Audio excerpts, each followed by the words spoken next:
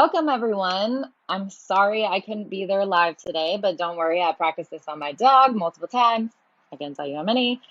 And I'm really excited to kick off the day and introduce your MC. My name is Liz Beechnor, and I am the founder of Coefficient Marketing. I have had the distinct pleasure of curating the speakers and topics on the virtual stage today. I've worked in marketing for startups for 11 years. My first job after graduating from Texas A&M with a finance degree in 2010 was with a construction tech startup as their first marketing employee. 9 years later, I was still there, and I had grown with the company to manage a team of marketers, event planners, and graphic designers. After sale and acquisition of our flagship product, I went to work for Capital Factory, the amazing startup accelerator and VC firm behind Austin Startup Week.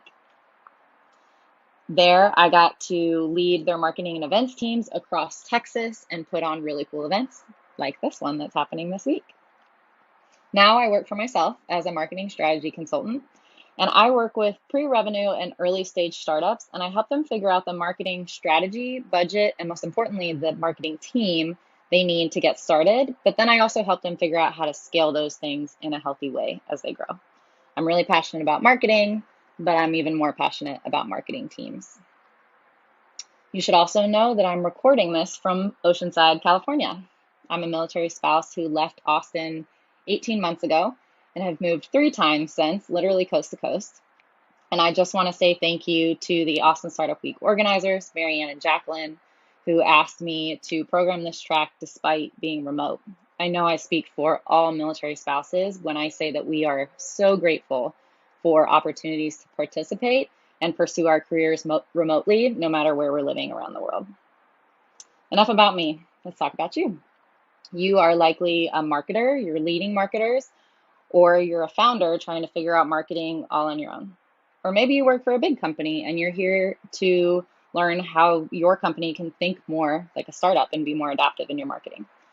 Regardless of why you're here, you're going to walk away with inspiration and actionable tips that are going to help you get started, but most importantly, keep going. One of the most exhausting and exhilarating things about marketing is that there are conversations happening everywhere all the time among your clients, your prospects, your partners, your employees, and our job is to keep a pulse on that and figure out when the brand should engage and how. That's a lot. Not to mention all of the solutions, platforms, and features we have to keep up with in order to execute. God forbid another social media platform get launched anytime soon. God forbid Facebook or Instagram go down for more than half a day. I'm here to tell you the good and the bad news. Working for a startup, you're never gonna feel caught up. But honestly, that's the beautiful thing about what we do. You're going to learn more in a week than most people do in a month elsewhere.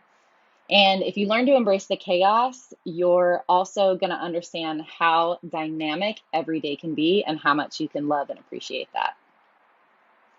And today will definitely be dynamic. We have founders, marketers, consultants from all industries, multiple states, and they're here to share with you their stories and what's worked for them and give you actionable advice.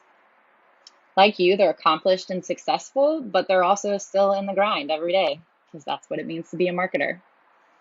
I hope that you take advantage of the networking opportunities in between sessions in Hopin, the virtual platform. I hope you attend the happy hour this afternoon at Central Machine Works in East Austin if you're in the Austin area. I hope you take lots of notes and that you get really great ideas for upcoming efforts and campaigns. But ultimately, and this is going to sound really cheesy, I hope that today reminds you that your work matters and that it's impactful, because I've found that's one of the hardest things to remember when you're working at startup pace. All right, I'm going to turn the mic over to your MC for the day. Sorry, I just got a phone call and I don't want to record this again, so we're going to keep going. All right, Justin Foster, your MC, my savior for hosting the day since I can't be there. Justin Foster believes that when you show someone their soul, you set them free. As the co-founder of the intrinsic branding firm Root and River, Justin is also a speaker, writer, poet, and mentor. along a journey that started on a cattle ranch in Eastern Oregon to all 50 states and 6 countries.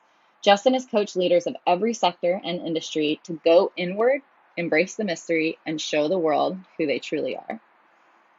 I hope you all have an awesome day. Thank you so much for being here.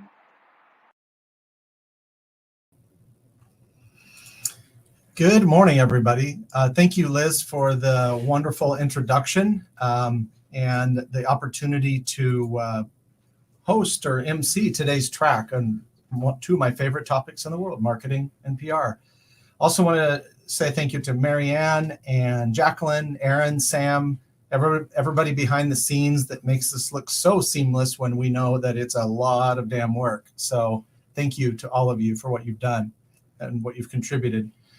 I'm super excited to experience today with you. There's so many great tracks. There's 6 tracks covering a huge variety of topics related to marketing and PR. Some things that you can do that will make it even more interactive is ask good questions. Jump in and participate. That will help help you absorb the information as well. And if you find something that you think is interesting and shareable, we are all in marketing and PR, tweet that, share that, and tag the person that said it. A little bit more about why Liz reached out to me and why I wanted to participate in that. As was mentioned in her intro, which was great, thank you. I am the co-founder of a company called Root and River. We do what we call intrinsic branding, which is essentially branding from the soul out. Much branding and marketing is sort of extrinsic and shiny and not real and illusory. We brand around reality. And so we're driven by this belief that great brands should feel like a spiritual experience. It should move you. And the way to do that is to develop a deep root system related to your purpose and your mission, and then articulate that in evocative and maybe even heretical language. And we work primarily with what we call defiers. These are mission-oriented leaders of all sectors that want to use their brand to change the world. So enough about me. I'm going to go ahead and bring up our first sponsor to share some thoughts and to share some information. And so I am going to give Leo a longer introduction when his track is up, because he's also presenting. But for now, I will say that Leo is a trademark and copyright lawyer in New York City. We flew all the way in here for this to be in the green room right next to me to show support for Austin Startup Week and the community that we built here. He is a partner at Frost Zelnick, and he'll tell a little bit more about his background. So I'll toss it to you, Leo. Thank you. Thanks so much, Justin. Yes, my name is Leo Katea. I'm a partner at the law firm of Frost Zelnick.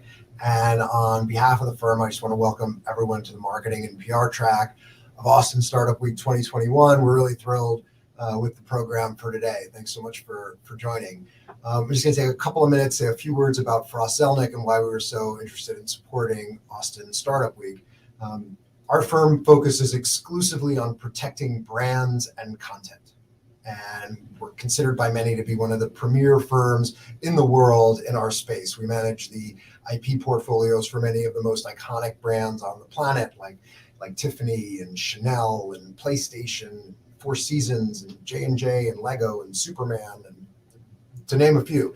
And we've been doing so for decades. And in the last decade, we've been advising many of the hottest venture-backed companies as well, often for years before they really hit their stride, and scores of smaller startups too.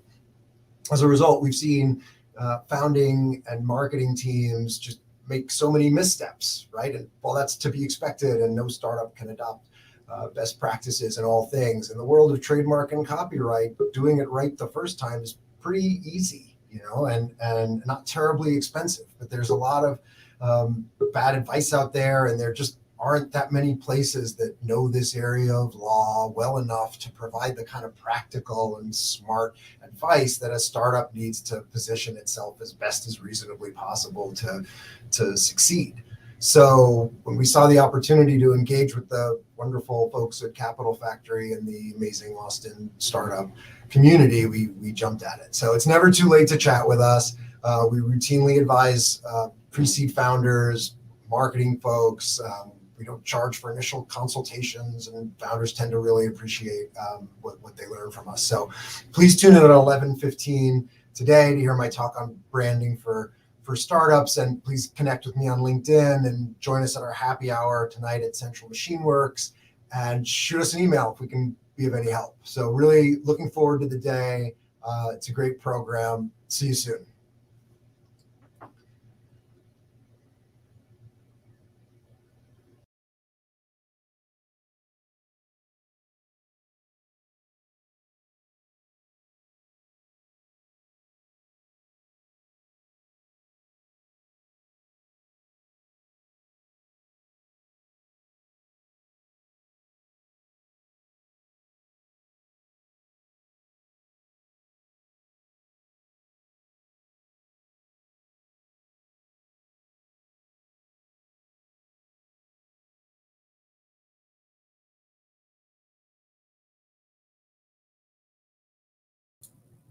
Oops, sorry, technical thing of human error, me. I was just saying we're going to be getting started with our first track in 4 minutes. Just as a sneak preview, it's going to be a panel moderated by Heather Hildebrand from Accenture on managing a 360 customer view as a startup, with awesome panelists John Loyens and George Jankovic, and they will share their insights. So stay tuned. We'll be back on at 9:15 Central. Thank you.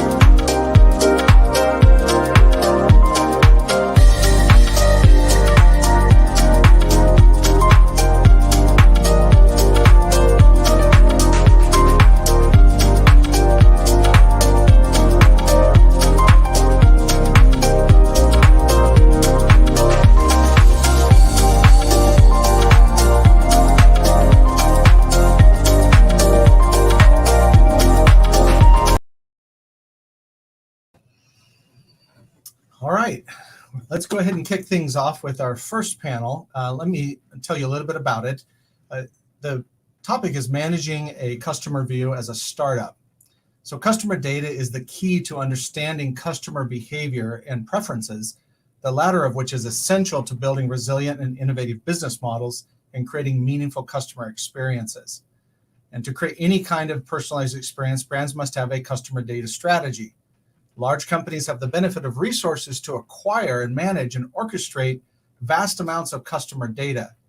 At the same time, however, a larger size and scale can also make it difficult to act fast and stay ahead of customer demands. The benefit to smaller companies is that they do have simpler data sets and are typically more agile and making it faster and less complex to create new customer experiences. This panel is moderated by Heather Hildebrand. Heather is a longtime Austinite with experience working at a variety of startups, including CyberTrader, now Schwab AT, HomeAway, now VRBO, and Spreadfast, now Khoros. Currently, she is managing director at Accenture Interactive, Accenture's experience agency and the world's largest agency. She helps brands in travel, retail, CPG, and auto industries redesign, build, and scale their customer experience and marketing strategies. Our panelists today are John Loyens, Chief Product Officer at Data World, and George Jankovic, VP of Product at Planoli. I'll kick it over to you, Heather. Thank you.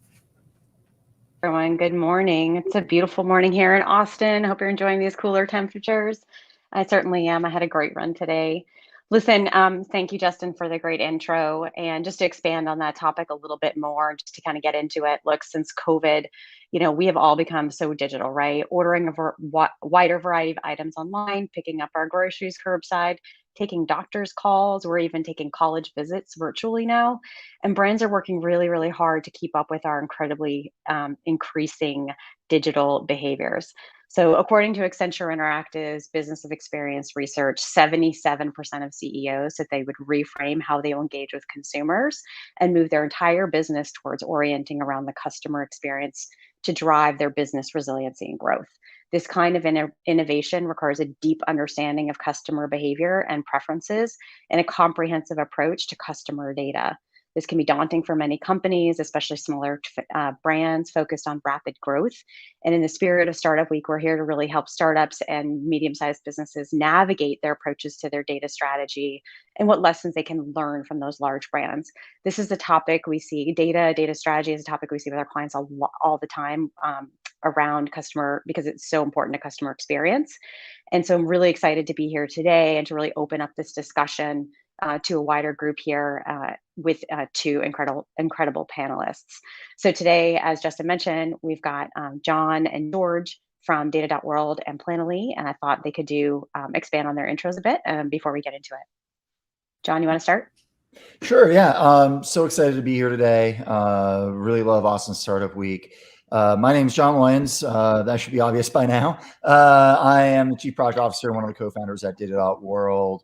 We're building a cloud-first, cloud-native, enterprise-capable data catalog. We also host the world's largest open collaborative data community at Data.World. It's been really exciting to build the company over the last 6 years. Prior to getting to Data.World, I worked at both HomeAway.com and then also Bazaar Voice.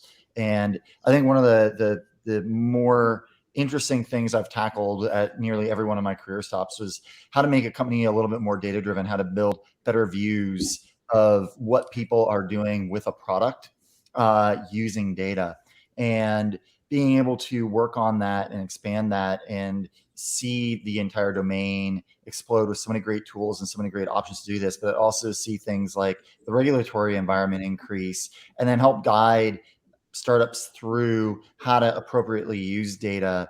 It's really been one of the more important defining things of my career, both as an engineering leader and as a product leader, and happy to shed some light on this today for everybody. Awesome. George? Awesome.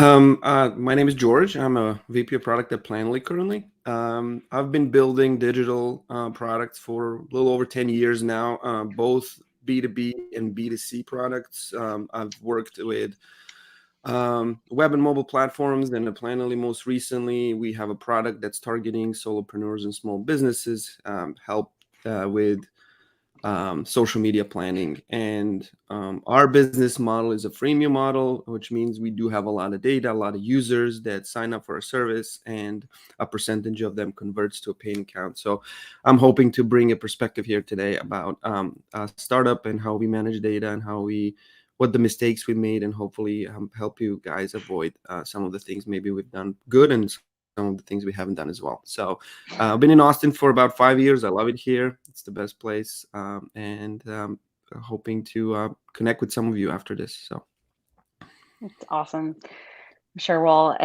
benefit from some of the practical advice as well. So listen, so we'll start with the Q&A with the panelists here, and then we'll open up to the questions. So send in your questions, and then we'll get to some of them at the end. So look, let's get into it. So John, you had mentioned regulations. Let's talk about that. That's a pretty hot topic, right? There's a lot of discussions in tracking customers. We know tracking customers is essential for, understanding your messaging, your content. Is that effective? Is it relevant to consumers in each stage of their journey? And if the budget is well spent. But there's been a lot of noise in this area and news, really around cookies going away, that deadline getting extended. And then I know, John, George, you had some comments about IDFA. Where's that? What's happening there? John, can you just help summarize what's happening at a high level? And then we can talk about strategies for small businesses.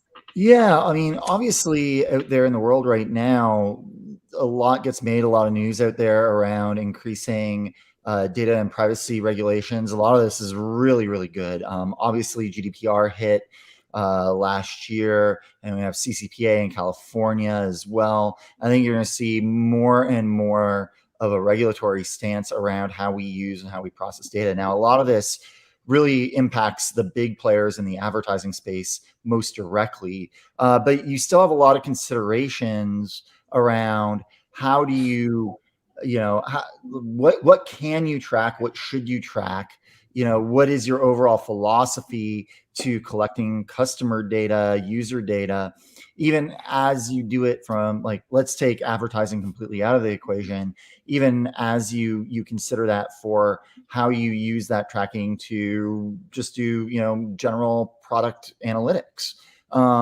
So, as it relates to startups, a lot of startups, especially if you're not necessarily doing business in California or in Europe initially, you don't necessarily have to, there is a limit to where you actually have to start doing these things.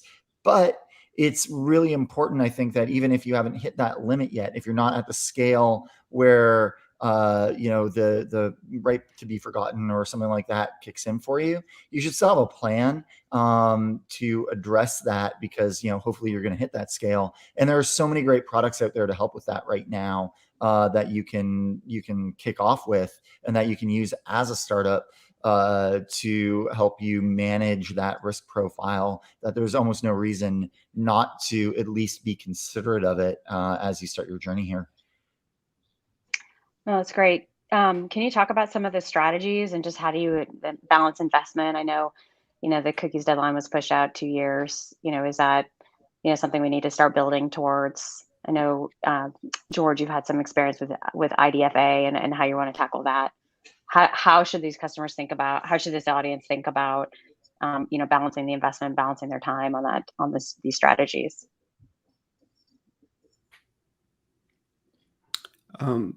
I can share some of the experiences with IDFA. I mean, Planoly has always been a mobile-first product, so we had a lot of acquisition focused on mobile. Luckily, in the Planoly's early days, a lot of our growth was organic, so we built a product that people wanted to tell others about. And we managed to build that with a freemium strategy. Now, in the past 2 years, we started shifting more towards some paid advertising and trying to acquire users via paid mobile acquisition channel. Now, obviously, with IDFA going away, we had to rethink how we go about that attribution for mobile.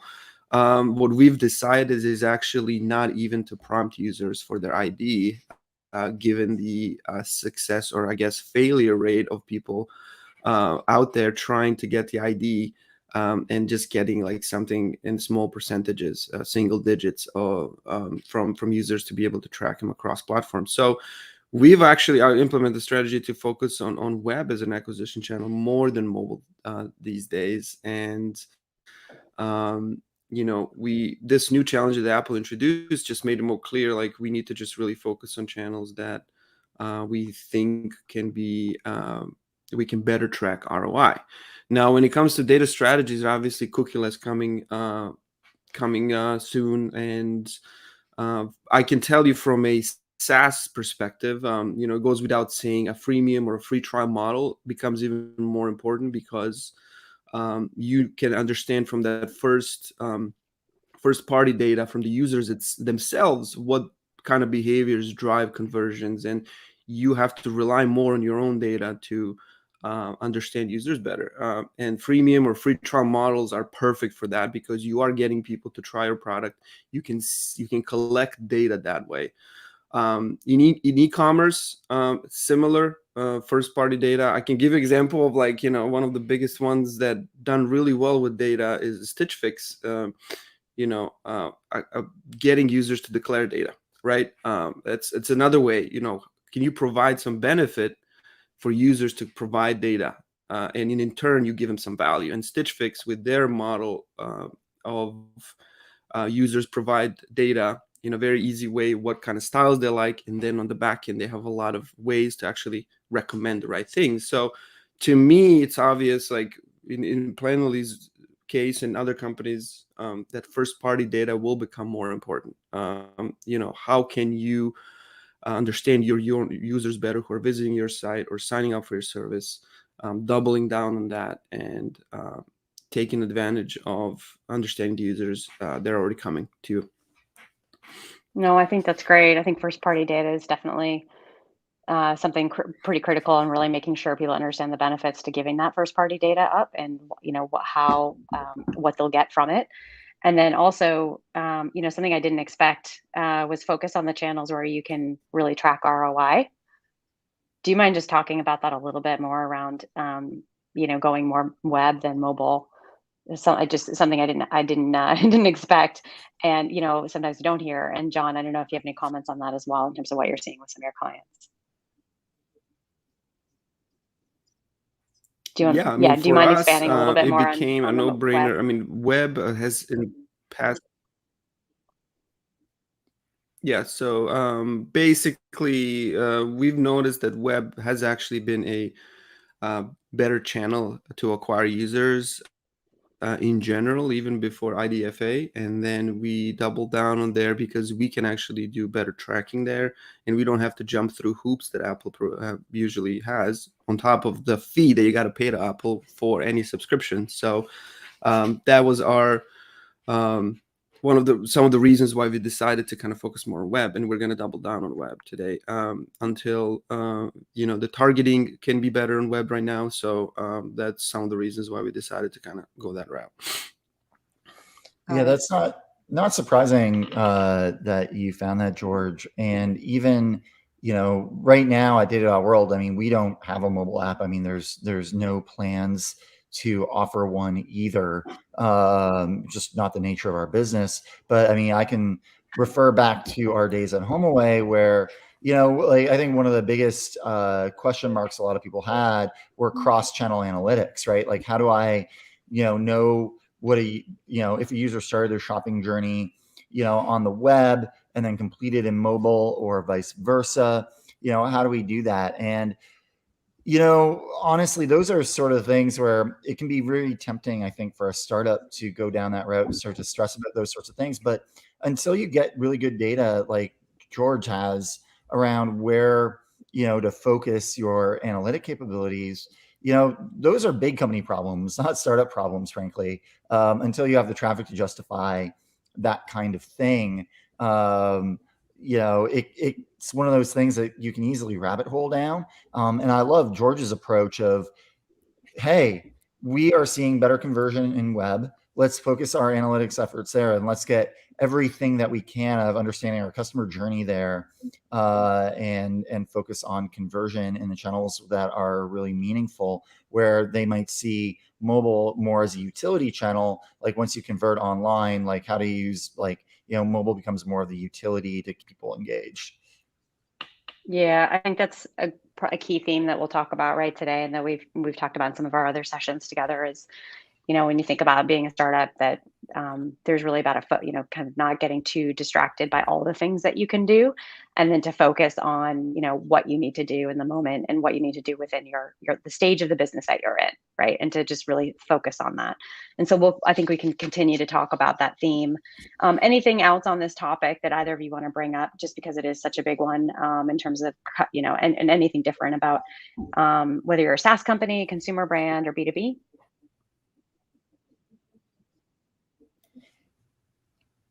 I think some of this really does matter, right? Like if you're a consumer brand or B2C or trying to offer even a freemium type service the way George does, things like advertising and being able to tie those ideas together do matter more, right? Like you have more options when you are a SaaS company, where building user data is less about targeting and it's more about what value are people getting out of the product as it stands. So I think knowing the space that you're in also helps you navigate these considerations better.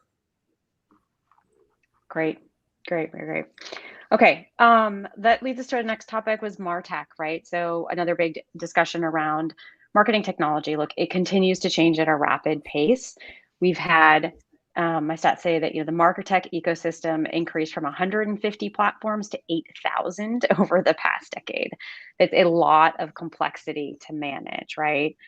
And so what do you think about, how do you think about being a startup in terms of, again, focusing on what you need to do, what you need to accomplish, and how do you know what you need and really not overbuild, but still invest thoughtfully for your future? Oh man. So yeah, That's a big one. I can start there. There's so much to Could spend all unpack day. in that. MarTech is very, very interesting. And having spent a good chunk of my career at Bizarre Voice, which is fundamentally a MarTech company as well. Yeah. One of the things and one of the trends in MarTech is give us all your data, right? Like, hey, for my email targeting to work, I want you to pump every single user event and everything into our platform. No, give it to me. Like I'm your advertising platform. I want to be the company that holds all your data. And it's really tempting because of the way they sell, right? They're like, oh, drop this one line of JavaScript in, add these tags, and it'll all just work. And before you know it, you're distributing all your data about your users and your company to like a dozen different companies as you try to experiment with these different platforms to increase conversion or whatnot. I think one of the most important things and one of the best things you can do from an engineering standpoint, honestly, before you go down this path, and one of the things I actually truly recommend even to startups is before you start any of that, like start with a good, customer data platform. I've gotten so much mileage in my career out of early, deploying something like segment.com early. There's also RudderStack. I'm a big Segment fan, proponent, and champion, but RudderStack essentially is Segment compatible. I know they're making a lot of waves in the market, but what these platforms will allow you to do is essentially decide, like they become the front door for all of your customer data. The really good ones have really incredible ability to govern the data as well, to comply with right to forget, with GDPR and CCPA compliance right at that front end. And they also enable you to do things like replay data feeds into the various downstream marketing tech systems that you want. This really gives you a great ability to create a dashboard and decide what data goes where into what platforms, and gives you kind of a one-stop shop. So that's, I think, before you even consider any deeper marketing tech, right? Get a CDP on the front end, and then also be considerate about like deciding what data elements that you're passing to the other marketing tech platforms that you're deciding to deploy. And a lot will go better in the future for you. No, that's great. I know everyone talks about CDA and CDP, so I'm glad we talked about that and covered that. So that's a pretty critical step, point point in the MarTech decision process. George, did you have comments? I know you've had, a lot of good luck with and good success with one particular vendor that seems to be very accommodating to the journey that a startup goes on in terms of how they manage their tech stack and not adding too much complexity too early on. Do you want to talk a little bit more about that? Yeah, definitely. I can share a little bit about what our setup is, and we currently are a HubSpot, BigQuery, and Data Studio shop with a little Firebase sprinkled in, just because of mobile that we have, and we use a tool called Flagship for A/B testing. And these days, I know that Mixpanel and HubSpot and Amplitude and numerous tools out there offer free starter plans. So as a startup, it's really never been easier to get started. Back in the day, I remember like to get analytics tool, you had to go through 3 levels of sales calls and, do all jump through hoops and very difficult implementation. Right now, it's become easier than ever really to start with a tool. And a lot of these analytics tools are offering free plans because obviously they want to get you on early because they know you will gladly pay as you grow over time.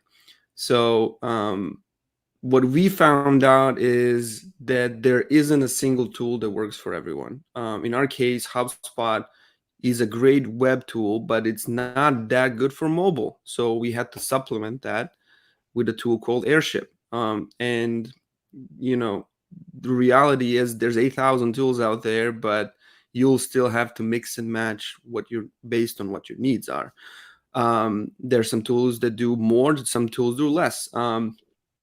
We've actually done we used Segment before, and what we found with Segment was that even with something like that that's trying to standardize data in a data warehouse, it can break down when you're sending data to other platforms. It's just because there is no single standard for data, right? There's no USB-C standard for it.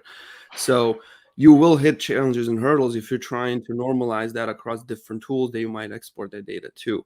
And my last point would be around too much data. There is such a thing to overdoing it. We've done 120 points importing to HubSpot and data points, and half of them no one's using really, and then the other half is just a nightmare to maintain sometimes because of processing delays, or we might there's delays in how that data is being imported. There's all kinds of things that can happen. So my advice is always like start with 10 to 12 data points and iterate. Like find out the ones, especially in SaaS, this is incredibly important, right? Find the events that help you understand what your MQL is, what's the marketing qualifying lead. Identify the highest value customers early on. That's the only thing that you need to know to focus on the right customers. And then what specific behaviors drive desirable outcomes, focus on that and limit that. As you expand and understand your customers, you can iterate towards more data. But early on, especially for us, was always important to understand like who are those users that are coming in, what are the specific 3 to 5 things, that characteristics that we need to know, and what are the desirable behaviors that drive someone to upgrade. So and when do you start doing these things? Well, like yesterday. If you don't have anything today, you're already late. Like you need to get going with it. So every company I've worked at before did not have their data figured out, and I had to spend time to actually get that implemented, so we actually know what the baseline is on a lot of things. So starting early, get the data analytics in place, start basic, and then start maintaining as you grow and iterate from it. It's just like data is a product. It should be iterated. It should be constantly evaluated, measured, just like any other product out there. So. Yeah, No, both thank you for George and that. I are product guys, and I think that like one of the things you got to realize is that like from a product management standpoint, diving into data, getting good at it, and managing your data as a product can be such an enabler for your product management processes. George couldn't be more right. Start yesterday. I think one of the best things we did at Data.World from the get-go was put what are your plans to track and measure this feature as part of our definition of done on our agile sprints, right? So, no feature gets launched without a tracking plan. Just simple things like that right from the get-go is what helps you build that culture of like, hey, this needs to be part of our process. We need to make sure that there's no feature left uncovered, if you will.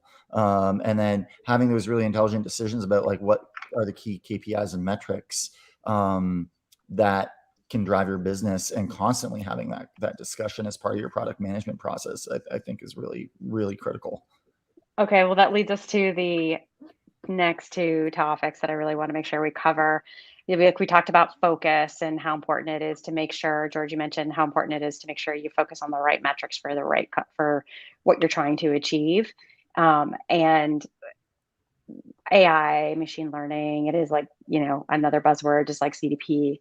And, we know AI machine learning can dramatically improve efficiencies, but it also can be something that's like, yes, this is something we must do. Can you talk a little bit about how do you balance the requirements around AI machine learning, and like, what does that mean for a small company looking to build their data strategy? What can it do? How can it help you solve your problem? Like, how can it help you get better business results? But how do you think about it? Because, it's not a silver bullet either, right? It's part of a broader strategy. John or George, one of you comment on that? I mean, I'm happy to start here. AI ML, when you're a startup, depending on what you do, unless you are an AI ML company, I'm like, for the most part, I'm kind of like, just don't do it, right? Look for great tool, like a lot of tools you'll buy and a lot of tools you use, particularly in the MarTech space, which we just talked about, will actually have some really great AI ML based capabilities that I think can be like really leverageable, and that's great. But if you're thinking about, oh, I need to build my data strategy around adding AI ML in my stack, and that's going to be some great unlock to me, until you have a reasonable corpus of data, like focusing on appropriate KPI measurement, just simply counting things the right way and in ways that can move your business.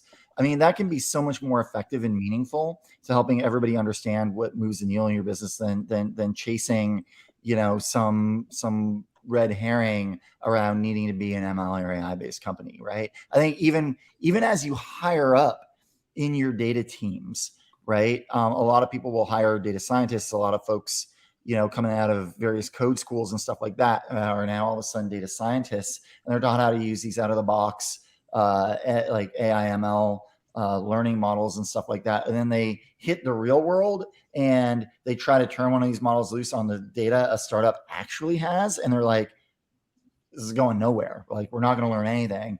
And you get a lot more value out of like having a clean data environment, which is clean KPIs, and then moving yourself along the maturity curve around like, hey, am I just counting stuff right? Am I getting great metrics and numbers back? Oh, now I'm going to move to maybe a little bit more predictive modeling, start leaning in on linear regressions and things like that. Next, now let's start talking about more advanced machine learning. Sidebar, if you're buying tools that leverage AI and ML and do it in a great way, that's a great way to bring AI and ML. But like, pick your tools wisely there, and don't like necessarily think you're going to have a homegrown AI and ML program. No, that's great. George, do you have any comments about your experience or decision processes in terms of how you integrate some of these tools?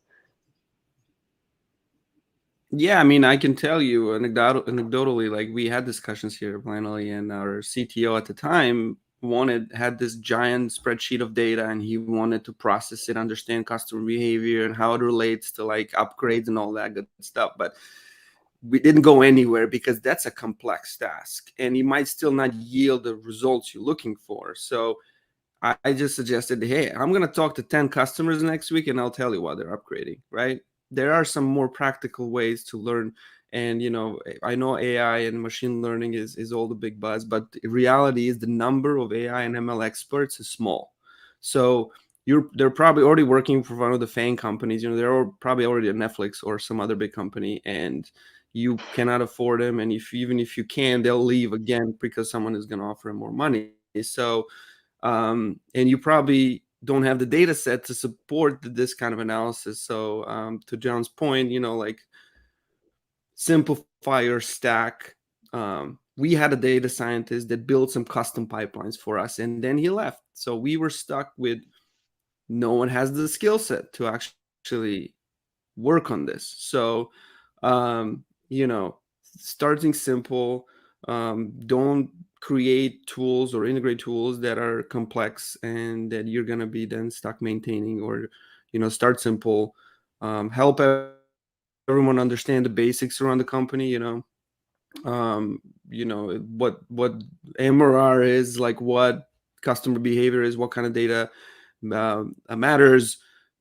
People should be able, hopefully, to run some SQL queries themselves. A lot of that stuff can be distributed around the company, so you don't put all your eggs in one basket and have one data scientist that builds stuff, and then there's just highly specialized skill needed for that kind of stuff. So I love it. Come to us for real talk, right? In terms of what you need, what you don't need. I mean, again, it's focus, right? Focus on what you need and don't get distracted by what's the silver bullet, what's the sexy thing that we all hear about all hear about in the news and in the in the trends, right? And just focus again on what you need, what's going to get to your business results, and the solution may or may not be what is the cool thing to do. Actually, so let's get to our another topic before we get to the questions, which is data product management, right? So product management is a rapidly growing role because the requirements, really are traditionally owned by like data requirements. You've got typically tend to be owned by the technology and the business. And there's some natural friction between those two in terms of needs, timelines, and budgets, and how you can prioritize that. John, I was wondering if you can talk about this role in a little bit more detail and kind of how you're seeing it developing at organizations, and why it's developed. How does it help? Yeah, well, our best customers and some of our most forward-thinking customers have added data product management as a role. And it's important to note, I think one of the most important things here is to recognize that there's a differentiation between using data to manage your product and data product management. Data product management looks at your data as an asset to be leveraged and adopted across your organization, and focuses a lot on the adoption of your data assets and making sure that your data is kept in a form that's usable by the broadest array of the folks in your business so you can get the most out of it. I haven't seen like a role that has helped change the culture of businesses towards being more data driven than data product management. And like I said, I think the best and most forward thinking of the folks in our customer base, including local standout, the Zebra here in Austin. I mean, they do an incredible job of it. They actually have a VP of product in charge of data, and she's incredible. She's just a phenomenal person, wicked smart, but really focused on that. How do we arrange our data? How do we present it as a product? How do we get adoption of it? Like we were paying attention to the adoption of our product across the organization so we get real use out of it. And, I think that's a really brilliant way of looking at it. It even harkens back to how, when I was at HomeAway, one of our bigger competitors obviously was Airbnb. That watching how Airbnb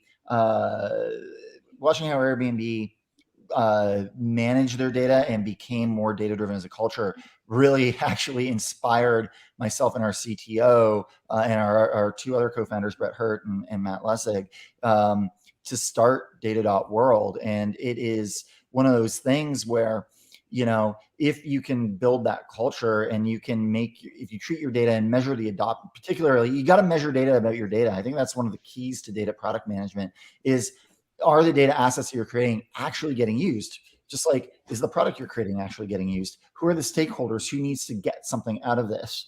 And taking that product management mentality there, even adding dedicated roles as you grow to that. I can't say enough good things about that. Just seeing, it's one of the most exciting trends I'm seeing out there in our customer base. No, it's exciting. I mean, I think if we have more time too, I'd love to talk about the culture of data and how do you think about skilling your teams on data, and how do you really advocate for data across the organization. But we'll take some questions in a minute. I know, George, you had a comment about about data product management and how you've balanced, there's, when you think about the stages of maturity you're in, it's do you need to have a full-time data product manager, or do you balance that function within somebody else's role? Do you mind commenting on that before we flip to questions?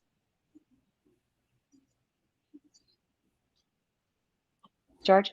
Yeah, I mean, the way we do it at Planoly is basically it's a product management function. So it obviously, as the company and the teams evolve, it makes sense to have maybe a dedicated team for data that's led by a product manager. But today we integrate that as part of our product management process and development. So a lot of stuff that we need to get done for either dashboard tracking or for event tracking on the product level is managed by product management. So yes, to me it makes sense because in our case, data is a product and it's an integral and very important part of how we understand our customers, which is critical for product management. So I like to have product management stay close to it, and maybe as we evolve, there's more dedicated team for it. But for now, I think for us, it makes sense to live there, especially because product management is the one that interacts a lot with engineering that is needed for building out some of the things that maybe marketing and other departments are going to end up using. So Awesome. So, depending on the stage of maturity you're in, you can build that functionality within another role, and then as you grow, you can you could break that out into its own role, like John was talking about. Awesome. So let's flip to questions. So we've got 2 questions here.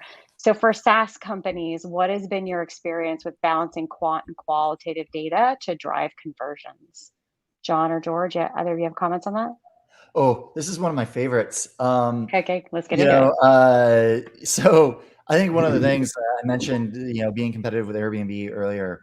One of Airbnb's first hires was their head of data science. He's still the head of data science to this day there. And what's really ironic about that, or I guess interesting, ironic's the wrong word,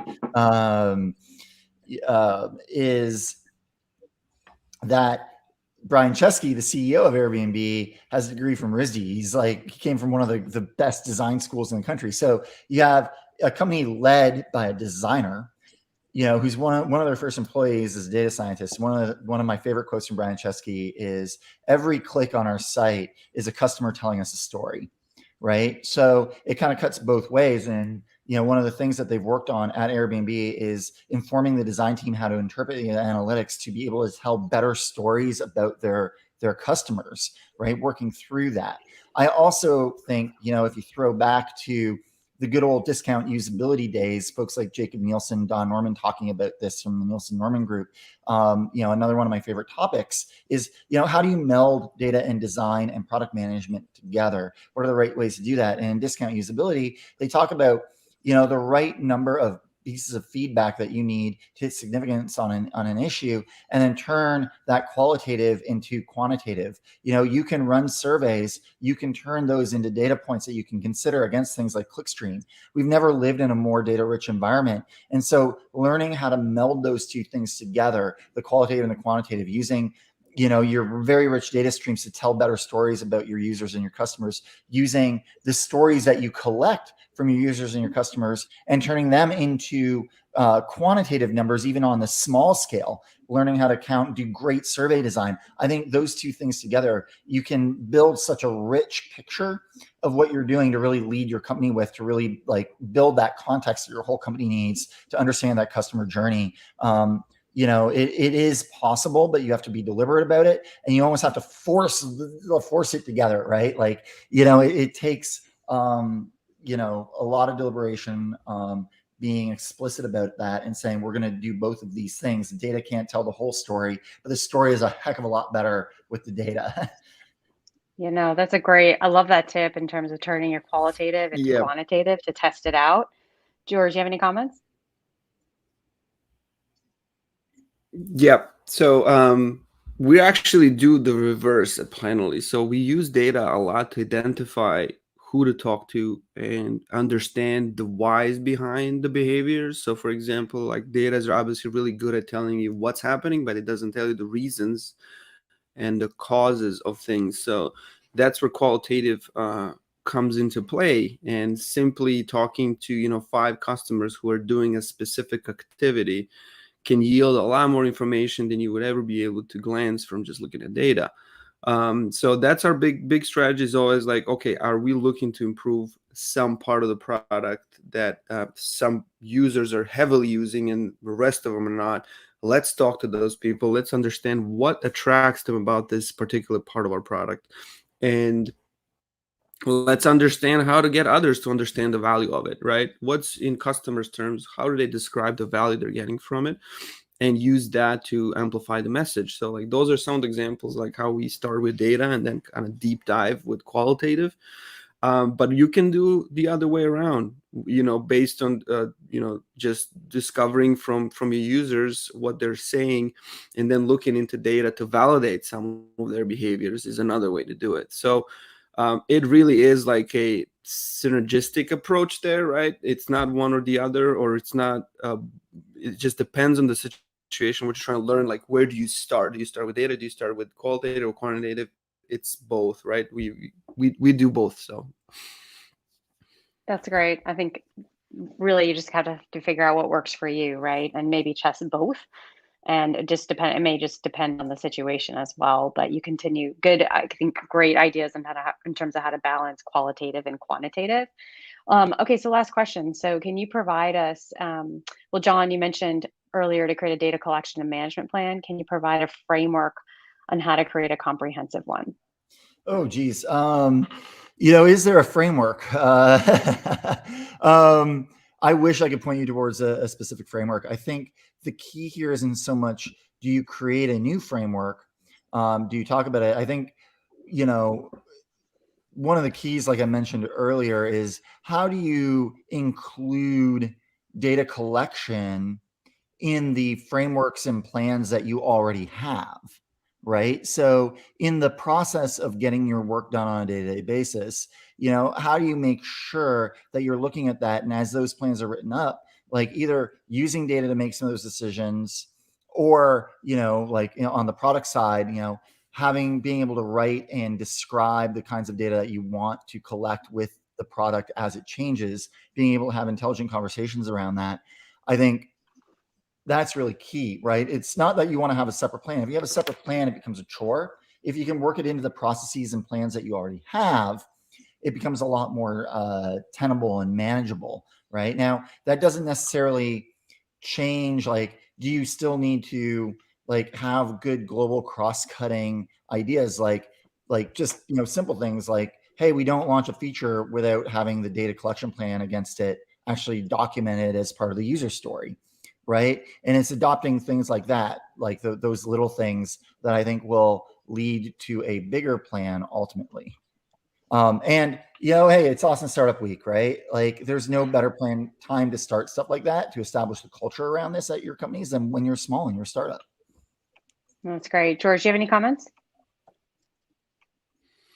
Yeah, I mean, it's hard to have a framework that works for everyone. So I have a lot of resources I can recommend. So if you want to ping me after the session on LinkedIn, you can find me. And I have a ton of resources and books and all the things that I've used to make things happen. So don't hesitate to reach out, and I can try to help you out. No, that's great. Listen, thank you both. I've got just a minute left. Thank you both for the time. It's been great. This is such a hot topic, and one that is constantly evolving. And I think the more we learn, the better we get. John, George, can you each share just like some words of inspiration for this group, and any final thoughts that you want to leave them with? Sure. John, you want to go first? To your point, Heather, my gosh, there's so many great tools and ideas available to better manage our data, to learn more about our customers, to learn more about our users. There's really no excuse not to start building a data-driven culture from the get-go at your companies. And I can tell you, even from Data.World, having that culture from the get-go, being able to align around this, just makes for such a much more satisfying experience, and a work experience, and a decision-making experience, right? It makes for a so much more collegial environment where we can talk about data, and just I could not live without it. I think that's a lot of the reasons why I brought data to bear at the prior jobs I had before starting Data.World.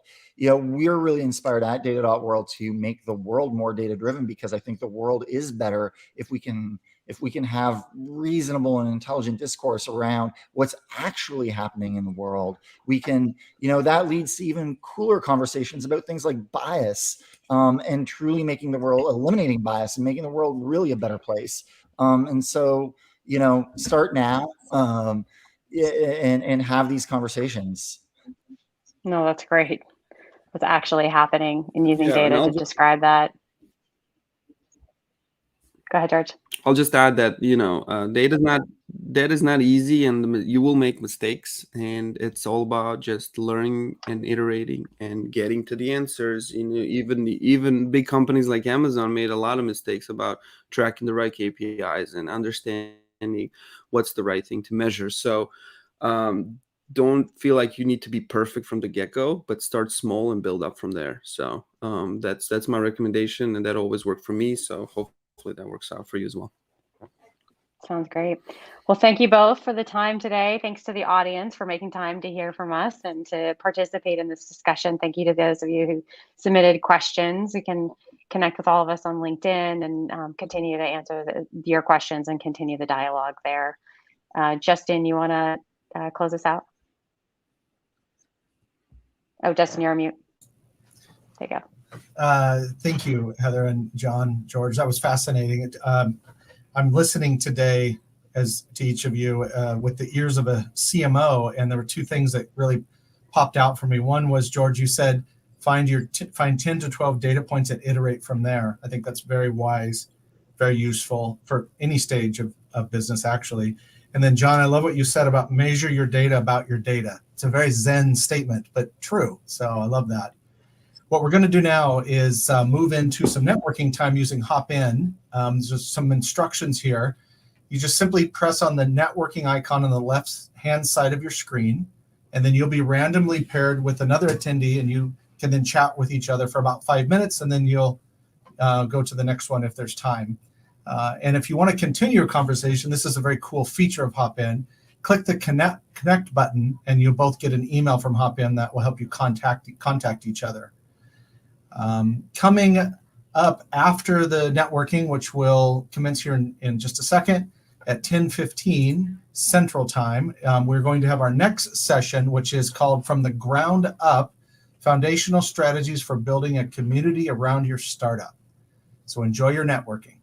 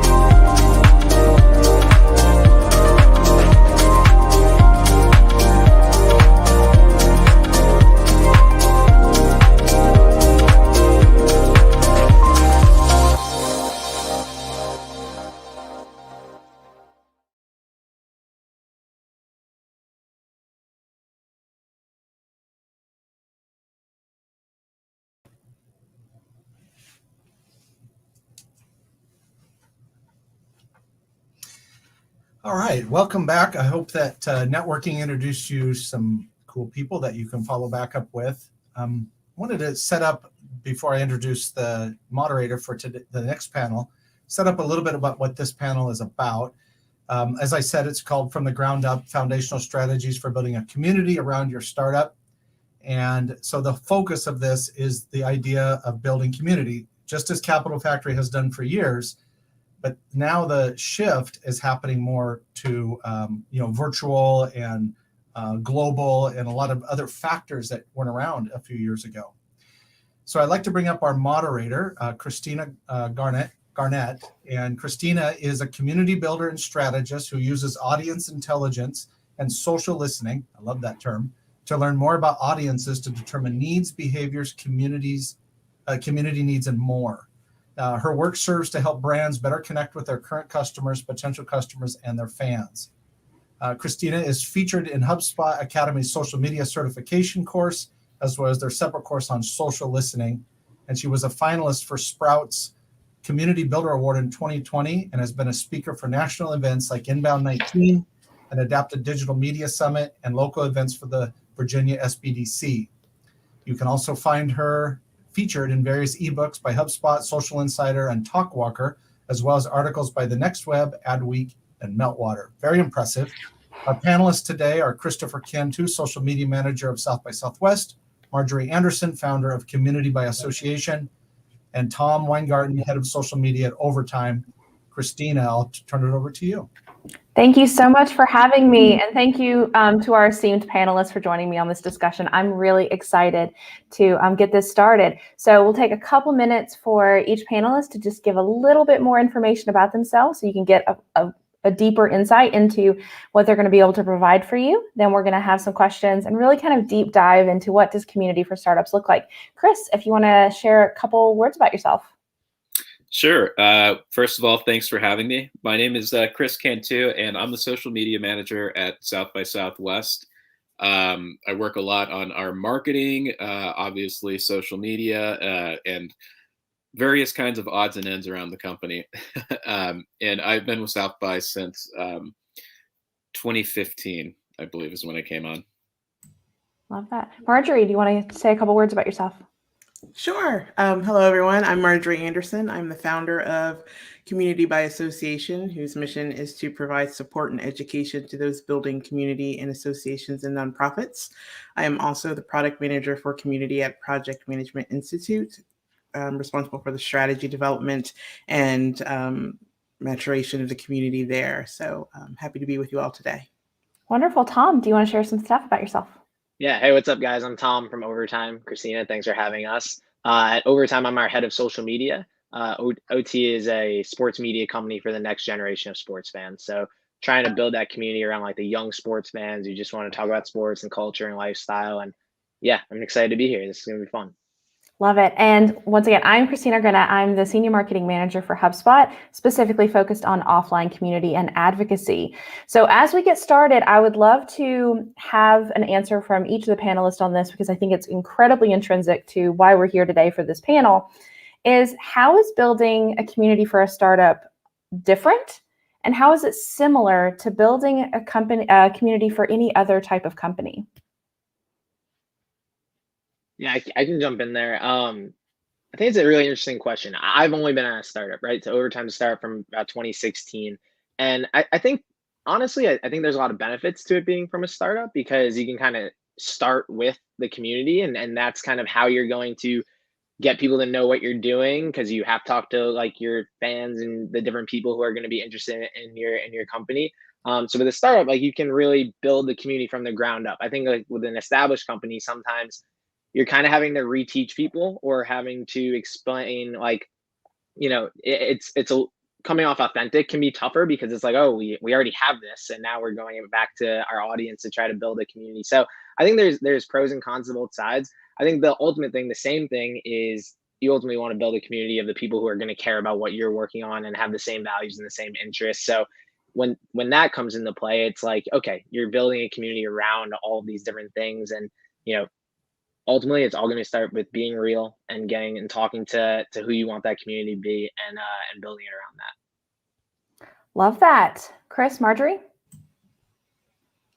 So one thing I would say, just in terms of how things are the same for a startup and, maybe like a more legacy brand type of situation, is that, people join communities, particularly like these online communities and things like that, because they're getting some sort of value out of it.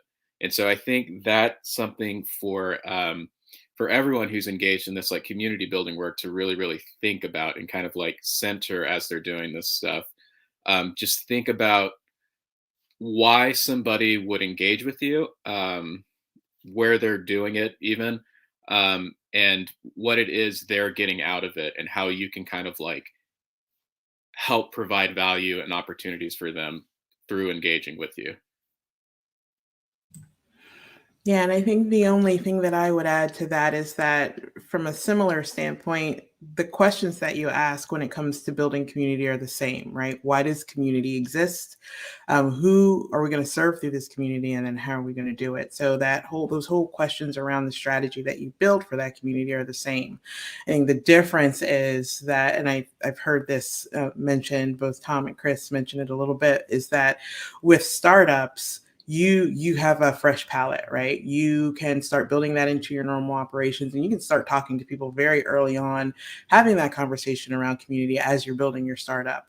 Where with organizations who are sometimes, especially I can see this in associations as well, organizations who are well settled or kind of been around for a long time, just because you've got repeat customers does not mean that you have a community, right? That means that you have people who are doing business with you. So sometimes I think these organizations can be a little jaded in the fact that it's going to be easy for us to build community because we've already got people who are our fans. That doesn't necessarily mean that they feel that there's a sense of community there and that there's a community for them with your organization. So I think that they can sometimes be a little farsighted when it comes to that.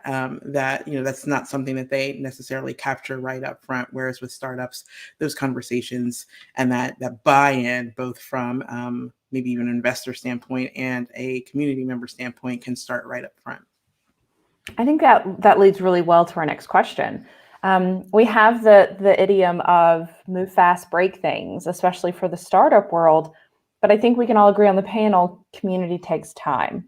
So how do you create that balance, and how do you foster community as a long-term investment when startups are known for getting those quick wins and for their agility?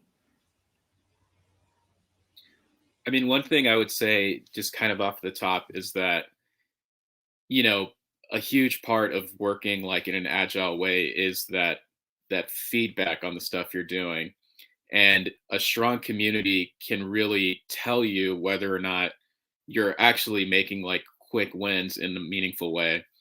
And again, it isn't something that, you can't just build a community overnight, obviously. And there isn't, there isn't like a set model for how to do it across the board. But I think if you can figure out a way to, introduce your products and iterate and keep that feedback coming, I think that's like a super important step. And if you're very open with the people who are giving you feedback, that's a great way to start that relationship building. Yeah, I think that makes a lot of sense. I think the cool part is a lot of times you're being agile because of what your community is telling you, right? And it's like, especially like for me, like in social media, like it's really easy to see, oh, this is what our community is liking, and they're telling us in the DMs and in the comments, and this is what they're not liking. And you can, a lot of our like the adjustments we've made at overtime are based off like that community feedback. So I think a lot of times they appreciate how agile. I don't think they're thinking like, oh, a startup is agile, but I think they are thinking like, oh wow, they're making all these changes and they're doing all these new things. And I think with community, like the big thing is communication and being able to like show those different things that are happening. And like I mentioned, like you can do that now with social media on the DMs and the comments and what you're posting, and they see all that. I actually think they appreciate it because they can. It's amazing when someone gives you feedback and then like you make those adjustments, and then they're like, oh shit, like wow, this company like really cared and about what I was saying. I think that's when you get like a really strong community, when they start feeling like, oh, this isn't just like I'm their customer, or I'm just like some like one of their like pawns in a scheme. Like it's more like, oh, like we're in this together kind of. I think that's when you have a really strong community, when they feel like your success is like important to them.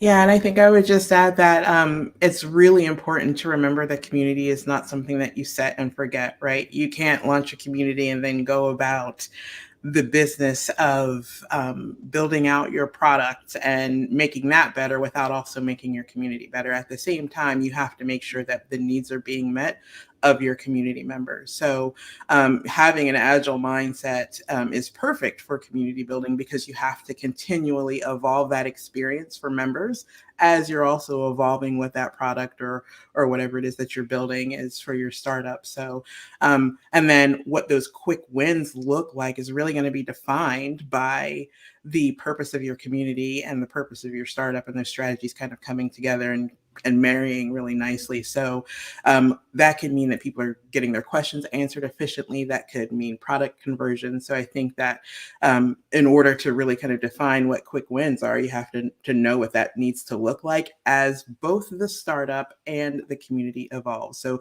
those things need to be considered in the same sort of context as you're building them both out. The minute that one is out of line with the other, you're going to start to see it kind of fall apart a little bit.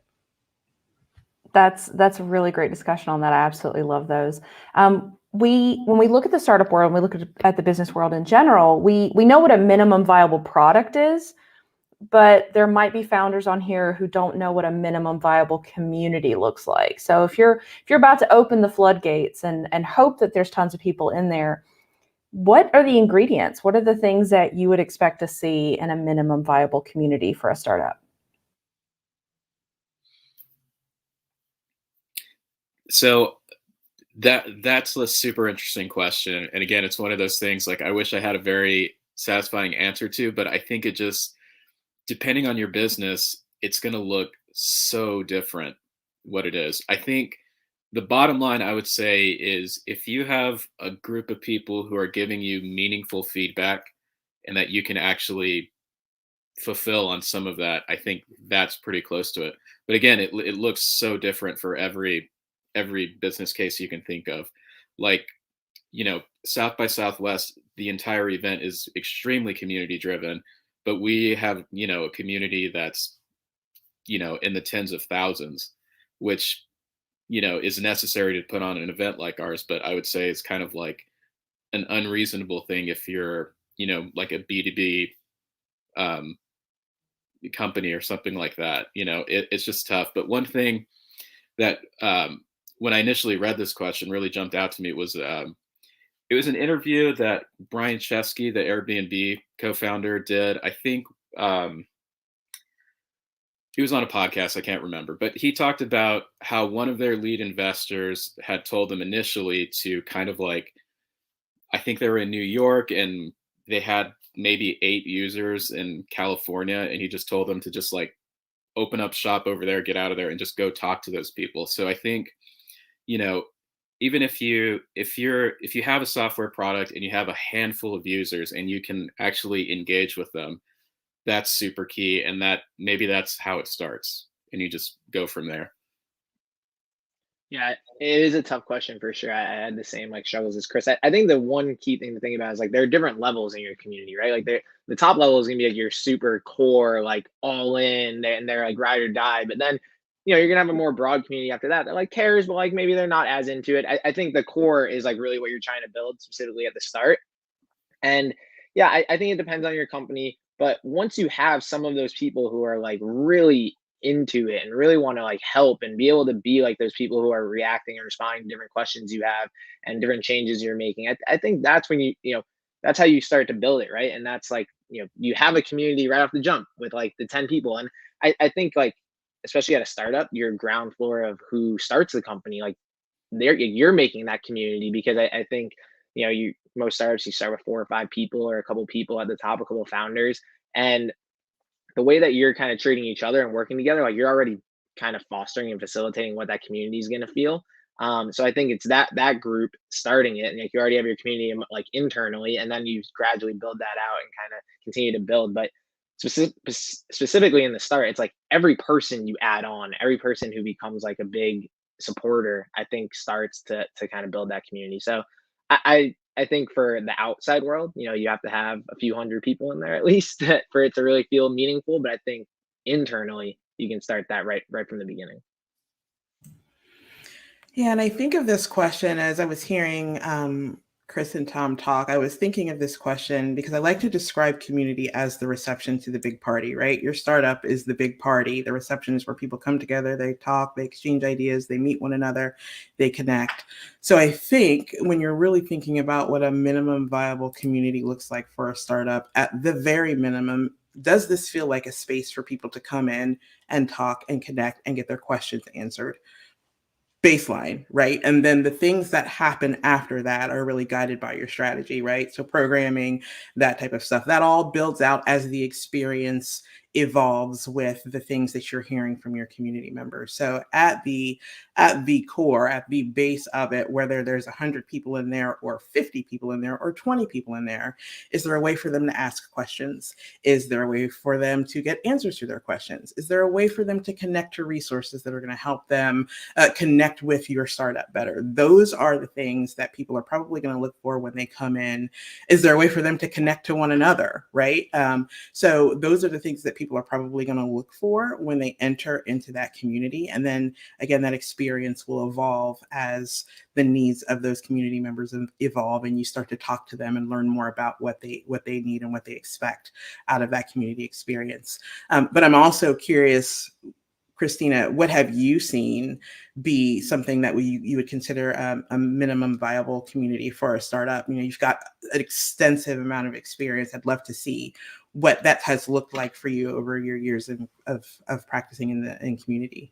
Absolutely. So what I've really liked seeing is something that feels pretty seamless. It doesn't, just like with most things in marketing, you want as little friction as possible. I think Public has done a really great job of this, where the community is a part of the app itself, and it was launched with the app. So it never felt ad hoc. And I find that community, there's this temptation to just ad hoc and just Lego it together. And then it's just like it was always there, but it's not. And the people who were there from the very beginning know the difference. And so I love when there is an opportunity to be able to know that the community is always a part of that. And also understanding what I can understand from there. Like you said, can I get my questions answered?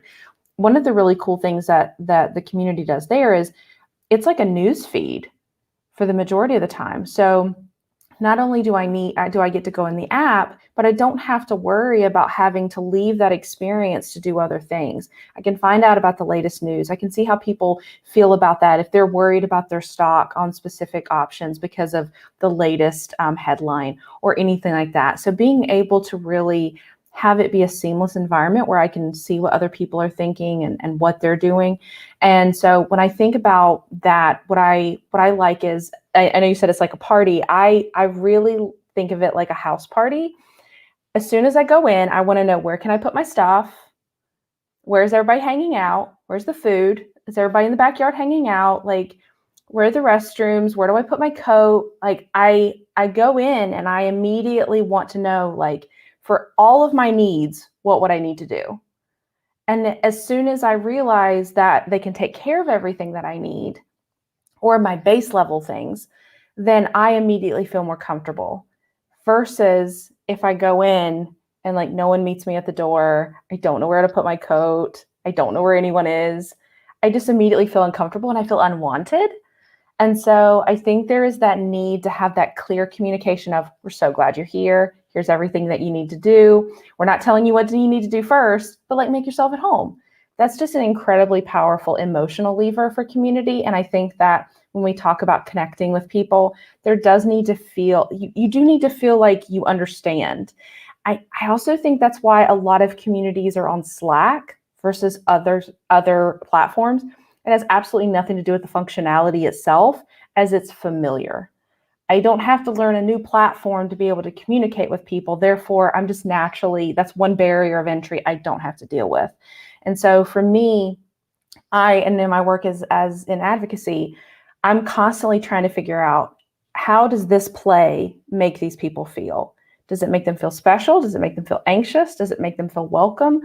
And how can we get rid of any friction points so that they're more likely to do more with us and spend more time because they know where to find things. They know what's there. They know how they can use us.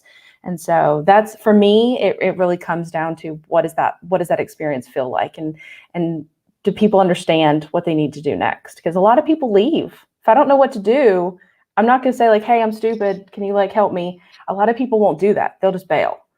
And so we really need to think about that when we're talking about what does a minimum viable community look like.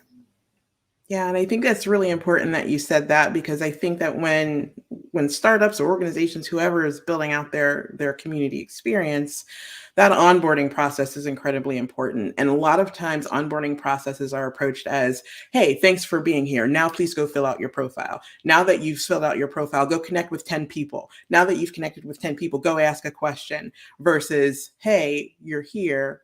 We love that you're here. Here are the things that are going to help make this a great experience for you. And then that other stuff can come later. Let that come later. But I think what you said there was really important, because that then changes the way we think about onboarding people into the community experience. Absolutely. I think, like, another thing you were kind of getting at there was sort of the ways in which a community can like sort of improve the experience of using a product.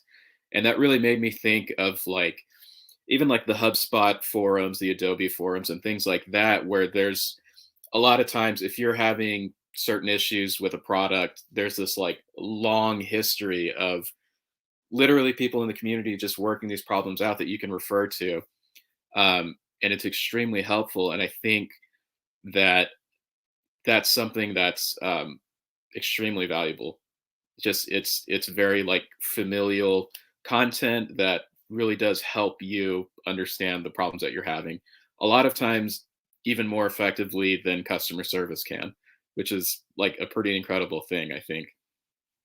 Absolutely. And I think, and I'm glad that you mentioned HubSpot. We have an incredible community of users. And when you're thinking about support versus customers, you tend to believe or feel more helped when it's someone who's like, you're in the trenches with me. You've actually built this. So you haven't come from a place of like, I need to fix it. You've come from a place of, I was actually trying to create this workflow too. And I had this issue and here's how I did it. And I love the idea of like hackathons and being able to really come from a place of, you aren't the only person that's having issues. This is a really safe place where you can ask questions, where you can be helped and you can help others. It isn't necessarily a one-sided type of relationship. And it also empowers your members, because now they get to flex their muscles on and share their experiences and feeling powerful. I think, Tom, I think you mentioned this earlier, being able to have that ownership in the success. When they have a tool that you are a power user in and you're able to help them, the tool is successful because you helped them open that door or figure out what they were doing wrong or gave them a hack that they had no idea even existed. And you get to be a part of how that tool was successful or more successful for them.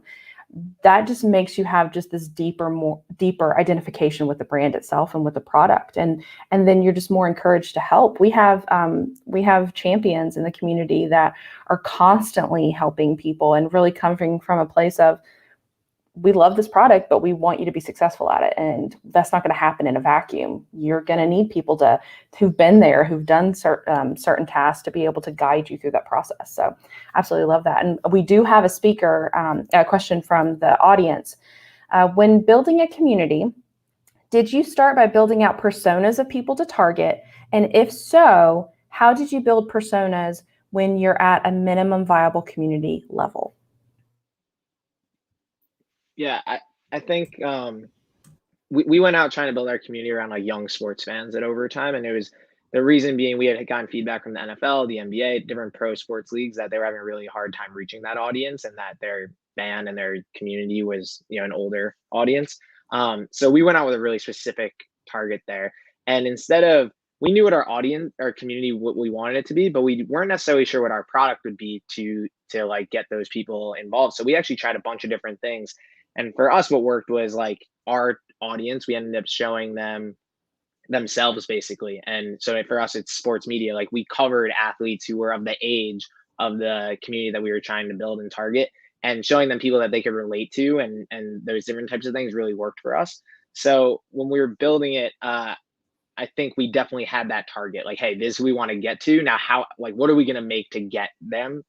So that was how we went about it. But I think it can go both ways. I think, you know, you definitely want to have an idea of who this target audience is. But I think depending on what you're doing, like, you can adjust and be super flexible based on what people, what you're finding, who you're finding gravitate towards what you're doing.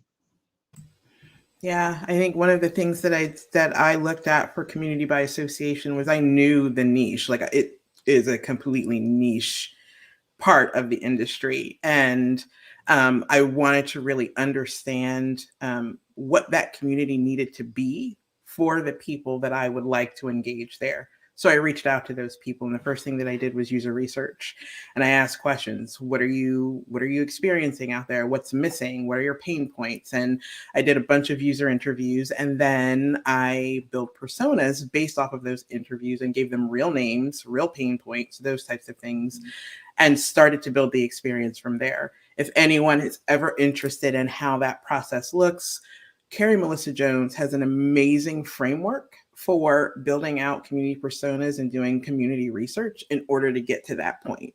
So look her up. She's got really great information out there about how to go about the process of doing your user experience research and then building personas based off of that research to ensure that you get that community experience for your community members right up front.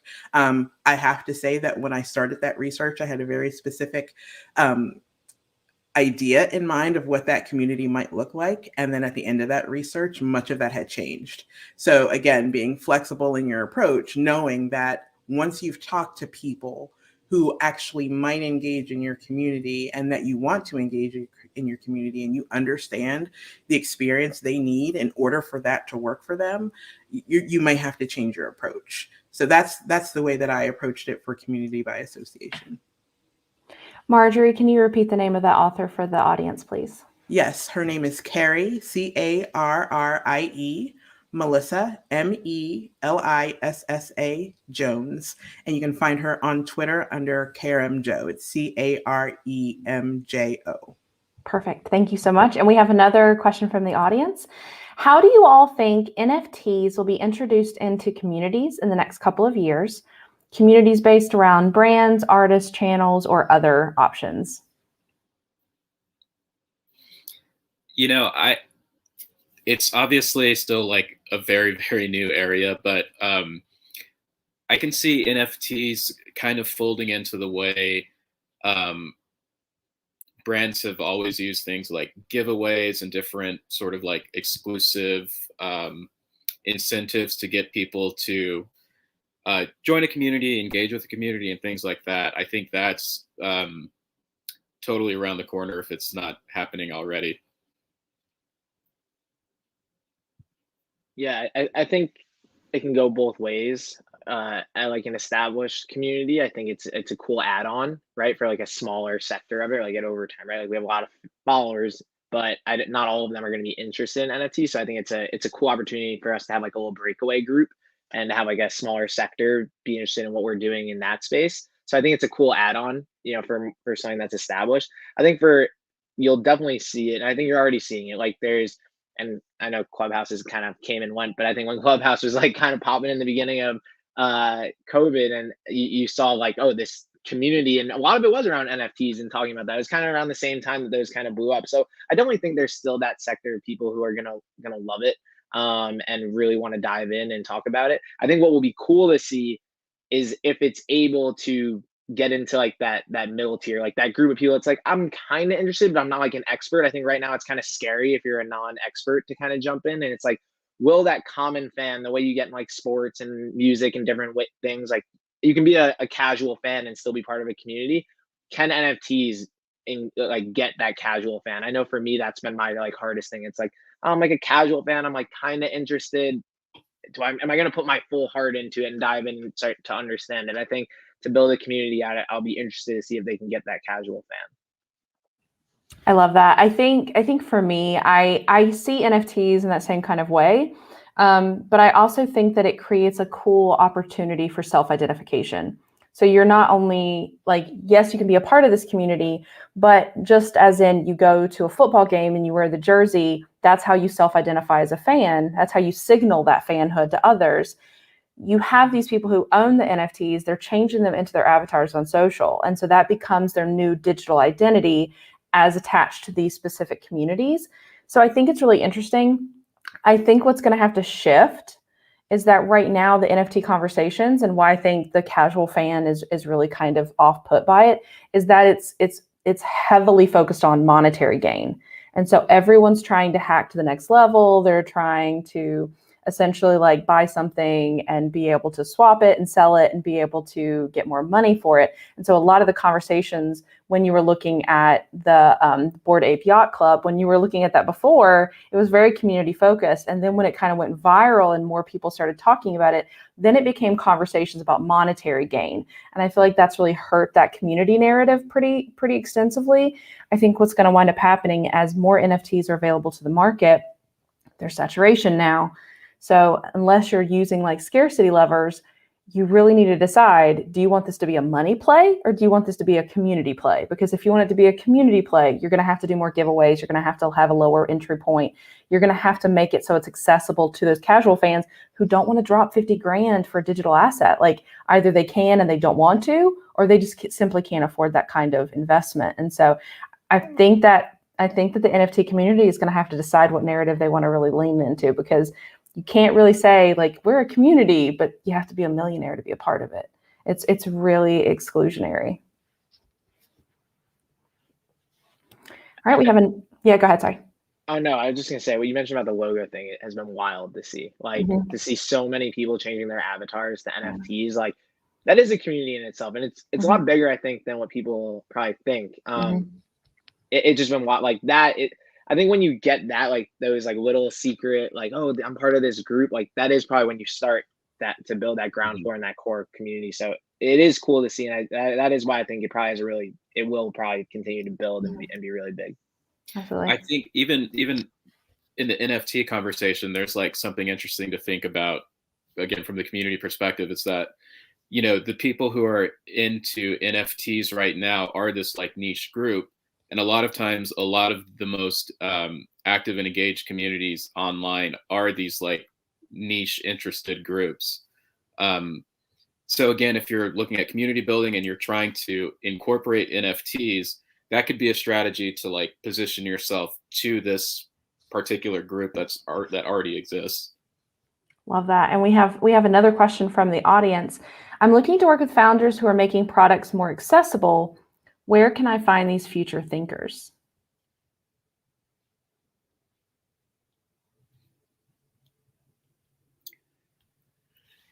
Yeah, that's an interesting question. I wish I could answer off the top of my head, but I think the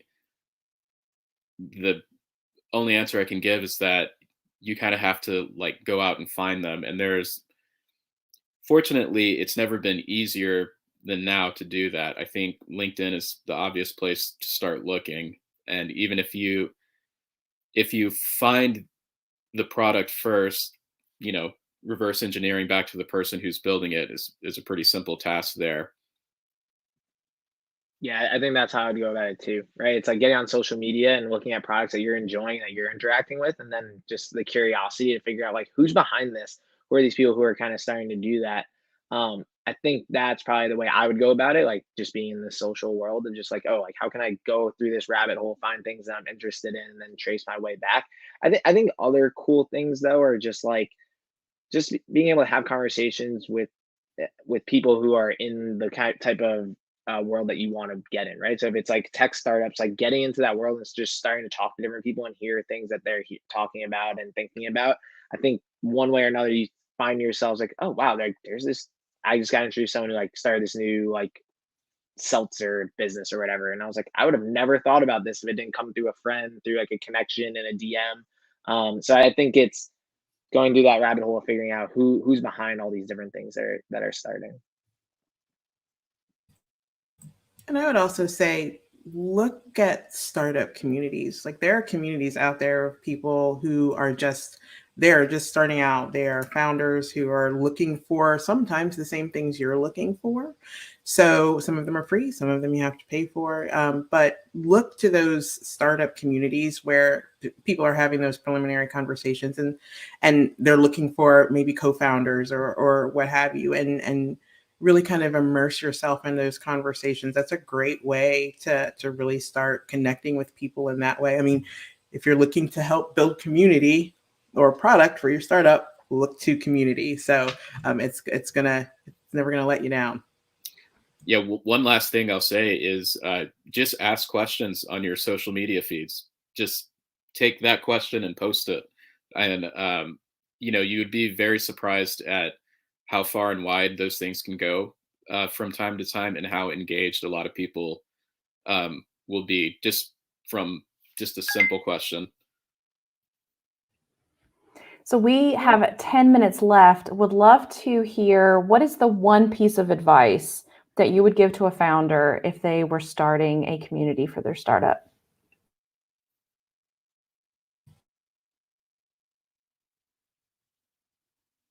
The biggest piece of advice I would say is you have to give it time. It's not something that is going to sprout up like a beautiful flower overnight.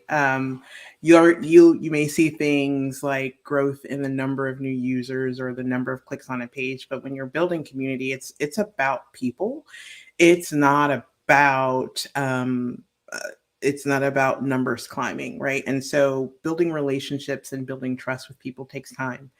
And you may not see, but it compounds, right? It compounds over time. If you give them the opportunity to let you know what's working, what's not working, let you know whether or not that relationship is coming into fruition, you're going to see that ROI compound over time. But it may be 6 months at the least before you see that. So just because you launched it on a Tuesday, that following month, if you're not seeing engagement, and you have to be kind of careful with that word engagement, it may not mean what you think it means, right? But if you don't feel like community is working, it's because you've only given it 30 days versus 180 days. So give it time, allow people the opportunity to come in, find their footing, start exhibiting the behaviors that you are expecting them to exhibit within that space, and let that kind of evolve and let that ROI compound over time. Again, you're going to see numbers climb as people hear about you. They're going to be like, oh, community, they're going to go there, and they may come and just check it out, register to check it out. They may come and register because they believe in your product and what you're building. They may never come back, but those are things you need to wait and give time to see. So give it some time, make sure that you're being consistent with your programming, with seeding questions, with engaging people, with asking for feedback, and let that evolve. But please do not expect it to be a hit out of the park at launch, because that's likely not going to happen. Yeah, I would say one thing for founders is like find the right person to foster that community. That it might not be the founder sometimes. They have to be really honest with yourself to understand like who is this person. A lot of times there's one person who's driving it home at the beginning of a startup, and you'll build that group out, and it'll continue to grow. But I think finding that person who's really going to care about every single person they interact with, make them feel comfortable, be able to understand what you're doing, and be really great with people, because that's really the end of the day. I think like knowing how to deal with humans and different things, and know what they like and don't like, and how you're going to deal with each situation is really important. And then I mean, Marjorie's point is obviously the biggest, I think, though. Like it's going to take time and years, and like in a lot of cases, to really build that trust. And as long as you're doing something that's different, and people can feel that, they're going to stick around with you. And you're gonna, I think every layer gets almost a little bit easier. Like the beginning stage is definitely the hardest, and building that trust with like a core audience. And then once you have them, it's usually easier to build out. So find that right person and really take time with your first group of community, so that you can build like a strong core around them. Yeah, and I would say be intentional and create a strategy for your community growth. And one of the things that I think is a very easy way to start putting that together is like, in the same way you might do like a product teardown of like a competitor's product, start looking at different communities online that, the demographic you're after is engaging in, and try and reverse engineer, okay, what is it that these people are getting out of this particular group? Is there a way that we can sort of learn from that, take from that, put our own spin on it, and start creating that strategy, and really, really be intentional about what it is you're hoping to get out of the community. That way, you go in with clear expectations and, sort of an understanding of what you're getting yourself into. We have 5 minutes left. We have a couple questions, so I don't know if we'll be able to get to each of them. But one is, someone lives in a rural community and they want to know what are the best ways to engage in rural communities or to connect with other entrepreneurs. I think sometimes you have to start the community you want to see in the world. I think in rural areas, there's obviously some challenges to that. But, you have to sort of like find the people who are interested or similarly interested as you in those areas.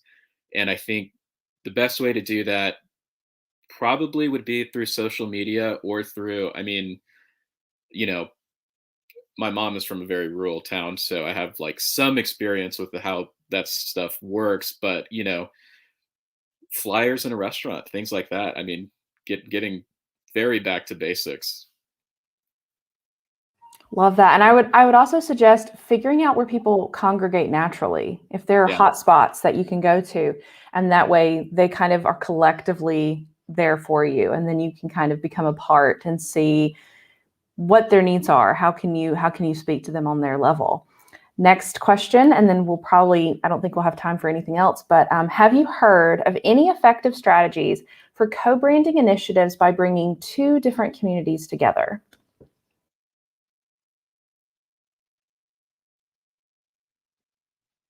I think co-branding is always cool, to try to bring communities together. A lot of times, I think the best ones are ones that like live in the same world. So at Overtime, for instance, like we're very heavily into sports, and another kind of type of branding or community that's close to ours is like lifestyle, like sneakers and style and different things like that. So we do a lot of those things where it's connecting those two communities that kind of already overlap a lot. And I think those are really effective because you see that there's a lot of cross love there. And I think that can build it out. So it's not like a specific example, like, oh, work with this company to do that. But I do think when you're talking about communities, it's going to be really hard to bring two groups together that are so far apart. If there is like a common thing throughout it, yes, like I think there's a way to do it, but it definitely gets more challenging the more widespread you get. I think, yeah, Tom is right on the money, because this is sort of like what we at South by Southwest aspire to do, right? Is bring together these very disparate communities and find the places where they intersect, and sort of like get these people in a room and show them that they are similarly interested, and sort of like help them find these opportunities where they can work and learn from each other. I think that's the thing is, you as a person who's bringing these communities together, you should try your hardest to sort of like talk to them about the opportunities that will, be created when they start working with each other. I think that's like very huge.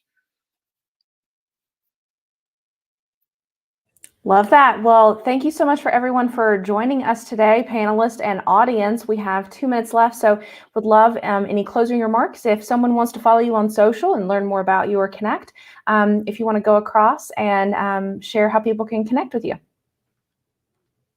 I'm at ccantu941 on all the things. You can check out Overtime at Overtime everywhere, and then I'm Overtime Tom. So that's pretty simple. But thank you guys for having me. Like, this has been awesome, and community is such an important part, I think, of what all, especially newer companies, are doing. So it's cool to just hear how different people are doing it. You can find me on Twitter as Marjorie A. That's MarjorieAYYEE, and community by association everywhere else. Wonderful. And I am Christina Granette. You can find me on that as that Christina G across all the socials. And you can also check out what we're doing at HubSpot. But once again, thank you, panelists. This was a fantastic discussion. Thank you so much for your time. And thank you so much, Austin Startup Week, for having us, where it's been a privilege to be here to discuss community with all of you. Great. That was so interesting. Thank you so much for the great moderating, Christina, and great feedback and ideas and input from Christopher, Marjorie, and Tom. A couple things that caught my CMO ear is that all the questions about community are the same. It's a very interesting idea around a level set. I love that there's no set it and forget it, and that to use your existing community to build your next community. And I've always thought of community, building community, as it's far more like making bourbon than White Claw. You have to distill it and work with it and to give it that base foundation. So excellent tips from everyone. So we're going to move into another round of networking. It's the same instructions as before. Go into your hop in, and by clicking on the networking icon on the left-hand side of your screen. And then when you meet somebody and you want to connect with them after the session, just click on the connect button. When we come back in about 15 minutes, we will be diving into our next session, which is how to soft launch, iterate, and pivot in public and still protect your brand. See you in about 10 to 15 minutes.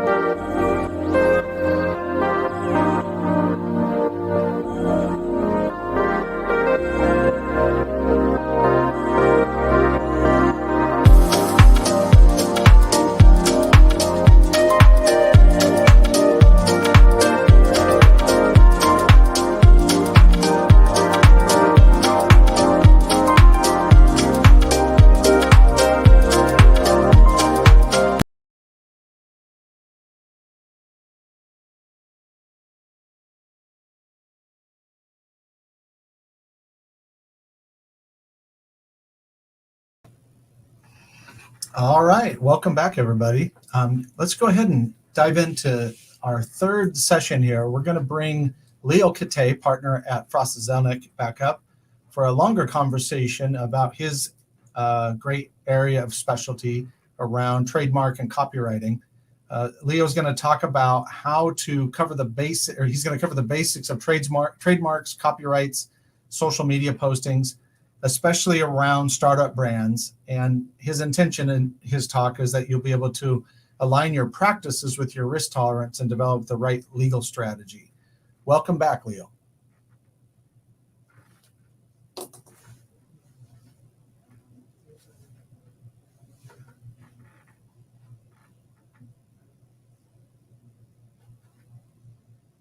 Session of the marketing and PR track. This is a special talk for a couple of reasons. First, we will cover really important topics on how to protect your company's brand. We're going to, not just at the founding moments, but through some of the twists and turns that ventures tend to experience in the initial years. I hope all of you know some of what we're going to talk about today already, but I think that all of you will learn something here about branding law. And if I'm wrong, please call me on it. Please come and find me at the happy hour today. We're throwing at Central Machine Works. I will personally buy you a beer and or a sparkling whatever, and give you some free legal tips. The second reason that this is a really special talk is that it's brought to you by the folks that have sponsored this track today, our firm Frost Zelnick, and you may have heard that name, our trademark, bandied about a bit today, but you might not know who we are. So let's get started there. So we are the largest law firm in the country that focuses exclusively on trademark and copyright law. That's who we are. We manage and litigate national and international trademark and copyright portfolios. More importantly, our clients and peers tend to believe that we are one of, if not the premier branding firm in the country. We've been doing this for 50 years. We have about 50 lawyers working in this little niche. And we do this work for companies in every industry and at every stage, from the most iconic brands in the world to some of the most exciting ventures that are going on now. We're incredibly proud to have clients including Tiffany and Chanel and PlayStation and Peloton and Oreos and Johnson & Johnson and Colgate and Cartier and Lego and Four Seasons and TED Talks and Sega, just to name a few. It's never too soon to chat with us. We routinely advise pre-seed founders. We don't charge for initial consultations, and founders tend to really appreciate what they learn even from those just initial chats. So don't hesitate to reach out if you think we could be helpful. Connect with me, please, on LinkedIn, and let's keep the conversation going. IP often comes down to spending money early, and especially when there are big ambitions at play.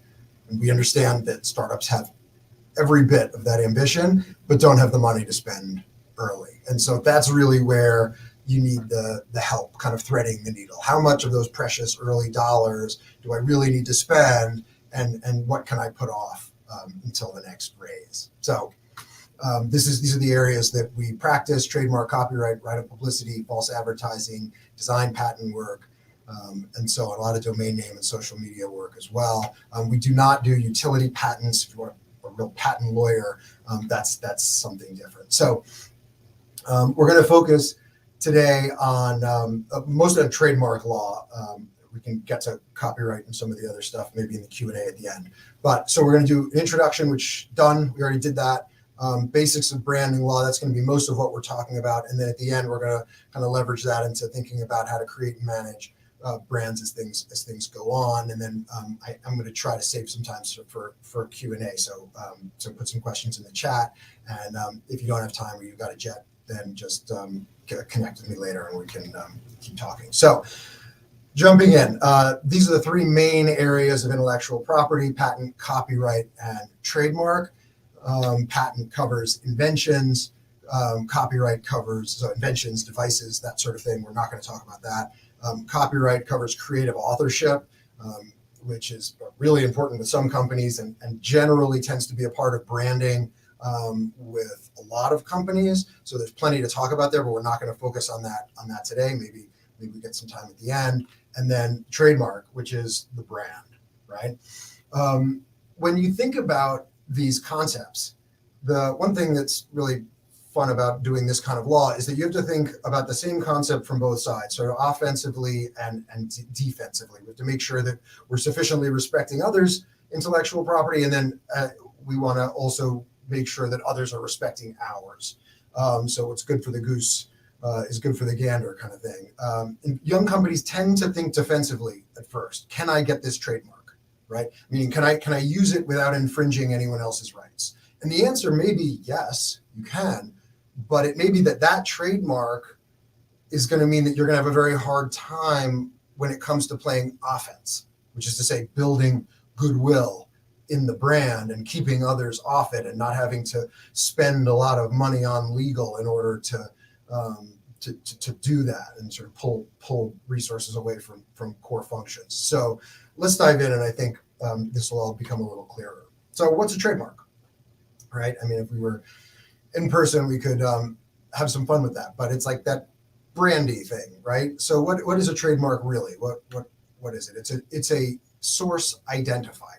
That's all it does. It's not some amazing piece of authorship. It's not some brilliant invention. It's just a flag, a sign that says who made this product. That's it.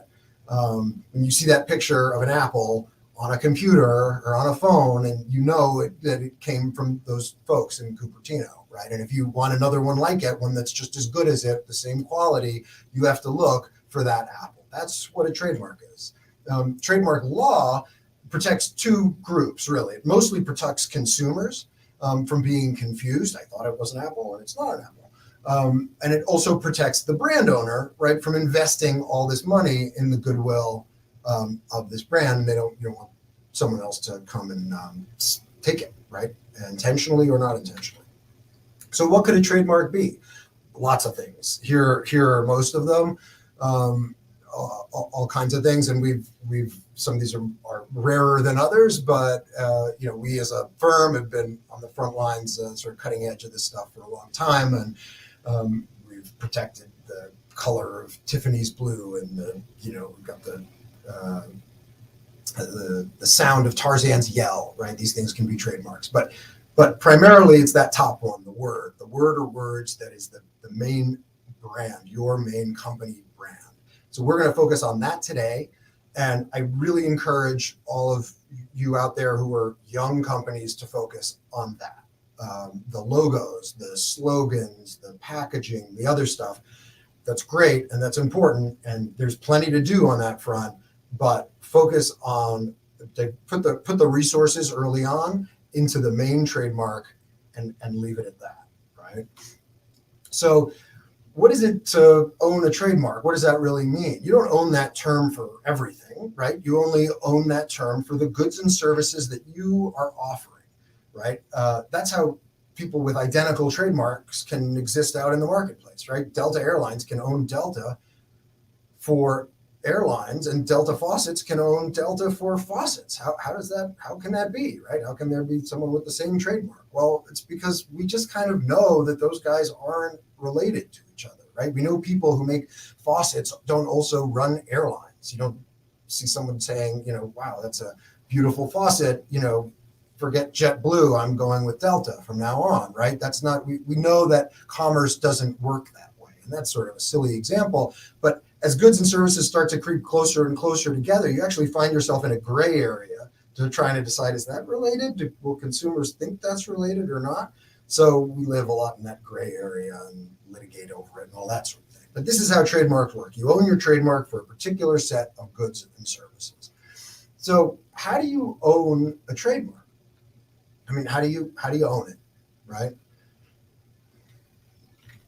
You file a trademark application with the United States Patent and Trademark Office, right? Is that how you own it? No, that is not how you get rights in a trademark, right? It's not the right answer. So let's try again. How do you own a trademark? Okay, so you obtain a trademark registration from the United States Patent and Trademark Office. You file your application, and then after a bunch of months, they give you the registration, and then that's how you own your trademark registration, right? No, that's also not how you own your trademark registration. So that's kind of weird, right? That's not maybe what you thought. This is how you own a trademark, come to own a trademark. You become the first person to use a mark. It says a protectable mark. We're going to talk about that. To use a mark for a certain set of goods and services. If you're the first person to go to market with a mark for a particular set of goods and services, you start building rights in the trademark. You own the trademark. That's how it works in the United States. Okay, we're going to talk about other countries later, but in the United States, your rights come from your use, and you own those rights in the geographical regions that you sell in. So you got to keep that in mind, right? If you're opening a local pizza shop, you only get the rights in that town or maybe set of towns, right? But if you're going to launch an app on the App Store or put a website up to sell your product, right? You're selling it to California, you're selling it in New York, and Chicago, and Austin, over in Florida. Yeah, you got national rights. You're developing national rights just based on use before you even talk to the Patent and Trademark Office. So why file a trademark registration? You're saying I don't get rights from it. So why does everyone file there? Why do I have to spend money on it? Like, what's the deal? You get a bunch of benefits from filing a U.S. trademark application and getting a registration from it. You should definitely do it, or you should likely do it. People do it all the time. Big brands do it, small brands do it. It's a good idea to do. It gives you a whole string of benefits, but it doesn't give you the rights. Okay, so that's the distinction. And it's important early on because you might think you don't own something that you actually own. So here are some of the things that you get. You get a presumption of national rights, which is great, especially if maybe you're a regional, more of a regional entity. So you can get that added benefit there. It gives notice to junior users, to later comers who might not know that you don't need a registration in order to have rights. They tend to look at the Patent and Trademark Office to look to see if other people have it, and there you are. So great, they'll know you're there, and they have to pick another trademark. Right, so that's great. Also, the USPTO will help you in clearing out other people because they'll see you there, and if a new guy comes in and actually applies, if it's the same mark and the same goods are pretty close, they'll bounce that application, and you won't have to bother with it. So they'll do some of the work for you. You can record it with customs, which is helpful for infringing goods coming in across the borders. You can get benefits for international trademark filings, which we'll talk about in a minute. And online platforms sometimes require registrations. So there are lots of benefits, but it's not the source of your rights. So well, trademarks first come, first serve, right? So if you're first, you get the rights, okay? But I can't get the rights until I launch. So you're saying I have to go all the way to launch before I can sort of plant my flag in and say, this is my trademark, I want it. I'm already, producing packaging and products and all kinds of things. I'm invested in this mark. I don't want someone else to come in and swoop in and get it at the last minute. So there is a way to file a trademark application, even if you haven't started using the mark. And some of you may have done this already, right? You can either file a trademark application. The typical one is to say, I'm using the trademark. Please give me a trademark registration, right? The second kind of trademark application is what's called an intent to use application, which says, I swear under penalty of perjury that I have a bona fide intent to use this trademark in commerce. Please give, and I'm filing this trademark application as a result. Okay, so this trademark application, once you launch, the date that you filed that trademark application becomes your priority date. So you can in fact claim, you can sort of, your priority dates back to the filing once you launch. The application doesn't give you any rights. It only kicks in once you launch. But that's a huge benefit. So your trademark's priority date will be your launch date, the time you go to market, typically, unless you filed an intent to use application first, and then you have the prior deadline. Okay. Next piece of advice, pick a good trademark. What does that mean, right? If I were to ask all of you, marketing and founders out there, marketing pros, like what's a good trademark, you'd come up with all kinds of good ideas, right? It really captures the energy of my company. It helps communicate what it is we're selling. It's the domain name was available. It's good for SEO, right? There are all kinds of reasons a trademark is good. There are a couple of reasons that a trademark lawyer would say that a trademark is good, and you should really understand those before you pick your trademark or invest heavily in it, or at least your next trademark. Okay, so what's a good trademark? Pretty simple sounding. It has to be protectable and it has to be available. And these are key terms actually to think about later when we get to the offensive part and we want other people to stop using our trademark. These same principles kick in, but we'll get to that in a little bit. So protectable and available. Let's take those one at a time. What's protectable? Well, there are terms that trademark law simply will not let you protect. They won't play with you on those. And so let's talk about that first. Let's find out whether your trademark is protectable. So think of your trademark, either the one you got now or the one you're going to do next. It could be a sub brand or it could be your main brand, right? And ask yourself these questions. Does my trademark identify my product? Does it identify it, or does it describe it, or some feature of it? Does it instead not do those, but suggest something about my product? Or rather, does it have nothing to do with my product? Or is it a coined term altogether, just some made up term? So think about that. Think about a trademark or two and figure out which one's yours. And this is how if you come in and say, this is my trademark, this is how we're going to think about it. Okay. And then here's the sort of the cheat sheet here. Okay, this is the spectrum. We look at all trademarks this way. And you want to pick something on the green side, on the right. Okay, so if you come to us and say, I have an amazing recipe, I'm going to start a company around this product. The pretzels are incredible. And it's a pretzel company, and the name I want to go with is pretzel. Right. We're going to say, no. That's the generic term for what you're selling. You can never own that. Trademark law does not want to give you a monopoly on the very term of the thing that you're selling. Everyone else, all your competitors need to use it, right? That's not going to work, right? You can't own pretzel for pretzels. You can't own apple for apples, right? Same thing. So that's a no. Then you say, okay, fine. I guess that wasn't the best idea. Let's call them. Let's go with salty. Can we go with salty for pretzels? And we're still going to say no. Right? And you're saying, but I'm not selling salties. And you're like, that's right. But because salty is merely descriptive, it does nothing but describe a particular aspect or feature of your product, it is considered a merely descriptive trademark, and therefore it is not protectable right away. It's protectable eventually. Eventually you could, if you go out in the market for years and build up goodwill, you can argue that you have rights in it. But at the beginning, and no startup wants to wait years to develop rights in its primary trademark, right? It is simply not protectable.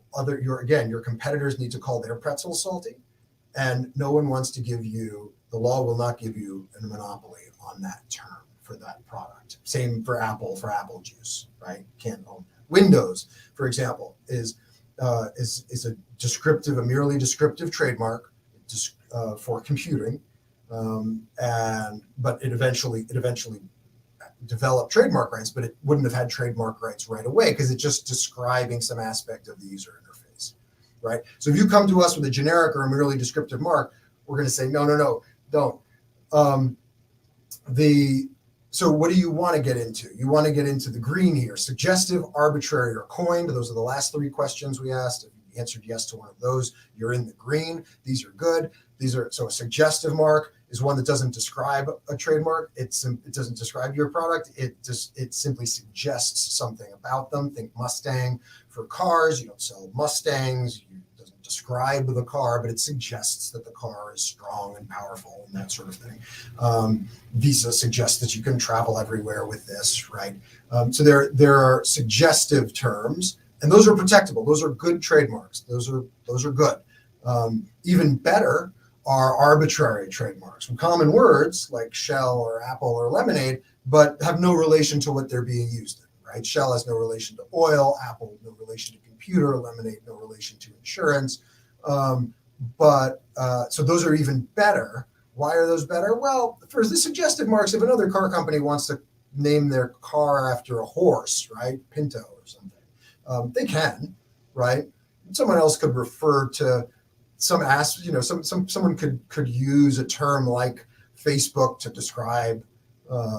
You could use terms like this around competing products. You have to be careful, but you maybe you get kind of close to it, something about a visa or something like that, right? Because these have inherent meanings that are related to something in the field. So the courts tend to give the scope of rights to the trademark owner of a suggestive mark are narrower. Courts say, okay, you can keep people from using your mark, but they can come a little bit close to some aspects of your trademark. But when you pick an arbitrary term, there's no reason for a competitor to use any term, anything like that, right? And especially if you jump into the best category of coined terms, there's really no reason that anybody should come anywhere near the term Xerox. Talk about copying equipment, right? That's just a totally made up term. So it's the other end of the spectrum from the generic or descriptive term. So the further to the right you go, the better you are. So that's a protectable term. You need that first. Then the other thing was available. You need to be available. So what does that mean? Well, you got to be first, right? If someone else is there first, then you don't get to use it. They get to use it, right?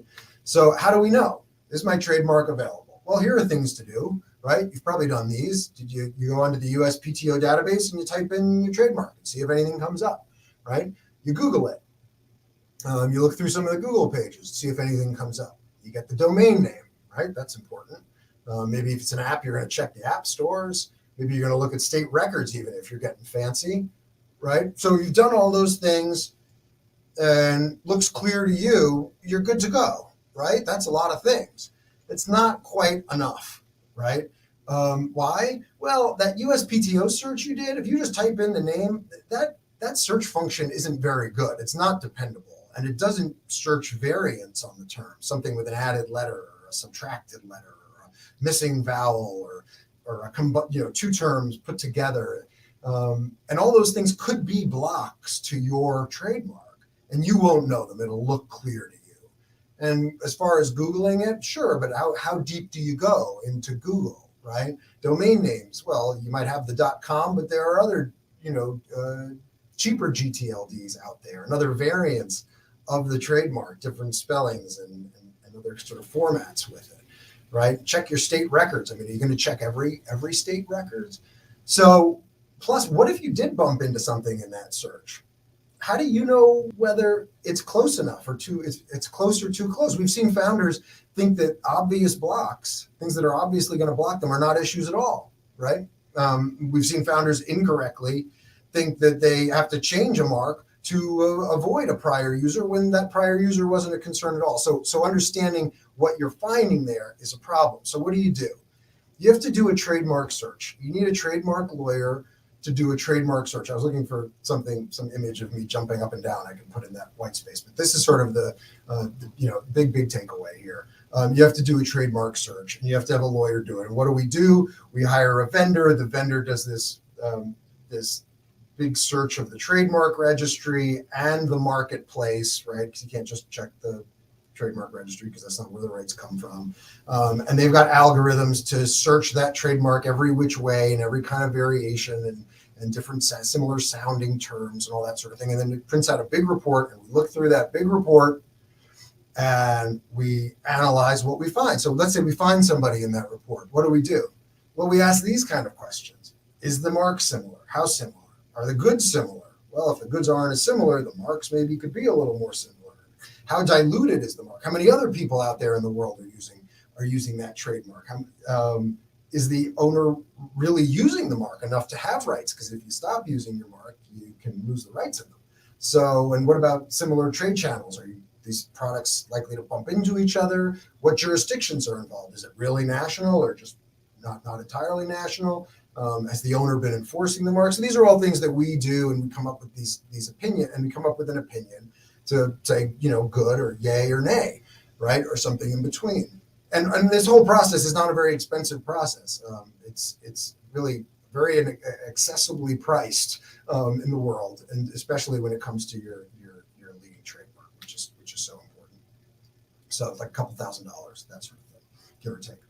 So, and why do you have to do this? Why, again, is this so important? Because you're trying to find out if there's someone else in the marketplace who has rights that are close enough to yours, is using a mark that's close enough to yours on similar enough goods, such that they can stop you from using your trademark, even after you've launched, and even after you've gotten a registration. Even after you've gotten a registration. So, and this happens all the time, right? Someone launches, they're up for 6 months, a year and a half, and then they get a letter saying, "Wait, we just bumped into you. We were here first." And the startup will say, "But I have my trademark registration," and the answer is, it doesn't matter. Their use trumps that. That's why it's so important to do the search. Okay, so big takeaway number one so far. If you did not do a full US search of your mark, you cannot be confident that your mark was available at the time you started using it. Look, if you've been out in the market for years and years and you haven't gotten anything, great. Congratulations, you did it. But it's a risk, and it's best to do it this way. Big takeaway number two: if you're planning to launch a new mark, clear the mark. Do that search I just talked about, and file an intent to use application right away. Right? You've just found out that no one else is using it. Jump in, get your filing, and then if anyone else comes in, your filing, assuming you go and launch, will predate them and you'll win, right? So that's huge. A good trademark, remember, good, protectable, and available, is more likely to be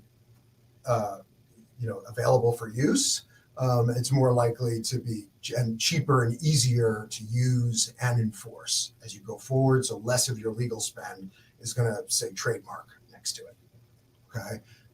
You don't have to wait to file a trademark application or wait for a registration to issue before using your mark, right? You don't need that in the US. You can go to market and clean things up later. And clearing a trademark may be even more important sometimes than filing a trademark application, because you want to know you're first. And if you're about to launch the next day, then maybe your trademark rights will kick in right away. And then you can push the filing until the next raise, maybe. Something to think about. So spend the money on the search. Okay, so now let's think offensively. That was sort of the defensive part. Now let's think offensively. Now, you as a brand owner have a duty to police and enforce your mark. Police means look, right? Look around for what's out there, and enforce means then take action where it's appropriate. So if you see something, as the New York City subways say, if you see something, say something. But say it to a trademark lawyer first. Don't assert trademark rights against anyone else without first consulting a trademark lawyer. Why? What do you mean? What's the big deal? If I see somebody using an infringing mark, why can't I tell them to stop? Right? So think of this story. You're at a trade show, right? And you see across the way, you see another company selling products like yours, similar, and you see their trademark, right? Let's say it's the word mark or the logo, and it looks just like yours. It's a little different, but looks just like it, right? And you're mad. So you walk over there in a huff and you say, "Excuse me, is this your company?" And he says, "Yes." And you say, "Your trademark looks so much like mine, people are going to think that we're connected or that you work for me. You take this trademark down, you change your trademark right away, or you're going to be hearing from our lawyer." Right? Feels good. And the other person's smart. This is what he or she is going to say. They're going to say, "Oh, that's terrible. When did you start using your trademark?" Right? And you say, "Well, I started using my trademark in 2019. Been using it for almost 2 years now." And the other guy says, "Okay. We started using in 2017. And since you just told me, Mr. 2019, that our trademarks are so close that people are going to think we're related, you've just acknowledged that you are infringing my trademark. So you go change your trademark or you'll hear from my lawyer," right? So you don't want to, you need to vet these claims before you assert them. It's really important. That has happened before. it's bad, and it's preventable. So generally, how are enforcement and policing going to happen? Generally, it's going to happen organically. The marketing team is going to find out things. Customers are going to tell you about things. You'll bump into things. So that sort of tends to happen organically. But there are some things you can do as well, including put out a watch service, hire a watch service to watch the trademark register, maybe watch domain names that are being registered or company names that are being registered. You can do this, and they print out they send you reports, and you can look through it, or your lawyer can look through it and find young companies that are out there that are looking to adopt a trademark that would be a problem, or a business name that would be a problem for you. And then you sort of write them a letter. You talk to a lawyer, you write them a letter. You try to nip it in the bud. The earlier you catch these things, the better. Please don't make any agreements about your trademark without talking to a trademark lawyer. We see this all the time. Young companies sort of start out, and they get an angry letter, and they say, "Oh man, it's fine. Listen, you guys are doing your thing. We're never going to do anything like that. We'll sign an agreement with you. Don't worry about it. It's fine." But then, if the wording of those agreements aren't great, it can really be a problem. Those things, you keep those forever, even though once you become a big billion-dollar company, that's still sitting there. And if you didn't do it right the first time, it can really be a problem. So it's often not a huge deal. It's just a caution. Okay, international trademarks. So everything we've just talked about is the United States, right? The United States is one country. There are 200 jurisdictions out there in the world for trademark.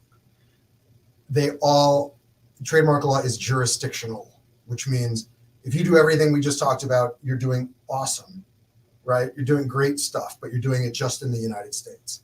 And chances are eventually you're going to want to think about international, right? And if you want to go overseas, things are different. Remember how I said you get your rights from use, right? And the trademark filings are great, but not your source of rights. It is not like that in virtually every other jurisdiction in the world. It is first to file, first to get to the office, get that piece of paper. That's the source of the rights, and that is the shield. So if someone else beats you to a trademark office in another country for your trademark and your goods, it's a problem if you ever want to go there. Wait a minute. So how is a young company supposed to deal with that, right? I mean, I'm selling now in Texas, and now I'm selling out around the country. And sure, I'd love to go overseas someday, but I mean, it might be a long time. How am I supposed to navigate this? There's a couple ways to think about it. First, if there are make or break regions out there in the world that you need for your company to work, you should be thinking about international trademark issues in that jurisdiction right away. And that there should be clearing going on and filing in that jurisdiction. And you may even want to pick a different trademark if it doesn't work in that jurisdiction, right? If your company's like, this is a US and Korean company, the whole way it works is if we're big in Korea. So if that's what you've got, we should be looking in Korea right away. But, if that's not the case, then wait for your Series A, right? And then at that point, you've proven up your business model a bit. You've gotten some money. Let's at that point start slowly stepping into the international waters. And there are tricks. It's crazy to try and launch an international brand when you're a small startup, but there are some tricks. Here are a few. You really want to talk to someone who knows what they're doing. There's a treaty that's in place that affects many of the major countries around the world. And the key provision of it does this. It says that if you file in the US a trademark application, you have 6 months from the filing date of that trademark application to file in any of those countries. And if you do it within that 6-month period, your priority date in those other countries will date back to your US filing date. Okay, so you get like some free time there, which can be really helpful. First, it can allow you to get to the next raise. It can allow you to get some more data, right? And what's really helpful is if you file an application in the US for something that sounds vaguely like some kind of sexy company, and the pirates in, say, China see it and they file the next day for a Chinese application for the same mark and the same goods, as long as you file in China within the next 6 months, you will get the benefit of that first priority date, and that later coming application will be of no moment. So that's key. If you're wondering what jurisdictions to be looking at, follow the money, right? Look to your revenue. You can't file everywhere. It's cost prohibitive. I mean, that's what the big companies do. The big companies clear and file everywhere. But small companies can't do that. So look to the 3 or 4 or 5 or 6 countries that really bring in considerable money and invest there. The last point here, the Madrid Protocol. This is a very helpful, little nuanced and tricky. It's another sort of tricky thing to do. But if you know what you're doing with it, you can file in a number of countries for a much more cost-effective way. It's sort of like the common application for college, right? You can sort of check a box and you don't have to fill out new applications for all those places, and it saves a bunch of money. So that's another thing that's out there to help young companies do that. So, all right, so let's back up. Let's sort of sum up, right? If you're pre-launch, right, here are the things to think about. Pick a good trademark, okay? If it's not suggestive, arbitrary, or coined, really consider doing something to it to bring it into one of those categories. Clear the mark, right, and use somebody who knows what they're doing to do it. Dream big. When you talk to your trademark lawyer, we always ask when we're clearing these marks for young companies, okay, I hear what you say you want to sell now, but what would you want to sell? Let's say it all goes well. Where are you going to be in 7 years, right? Well, that's a long time, right? If things go well, are you still going to be are you still going to be selling these things that you're talking about, or are you thinking broader? And if you're thinking broader, you want your trademark lawyer to know that now, because you want to ideally clear the mark for all of those products, right? You don't want to start with product A and product B and be like, wow, this is going like gangbusters. Let's go to CD&E. And then you say, oh, let's go to CD&E. And we say, well, wait a minute. There was somebody there for 10 years in CD&E. We weren't looking at CD&E. We were looking at A and B.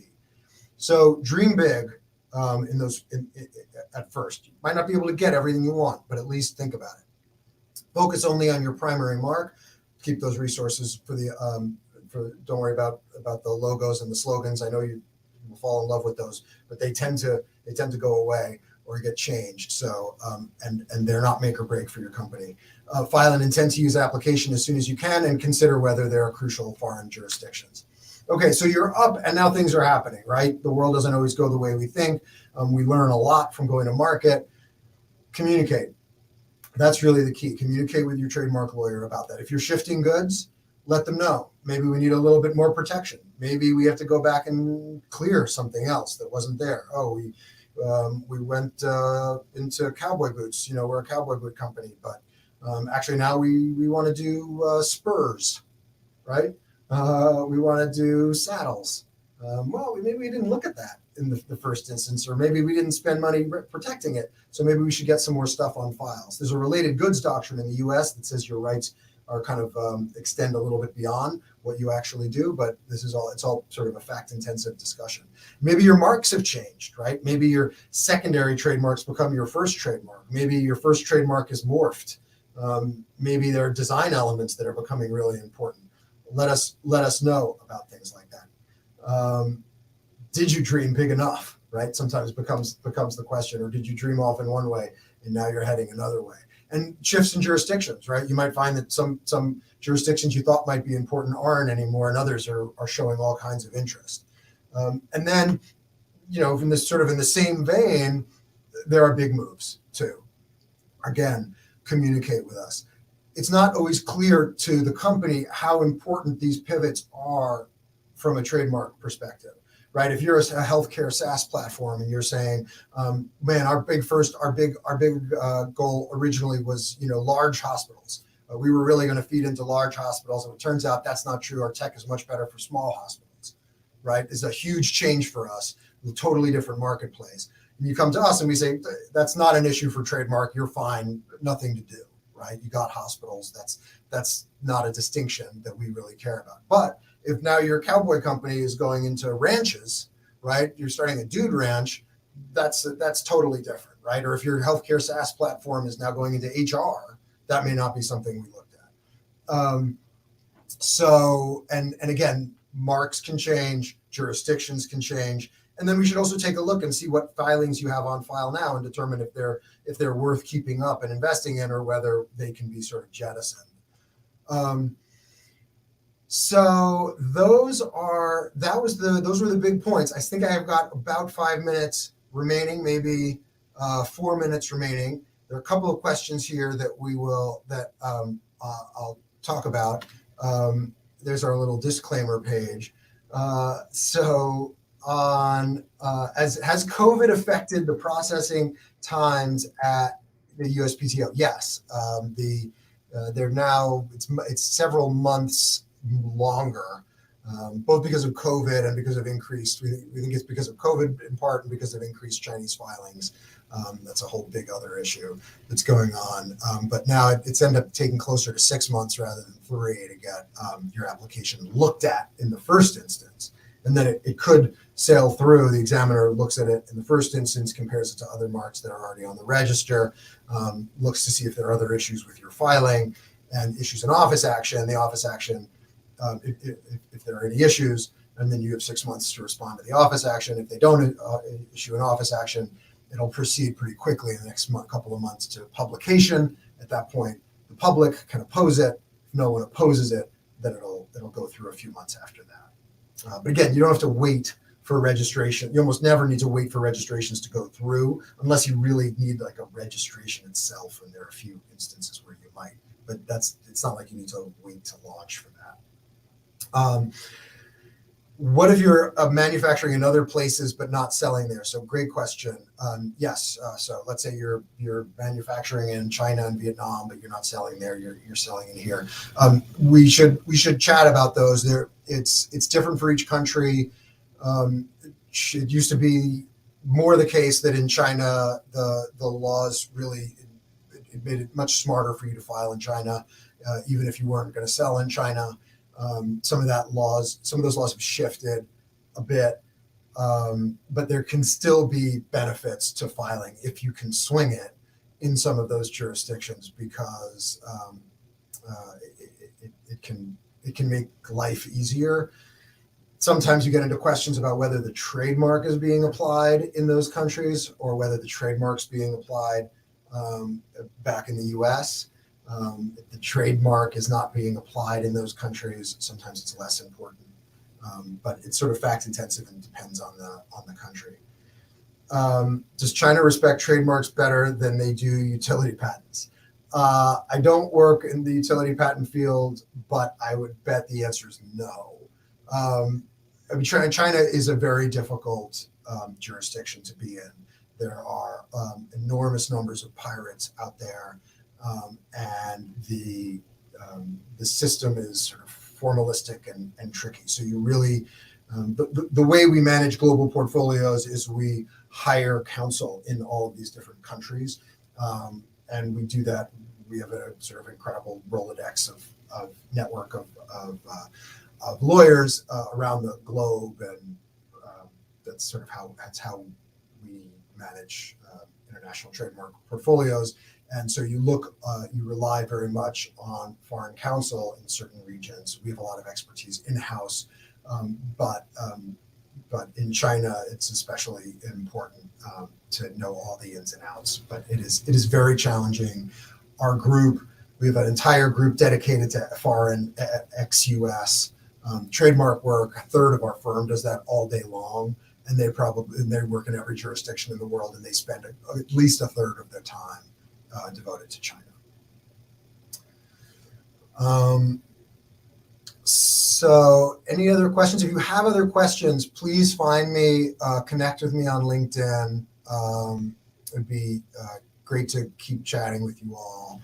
I hope you found this helpful. I'm sure you knew some of this stuff, but hopefully you learned a few things. And there's more here. We kept it. There's a lot more depth here, so to dive into whenever you're ready.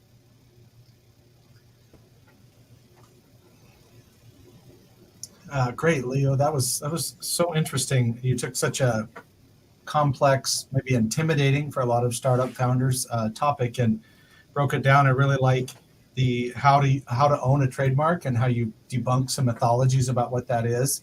You saved a lot of people probably a lot of money in realizing that the way you described that. And I really love the spectrum. That is awesome IP on your part to that people can use to kind of judge where they're at in the process. So thank you very much.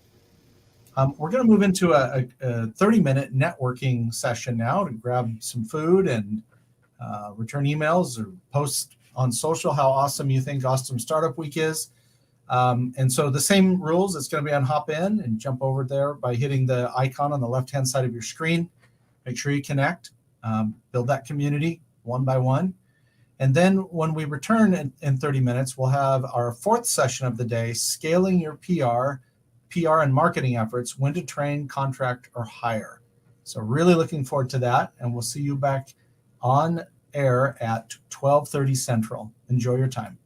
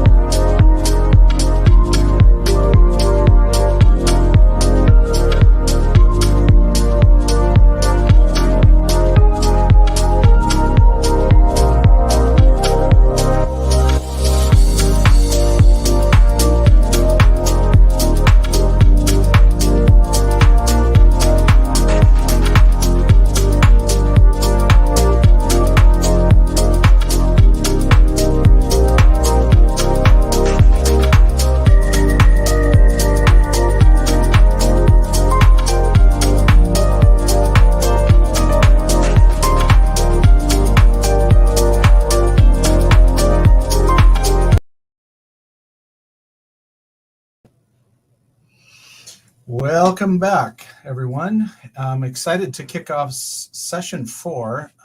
This one is about scaling your PR and marketing efforts. And your speaker, Kathleen Lucente, is the founder and president of Red Fan Communications. And she's going to take you through when to train, contract, or hire someone, and how to overcome the tendency to hire a jack of all trades marketer, and struggling with how to hire or outsource from there. And she's also going to describe how to scale your marketing and PR efforts as you grow and evolve and secure your funding. She has decades of experience in corporate and agency communication roles, which gives her a perspective to share with startups about growth and considering an agency partner and training marketing rock stars internally. So with that, I'll hand it over to Kathleen. Welcome. Thank you so much for the lovely introduction, and welcome everybody to today's session. Appreciate you taking the time out midday, and hopefully you're eating some lunch at your desks and able to take this in. I'm Kathleen Lucente, and a little bit more about kind of why I'm excited about this presentation. As we mentioned, I'm currently the president and founder of Red Fan Communications, which is an integrated marketing and communications company here in Austin, Texas, with reach across the country. And we tend to focus primarily on high growth B2B tech brands. But I didn't start this business without a lot of background. So I started as a tech journalist and a microprocessor nerd, writing about microprocessors quite a bit. And a PR agency hired me in my early 20s and taught me the ground rules of PR. A lot of times, if you're a journalist and you jump to the PR side, they call it jumping to the dark side. But I have found it to be incredibly enlightening and to be able to help companies and to be able to look at things from different perspectives. I also ran PR at IBM Research, where I helped to launch nanotechnology, quantum computing, Moore's Law. And then at JP Morgan, I was in charge of Lab Morgan, the communications for that, and helping to spin off companies, much like the startups that you are today, trying to figure out, okay, is this a company that's worth turning in, an idea that's worth turning into a company, and then how are we going to staff it, promote it, hire the right PR people. Then went to JP Morgan in Asia Pacific, and I was in charge of a 4-way merger there and merging teams. And so when I got there, I was in charge of sitting down with the CEO, who had a very specific charter to embark into China, along with the other 18 countries in Asia Pacific. And we really needed to make sure that the marketing team mapped to those business goals. So I sat down and looked at the team that we had across 25 people and let quite a few people go and hired the right people as well to map to the business goals. So even in large companies and big companies, we have these challenges. Just a few other points. I'm a pro at crisis comm. I hope that we don't have to do much of it. But SARS, I was in Asia for SARS. I was in New York City for 9/11. And most recently, I've been working with quite a number of companies where there have been employee protests that have started on Instagram, where we've really had to bring in lawyers and help to make sure that things are going well and to change things. And then finally, I've been known most of my career for helping to position companies from startup all the way through to figure out what their smart exit is going to be. And that it requires the right marketing team and PR team to have in place at the right time. So we're going to be talking quite a bit about that today. So we're going to jump in. I have lived in quite a few places. I've been in Austin now, though, for 15 years, and I consider it my home. So here we go.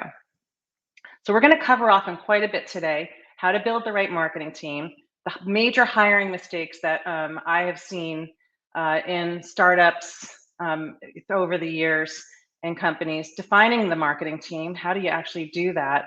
What will your marketing team do? What is the genetic makeup or DNA of a modern marketing team?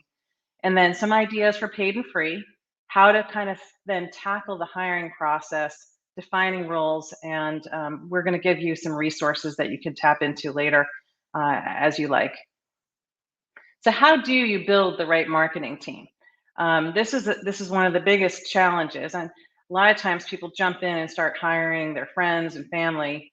But the reality is, it's interesting to kind of look at this chart right here and recognize, based on the size of your company, what you might be expecting in terms of how many people a marketing team might need to be, depending on the size.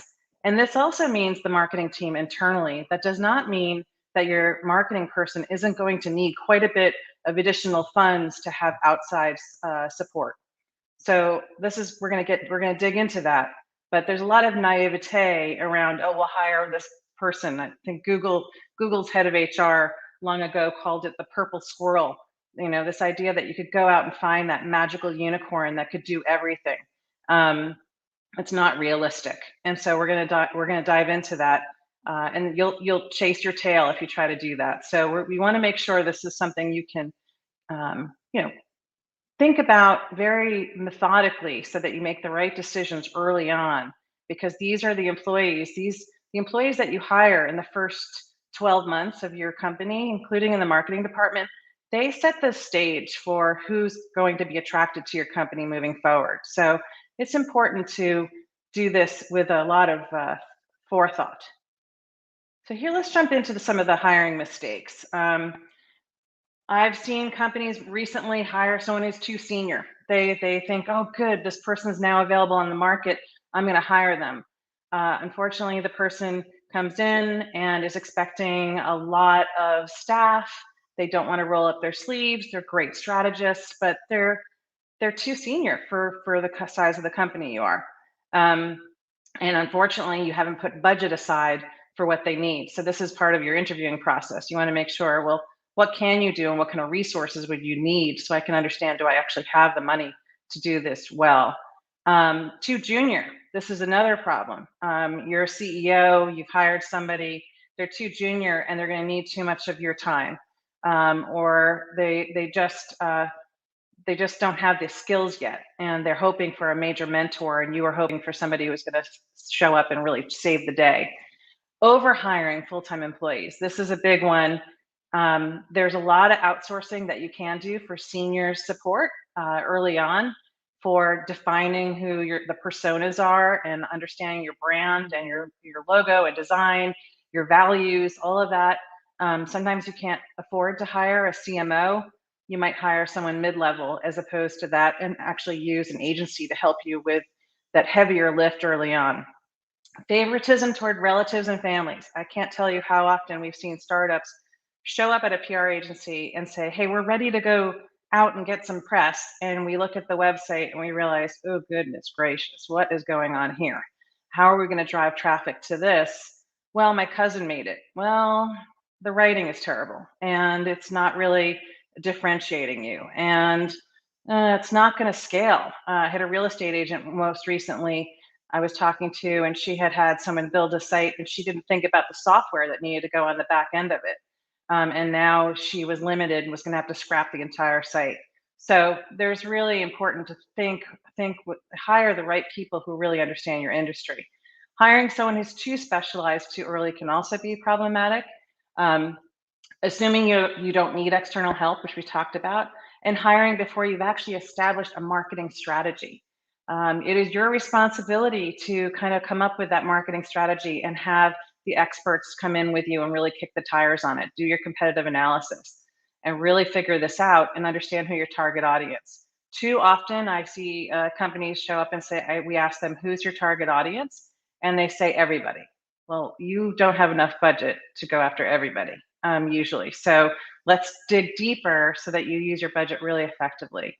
Don't try to boil the ocean. You will not get where you want to be, and that will be a big challenge, also highly expensive. And so also not forecasting trends, not looking out ahead of what's going on in your industry and what's going on with your competition. And just a couple of other ones, underestimating cost of brand building. This is a big one. A lot of times companies think, oh, I'm going to go find a cheap website designer, but you're an e-commerce company. That's not a good idea. Understand what your competition is doing and really build the brand that's going to stand out in the market. This is all extremely important.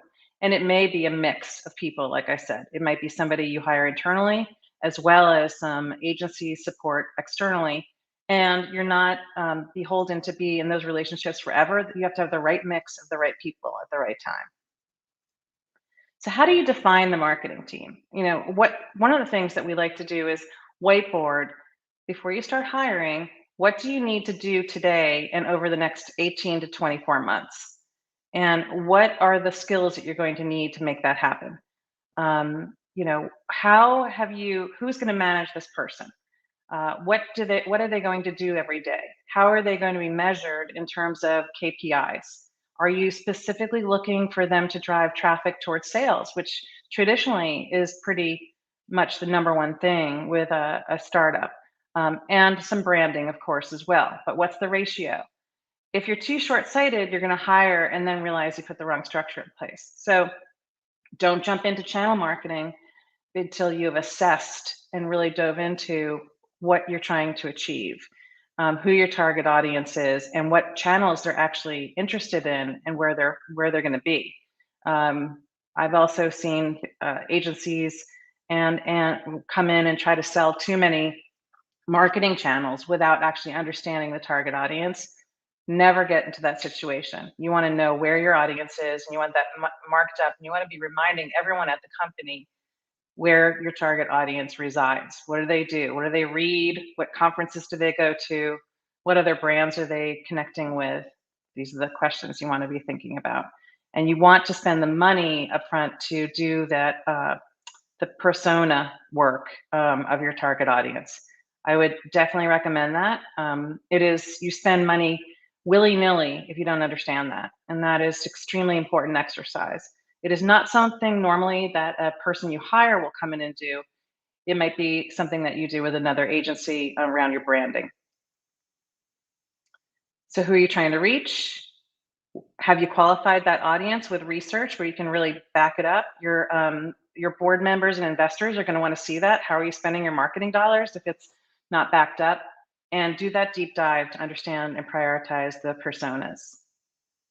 There's some key questions that you need to ask yourself as you go through this process before you get into hiring. As a founder and as a group, executive group, you want, and even if you're the marketing person who's trying to figure out how do I get my boss to give me the budget to scale this, you need to actually understand what's the positioning of your company. Are you defining a new market category? Are you going after multiple verticals? What's your value proposition? You need to go a layer deeper into your positioning. How would you define what will be the most attractive selling points in a sales or marketing conversation? And then when it comes to segmentation, if you're going after a number of verticals, instead of boiling the ocean, you definitely want to think about how to use your budget really, really wisely. Where is going to be the low-hanging fruit? How are you going to draw that audience into the sales funnel? And therefore, what kind of marketing team are you going to need? What kind of content writers are you going to need? And these are the questions that you want to be asking yourself. And then you want to go to that go-to-market roadmap. Finally, what's your blueprint for success? What will be the skills that will be needed to execute on these tasks? This is an exercise that should be happening on a whiteboard. You should be sitting down. You should be sitting with your head of sales, your head of HR. If you don't have an HR person, it's probably you're the founder and your head of sales. It could just be two people that is going through this process. And then you might bring in some additional support to help you put pen to paper and really kick the tires on this before you start going off and hiring people. So the next thing you have to ask yourself is, what is this marketing team actually going to do? And so we've all seen the funnel. You've got your top, your middle, your bottom. And for any startup, you're trying to build awareness. You're trying to get people through this funnel, right? It's one of the number one things, everyone talks about it, but what are you trying to do? So the top of the funnel, you need an incredible content writer. I just did a workshop with 30 female CEOs around the country with an incubator, a well-known incubator. And one of the things was, this was huge. They wanted to know, who should I hire first? And it depends. For example, if you're an e-commerce company, you are going to absolutely need to have a great writer, but you're also going to have someone who has SEO and front-end development and understands Shopify. Whereas if you're a company that doesn't update your website as often, you're not going to need to worry about that as much. So the mix is different, but a writer tends to be one of the most important hires that I have seen, even before a PR person internally. Knowing you have an incredible content writer who can talk about the pain points that your target audience struggles with and can tell the stories, that is essential. They can always manage a PR team early on as needed if you have a fundraise or you've got a product launch, but having a great writer is so, so important. I don't think you can really avoid it. And that's just important to recognize. The middle of the funnel is where you need to educate and intrigue audiences with product reviews, how-to videos, and expert interviews. So this is where you start to maybe need additional support. And this is just an important thing to keep in mind.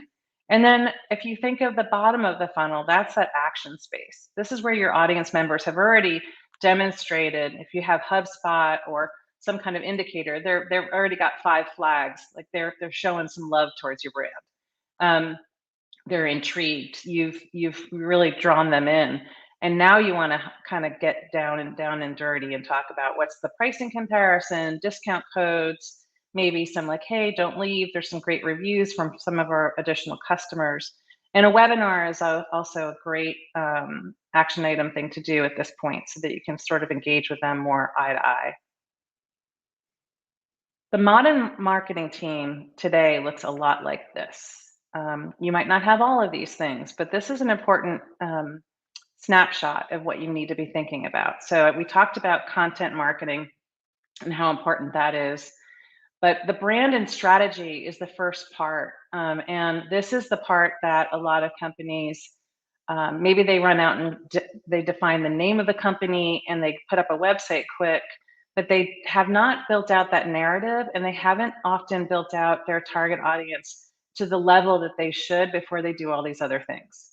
So this is where I highly recommend that you get that brand and strategy really rocking. It is so, so important. And then if you look at all of these elements, a great writer is important almost in all of these. So once again, don't underestimate that value. One of the things that you probably need to recognize is that a lot of times startups think, I need all of these things. Can I find them in one person? I compare that with like putting shampoo and conditioner in the same bottle. It's rare you're going to find a great hairdo after a wash of shampoo and conditioner in one bottle. It is usually a lovely marketing scheme, but it's not a great result. This is impossible. You find somebody who knows all of these things, they might join you. They're going to be extremely expensive, and they're going to require, in addition, support externally. So this is why we want to kind of narrow down on who those first hires are and how we scale both internally and externally. Some of the things that you do want to think about is there will be opportunity to do some automating of services. So having your person internally, there are some things that they might want to be using, and here's a number of the tools that can really help them. So if you're not having to do graphic design all the time, having someone who knows how to use Canva is important. Salesforce might be something that your head of sales wants, but it doesn't work with marketing as well. So in the early stage, so maybe you want to say, hey, wait a second, maybe we should start with something a little bit different.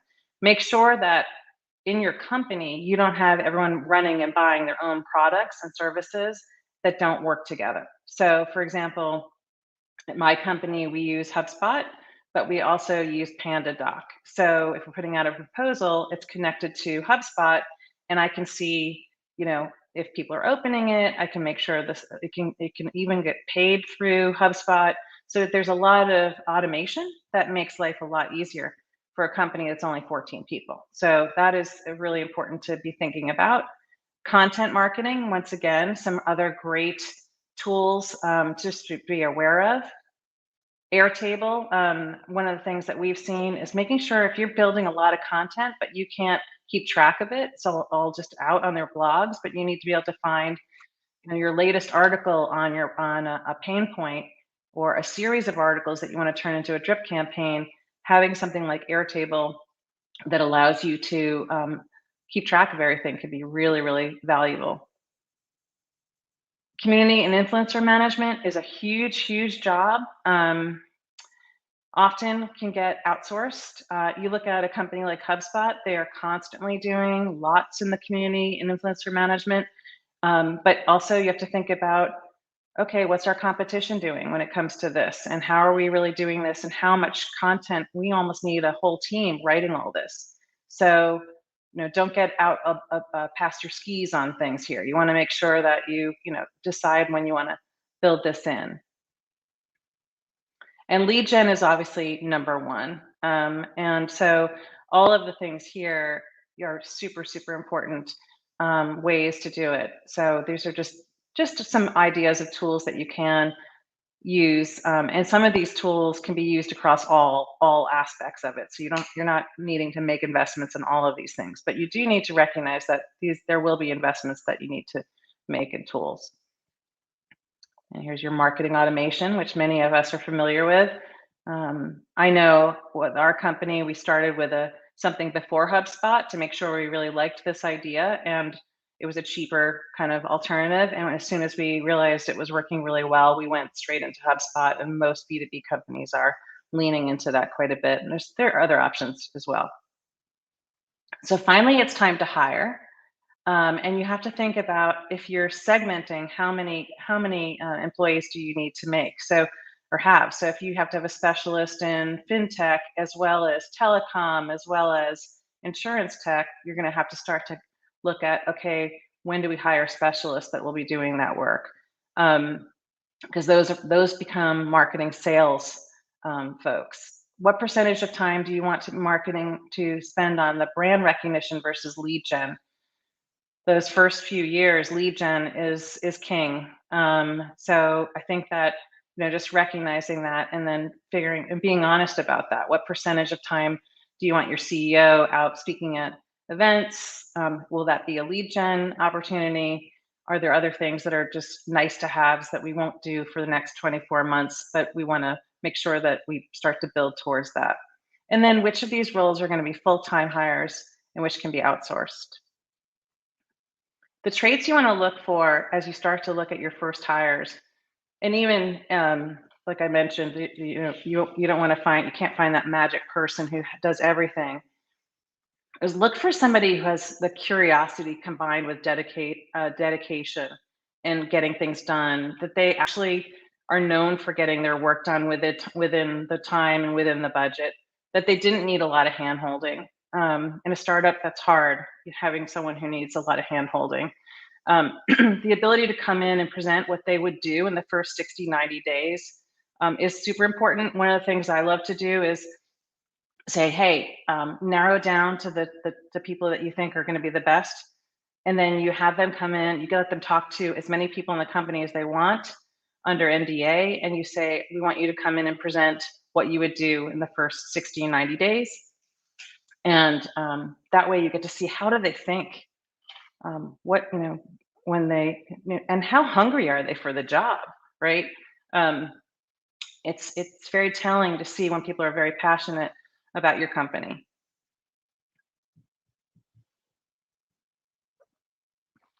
So let's talk about defining roles. This is, I think, one of the very valuable things to look at. You want your team to be lean, but you need to determine the following roles internally and externally. So there's the architect. That architect could be the VP of marketing, a marketing manager, a marketing strategist, or a growth marketer. They're handling the strategy.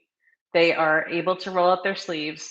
They're also able to raise their hand and say, I need to do that. I need help externally to do this persona work and get all the data that's going to back up my strategy. Can I have this budget? So this person is going to roll up their sleeves, but they're also going to need additional support.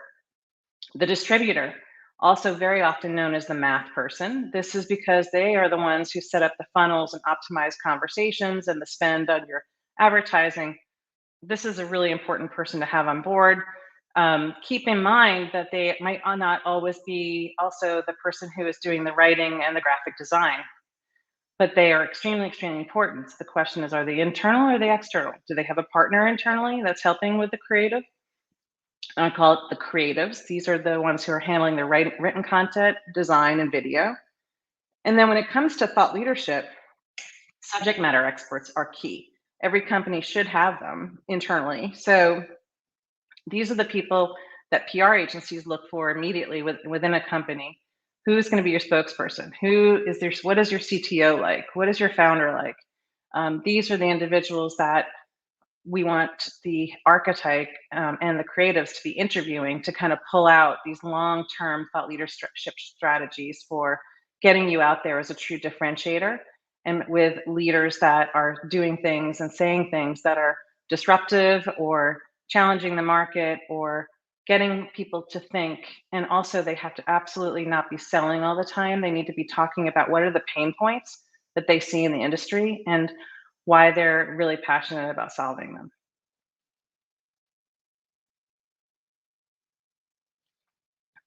So now we're kind of at this sort of the tail end of our presentation, but the way I look at it is the seed stage. You've got a scrappy generalist, and I wanted to give you a couple of examples.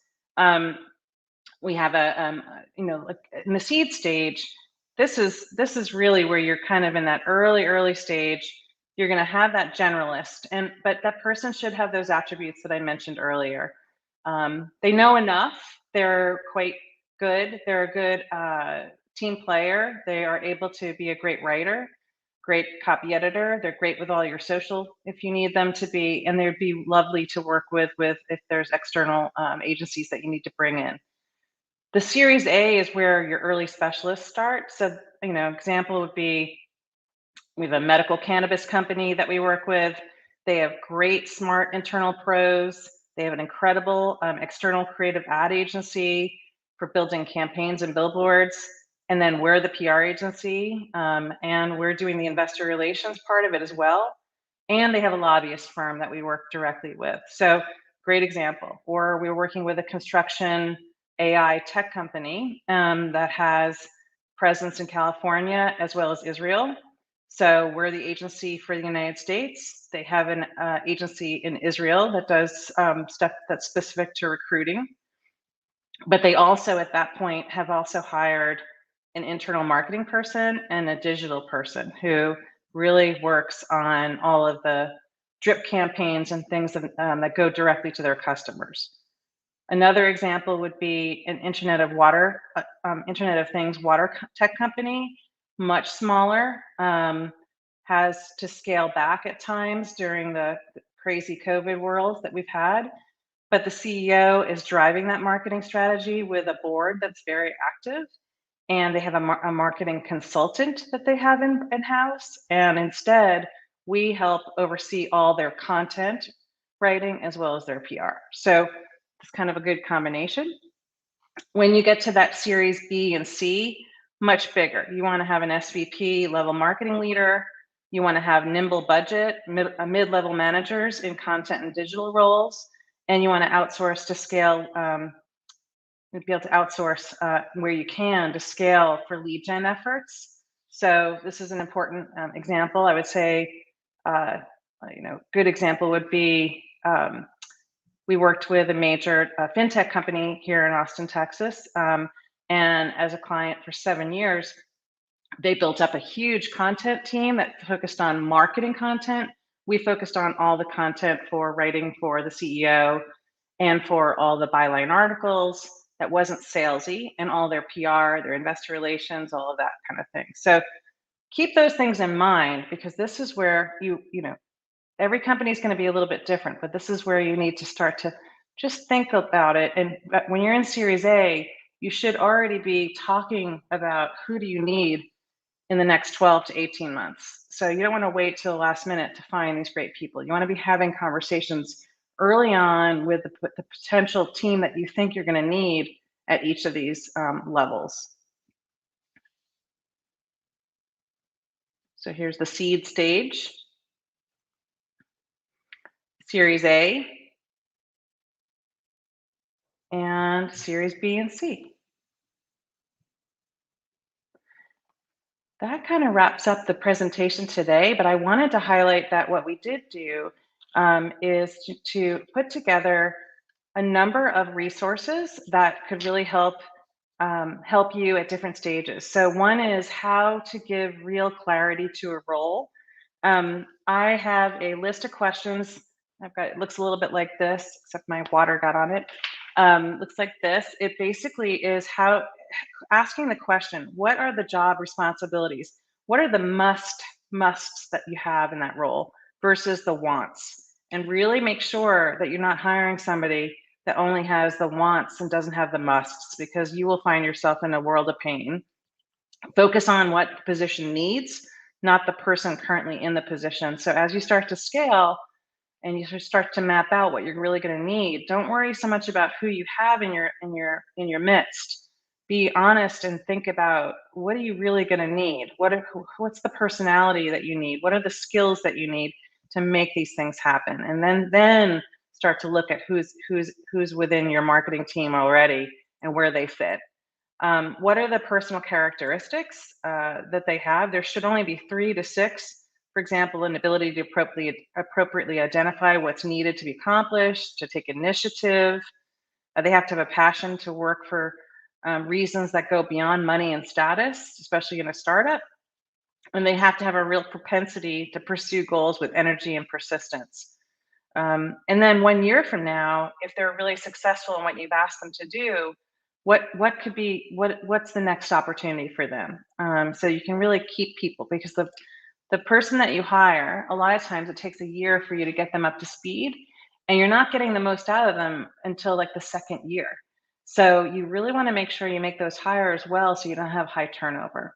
So the tips are going to be helpful. The power plays that we've put together help you think about how to drive sales, how to really think about that a little bit more effectively, when to prepare for when you get funding and how to handle the PR needs around that.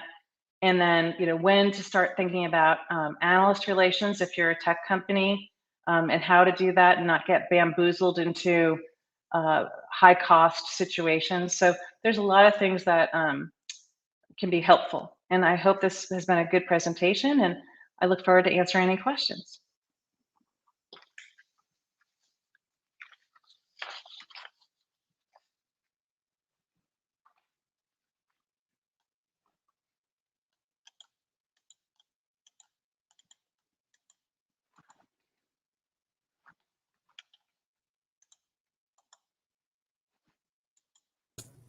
Hey, Kathleen, a couple of questions that have come in. Great. They're in the chat, or I can just share them with you. Let me pop into One the is chat. Oh, there we are. Okay. Yeah. There's one about the seed stage. Recommend being the scrappy generalist yourself instead of hiring a generalist if you're the founder. And then a question about a startup under 1 year old, I think, has come in as well.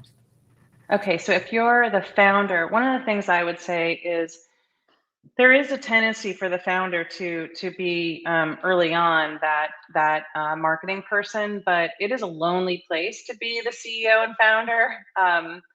Let's face it, you're by yourself. You know certain things, but it's also your baby, and so it's great to have, whether it's an outside counsel, it could be at a branding company, it could be at an agency that sits down and doesn't get you into a big retainer or something like that, but it actually helps you early on think through the questions that you need to be thinking about.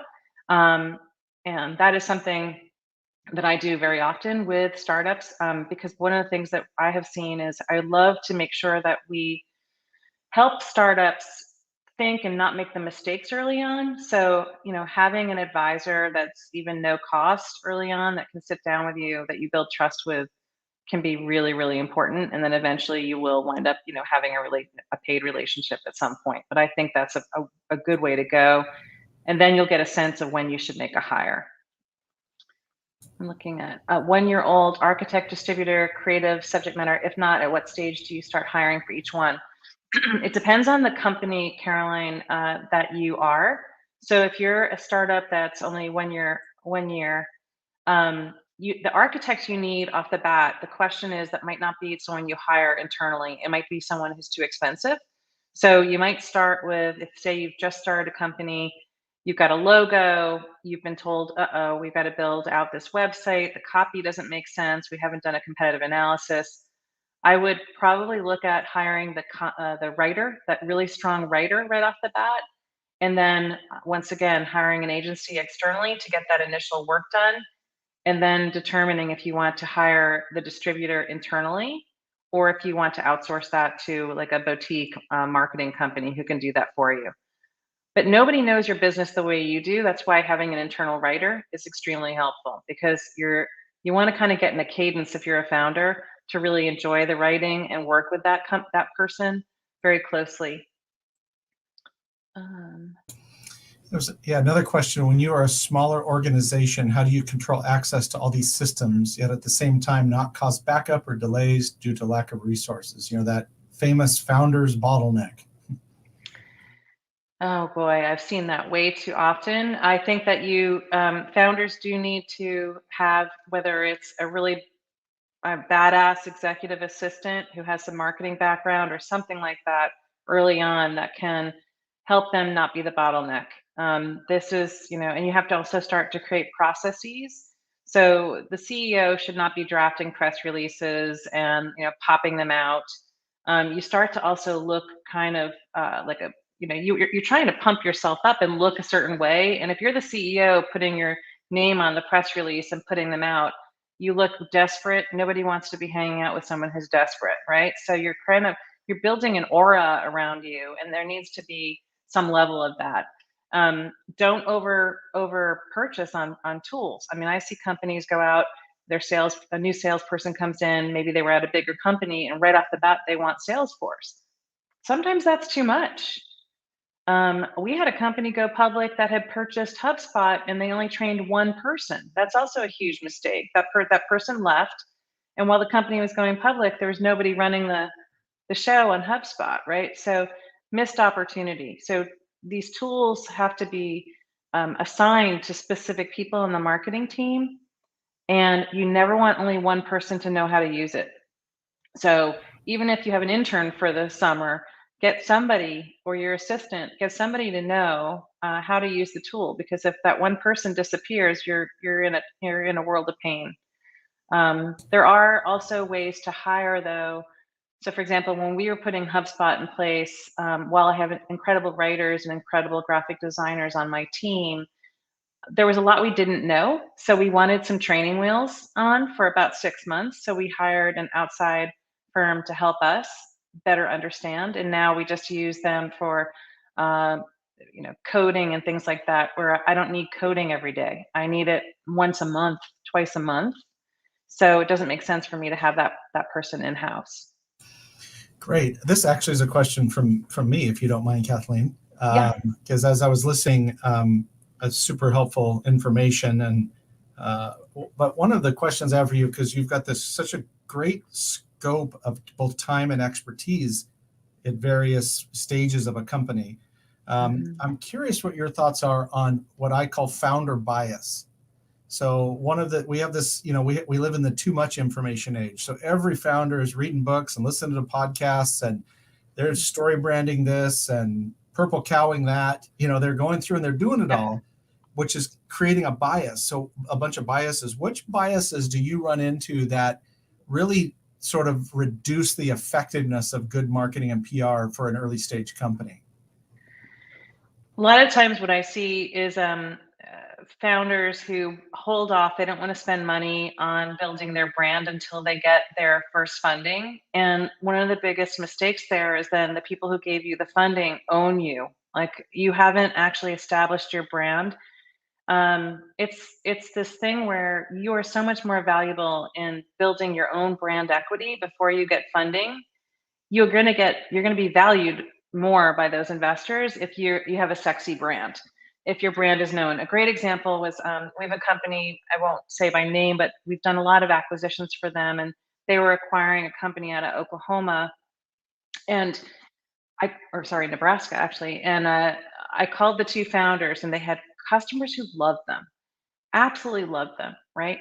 And I get on the phone with these guys and I said, okay, do the press in your backyard know you? We're going to make sure this looks really good for you. And they said, we haven't talked to the press in probably 3 years.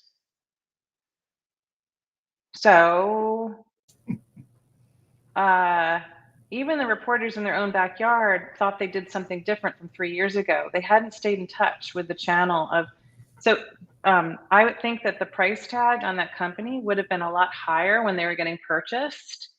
And in those interviews, when they were getting purchased, would have been a lot less awkward as well if they had built. So underestimating the importance of PR, of building a brand, of understanding that being a thought leader matters.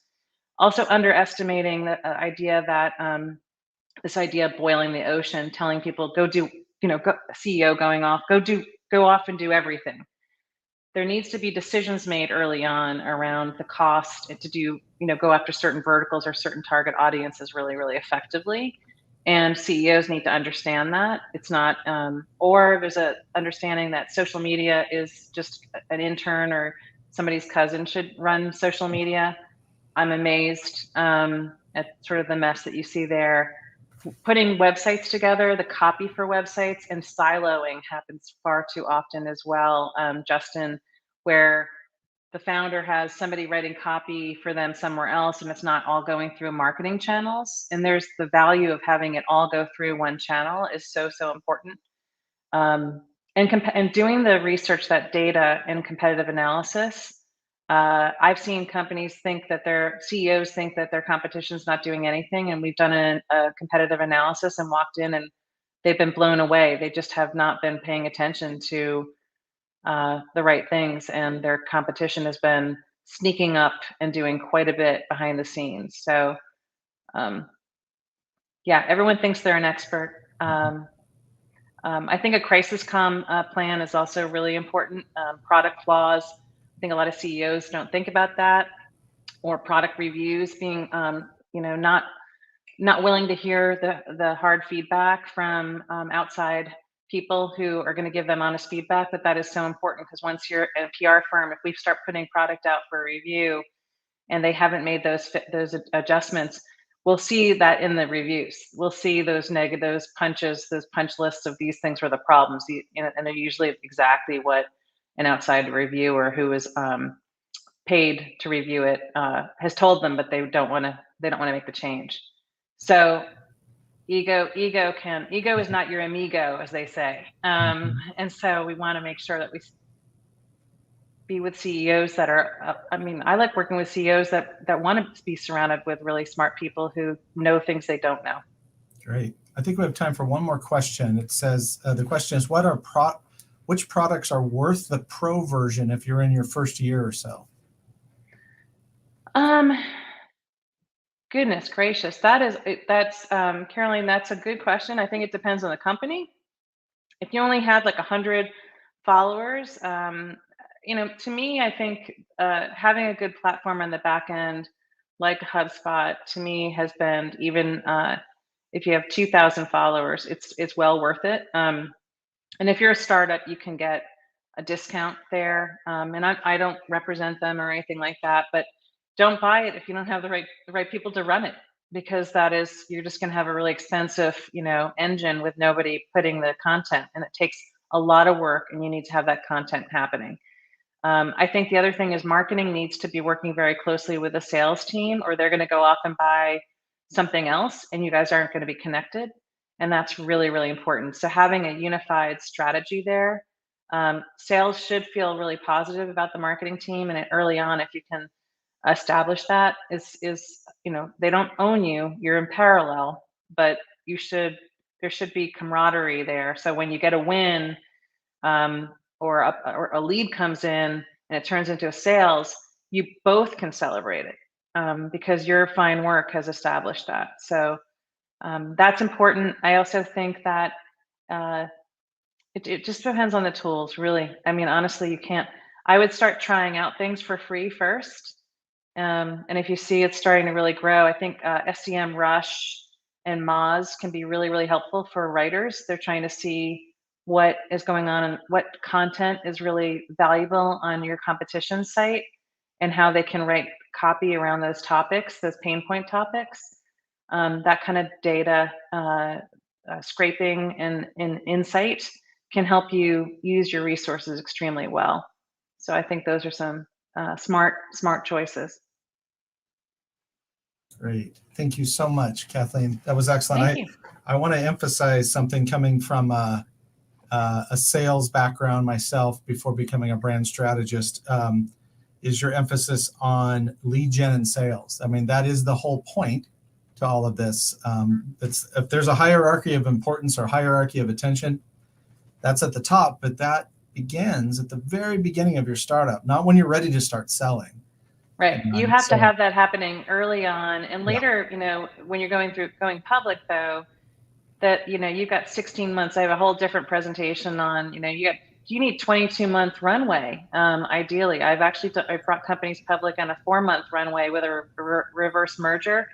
Holy gumdrops. That's a lot of work to try to squeeze in into a short period of time. So thought leadership does kick in. But if you have, you've got it, that's why the percentages need to be right early on. That lead gen part needs to be really, really important. Excellent. Awesome. Thank you so much, Kathleen. Thank you. It's been a pleasure. Yes. So we are moving into another networking, 15 minutes of networking. And you probably are tired of me giving you the instructions, but just very briefly, click on the networking icon on the left-hand side of your screen, and then be sure to click on connect if you want to talk to the person you matched up with at a later date. When we come back, we'll go into session 5, and this is all about how to wake up your B2B content. So we'll see you back at a little before 1:30 Central. Thanks.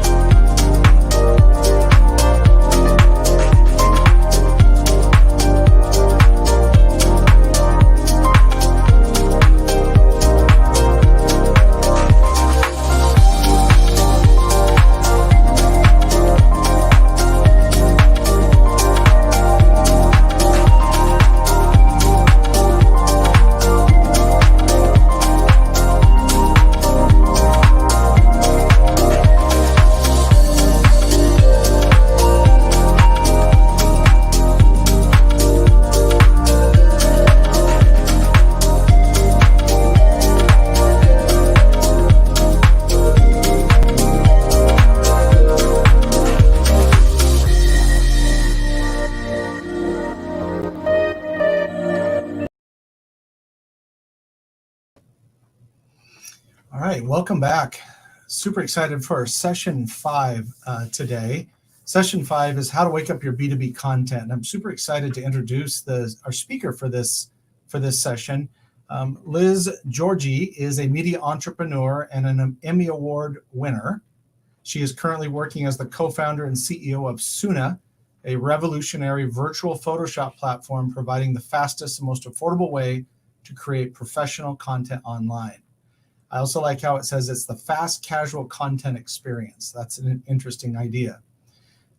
Liz is a passionate advocate for women in business and created the Candor Clause to promote equity in business for women. A second-time founder, her first business, Mightior, was acquired by Standard.tv. And you can follow her on all of the socials, but listed Twitter at Liz Georgie. So Liz is going to come up and talk about, like I said, how to wake up your B2B content. And I'm super excited to hear what you have to say, Liz. Welcome. Thank you, Justin. I so appreciate the invitation to be here and the invitation to share with everyone today.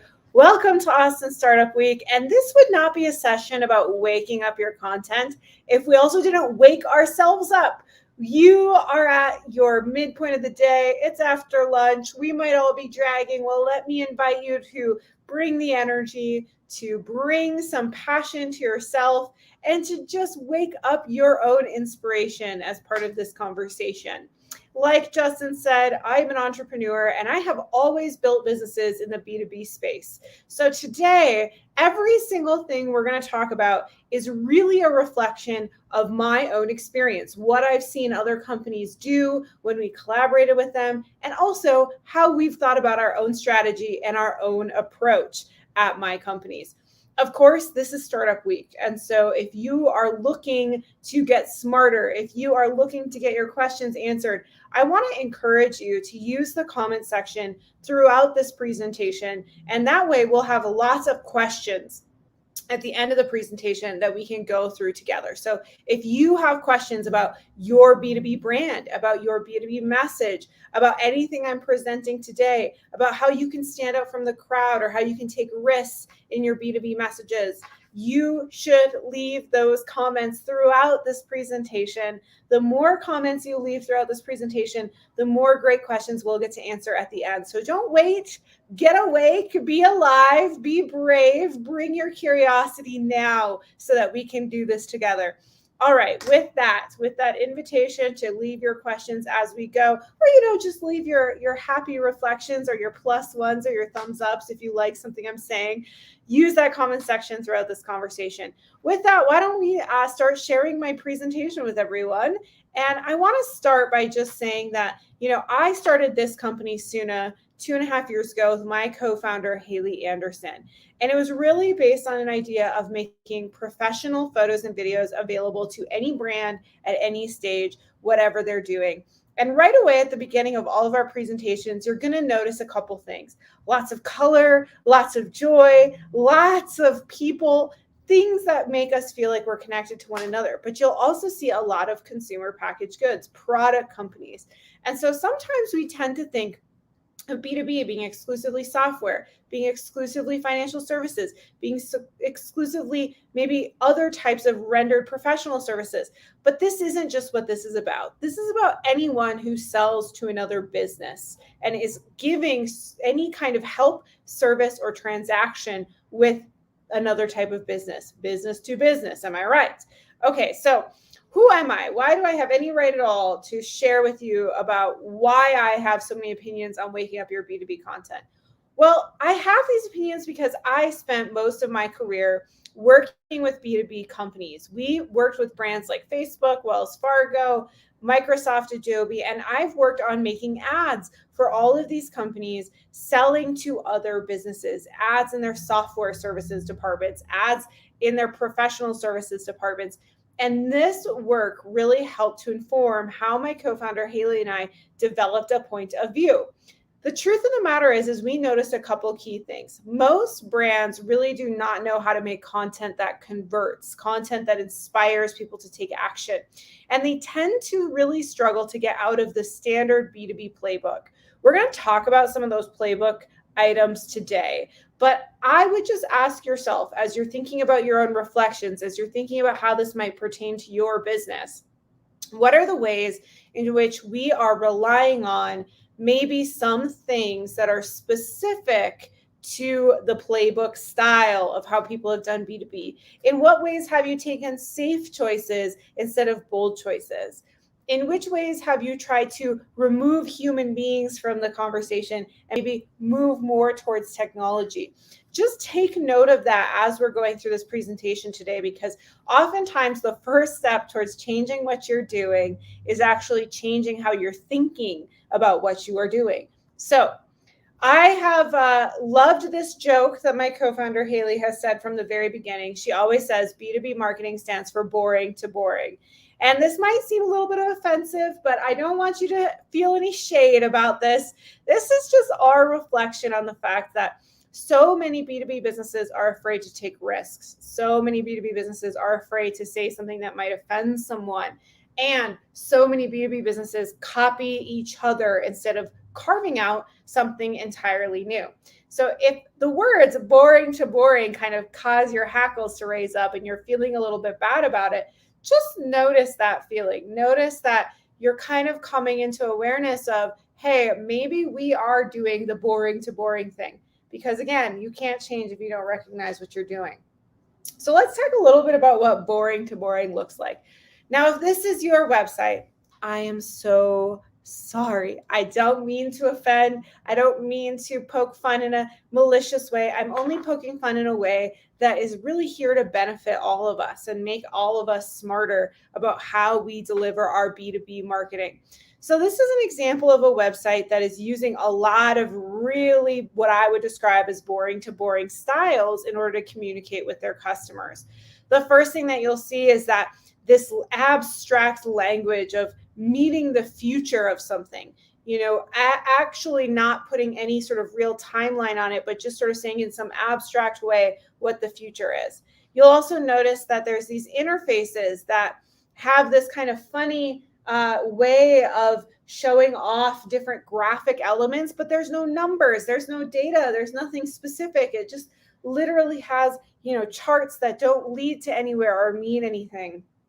Of course, there's also these funny maps and countries. I'm always laughing at how suddenly maps are a big deal in B2B. You see them everywhere, these sort of graphic maps that show off different regions. And I think they're meant to communicate where services are delivered, but be thoughtful about that. Why are we using these assets? And of course, my favorite is when there's just insane promises. One of the lines on this website is, realize the power of transactional email analytics and improve deliverability such that you can capitalize on key touch points with your users and build lifelong customer relationships. Now, I don't know about you. I love my job. I love being a founder. I love every single thing about building businesses. But when I retire, I do not have any interest in maintaining my lifelong relationship with my transactional email provider. I want you to be really thoughtful about what are the things here that we might be doing at our business. Are we leaning on some of these kind of tropes that might show up in our own website? Are we doing it on our own social media? Are we maybe not thinking about how these things show up in maybe ways that are just kind of lazy and are just copying what other people are doing? Of course, I would be remiss if I just made, fun of one brand. So let's take a look at another brand that is doing something very similar. You'll notice a couple things here that I'm not going to point out right away because I want to give you a couple seconds to just look at this website and think to yourself, what are some of the things that I think are kind of stereotypical here? What are the things that I am noticing are sort of devoid of humanity or sort of devoid of any personality? What are the things that I kind of think are maybe a little bit boring here and that I would want to do differently than what they're doing? Getting smarter about this, being able to look at something and discern, have I done something here that's a little bit more expected? Have I done something here that's a little bit lazy? It will be the thing that inspires you to make a change. It'll be the thing that gets you really thoughtful about those questions. Of course, I'm going to point out some of those things to you now because I wouldn't be doing my job here in this presentation if I didn't help point it out. Some of the things that really bother me about this are the use of stock images. Using stock images, there is such a such a characteristic around this where, you know, who is this guy? Who's this guy that has this sort of silly point of view? Who's this guy that's got this, you know, paper airplane that he's working with? And of course, he looks very, very stiff because he's wearing this suit. That's then paired with this headline that says solutions that never miss the aim. Of course, this doesn't mean anything. Again, this is a very abstract headline. It's something that is really designed to kind of mean nothing and mean everything at the exact same time.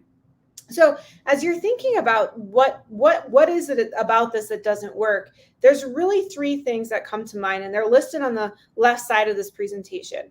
The first is that literally none of us talk this way. When we're talking to our friends, when we're talking to our colleagues, when we're talking to our partners or our vendors or our service providers, we don't say these phrases like, well, this solution will never miss aim. We talk like real people. We have conversations about, well, I want to improve outcomes by 20%, or this KPI has fallen behind by 10%. You are really concrete usually and aware of what it is that you're asking for. So you want to be looking at that. You want to be saying, would I ever say this out loud in a sales pitch? Would I ever say this out loud in a meeting with the appropriate vendors? We also don't share this way. We don't share information in this very kind of stripped down abstract way. When we want to share information with people, we typically go about the work of actually showing them what they need to learn, showing them the details, showing them the things that are going to be memorable and stick out. In fact, one of the things that we know about human psychology is that oftentimes the more specific something is, the more memorable it is. And so with your content here being so generic, makes it very hard to be memorable. And of course, the third is that the world is simply more colorful than blue and green. Both these websites that we've shared, they really are leveraging these very stale color palettes. And why? Why do people do this? It's because it is the standard mode of how so many B2B businesses have built their brands. But just because this is how everybody has done it does not mean that you must continue to do it. And so let's just take a breath and acknowledge if you are doing any of these things, that is okay. It is going to be okay. Things will move on. There is nothing but blue skies ahead for you, because all it means is that you've been following a playbook that the industry has said is the standard. But we want to move forward from here. We want to make improvements that will help your business be more fresh, be more memorable, and frankly, just be more human. So let's move into some of the things that you can be thinking about to do instead. I want to start with something that is just really an invitation for all of us at work, but especially those of us that work in B2B. I want to invite you to have more fun. This is something that all of us want at work. I don't know anyone who doesn't want to have more fun. And so let's talk about some of the ways that you can have way more fun, make the change from this sort of drab way of doing things into a new way of doing things. So let's talk about what some of those ways are. Step one to revisiting your approach is all about revisiting your voice. I just mentioned this, but the way we speak to each other in B2B is often very stiff and often very abstract. So I want you to recognize three key things that you can do differently. The first is to recognize that people buy from people. They do not buy from computers. They might transact on a website, but they don't buy from a website. They buy from other people, especially in B2B. This is why sales teams are so large and why sales teams have traditionally been so effective for so many brands. So think about when you are considering this question of people buying from people, how can you use language on your website, in your email, in your social media marketing, in any of your messaging that sounds like the kinds of words and language you would use with friends or peers? And really, the gut check that I would do at any point in time is I would just write down the sentence that I have in mind for an email, write down the sentence that I have in mind as a headline for my website, or write down the sentence that I have in mind for my social media caption, and then I read it out loud. I would actually hear myself say the words out loud and say, would I ever in a million years feel comfortable talking like this out loud? And if the answer is yes, then you're on your way to some really great language. If the answer is no, then maybe revisit whether or not that really is the kind of language you want to be using in your marketing. The third thing to do is really avoid hyperbole unless it is an actual joke. So hyperbole is the meet the future of language that we saw on that website, or having lifelong customers. These are things that are provably not true, that are really things that are meant to sound grandiose, but in sounding grandiose, they don't actually ground themselves in anything real. It makes it very hard for any business person or anyone who's participating in what you're doing to have any idea what to take away from this. And so try very hard to avoid this hyperbole unless it is an actual joke. And this is where talking like you would with your friends and peers is so key. If you would use a joke in a business presentation, if you would use a joke with a peer, if you would use a joke with a vendor, it is then okay to bring those jokes into the language that you're using, because that is something that you can do that really exercises some personality. It shows people what you care about. It shows people that they're buying from another person. Okay, so how can you actually do this? What are some of the things that you could try to make this come to life? We're going to do it step by step. We're going to just, listen, at the end of the day, what we want you to do is we want you to feel like this is a really positive place and you're going to be able to grow and move forward based on this presentation. So let's take a look at how you can change your language to something different. The first one here is meet the future of cloud computing. Now, I know we've all read sentences like this. I'm sure maybe we've even written sentences like this. And there's nothing wrong with this on its face. It's not meant to be negative. It's just that it doesn't really mean anything. The second sentence is another example that you might see. Stop wasting time on your cloud computing. The reason these sentences are tough is because they're very hyperbolic. They're expressing something grandiose. They're expressing something really big, but they're very hard to conceptualize as anything other than being extremely abstract. So if you want to do something that's more fun, if you want to do something that's more joyful, if you want to do something that wakes up the crowd, you could say something like the cool kids are in the cloud. You can even add on to this with the coolest kids in cybersecurity are in the cloud, or the coolest kids in IT professional services are in the cloud, or make it even more. The coolest kids in real estate development are in the cloud. Whoever you service, you can add them to this language. Make it very, very clear who you're talking to. Make it very clear that you think they're cool, and it's more of a joke. It's not to say that they're going to be cool forever. It's just to say, hey, you're cool right now. We're cool. We want to be able to have a communication together.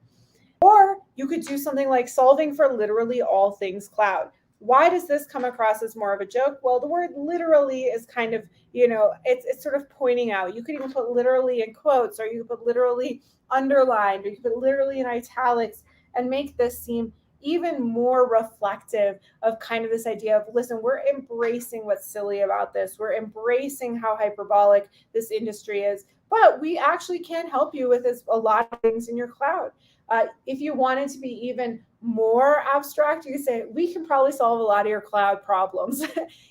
Just embracing the idea of how you would speak in a sales call, how you would speak in a presentation. Any of these things really do go a long way. All right. I want to talk about how to move forward now with step 2. And this comes across in a lot of different ways beyond just your language. Step 2 is all about centering hope and not problems. Something that we see time and time again in B2B communication is sort of this way of saying, hey, why am I, or are you having the worst day ever with this particular type of transaction, or making all your pain go away with email? We have a tendency to really focus in on the worst of the worst problem. And this makes a ton of sense, because if you think about a lot of traditional communication theory, folks will kind of point to give a problem solution framework to your communication, or give a problem solution explanation of your features. This is extremely popular for a reason. It's worked a really long time. But what we see so often now is that the world is moving more and more in a direction of wanting to be focused on things that are hopeful, focused on things that help them move the needle forward, and focused on things that reflect their values. I kind of describe it this way. You know, when you were in high school and there was that person in your class who was a notorious gossip. They were always spreading the nastiest rumors. They were always saying the nastiest things. They were always, honing in on the most salacious details of people's lives. That person tended to attract certain types of other people. What were those other types of people? They were other gossips, other people who were very negative, other people who were attracted to very unkind statements or very salacious things. This is a proven strategy. Negativity attracts more negativity. Positivity attracts more positivity. So as you're thinking about, well, my God, I want my customers to feel a certain way. How do I want my customers to feel? If your answer is, I want my B2B customers to feel positive feelings about us. I want my B2B customers to feel connected to us. I want our B2B customers to feel loyal to us. Those feelings need to be projected to your customers in order for them to experience those feelings. Like attracts like. So if you find yourself with a headline like, is your fill in the blank broken? Like, is your software solutions team broken? Is your product management broken? You're going to attract a lot of people who are thinking in a broken mindset. But if you think about ways to be hopeful, good customers will be attracted to that, because the truth of the matter is any of us who are in business, any of us who are any good at our jobs, any of us who are paying attention to our day-to-day, we already know what the problems are. We could already tell you what the 3 or 4 things are that we need to do differently in our business. It's not that complicated for us. We're already clear on those things. Good customers are going to be able to share their problems with you in an easy and straightforward way. So your responsibility then is to be a center of hope. Give them hope. Step 3 is going to be all about investing in custom visuals. Now, I'm not just saying this because I love beautiful content. I'm saying this because there are far more options than you think.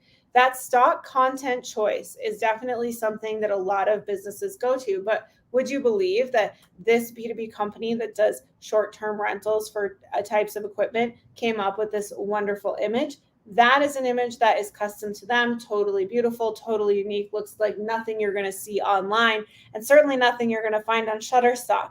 So I want you to just sort of make it to not using stock content with my brand. I commit to trying to find unique and interesting ways to tell the visual story of our business. And to be honest with you, all of the options that you haven't considered are probably the good place to start. So let's talk about some of those places. I think your people are an exceptional place to start. Hire a photographer to come into your office and do a photo shoot for the day with the teams that are working together on your various products. Hire someone to meet with your clients and have your clients do beautiful photo case studies, maybe on site where you've done work for them, or maybe in their offices, or in a store where maybe you've deployed technology or software. These are all great examples of how people can come to life in more authentic ways. When we're going to use photos of people that are stock content anyway, why not use real people, real clients, real employees, real founders? Of course, you can from there build more kind of interesting ideas. So, I've seen many clients, especially with Suna, bring their pets into Suna and get amazing photos with their pets.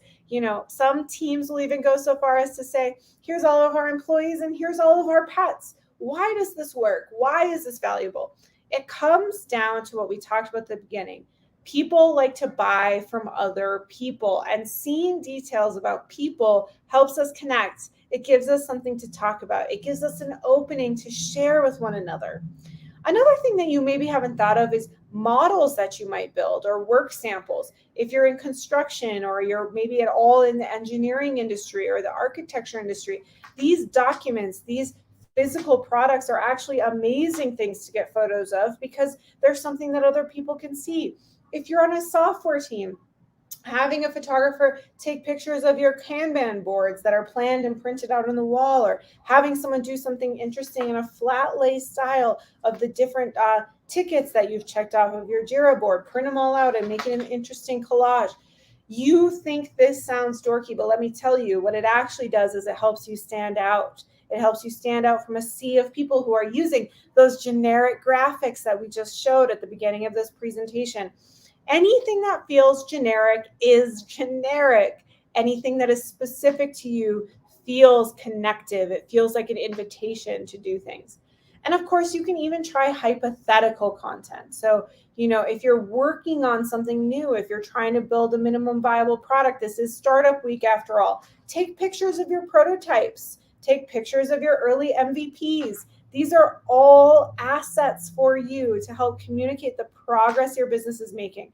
And they can be used far beyond your website. All of these photos, all of this content can be used on social, can be used in email, can be used on your website, can even be added to Google search results so that you have photos associated with your physical location if you want to get your address listed with Google. All of these places are great places to be using this custom content and give you a well of good stories to tell across your business. Now, I wouldn't be doing my job promoting my business if I didn't share this part of the presentation with you, which is that if you're having a hard time getting started, if you're scared to try something new, at Suna, we do something called Headshots for All. So all of our folks in Austin here can actually go to suna.co/headshots for all and sign up to get a free headshot in our Austin location.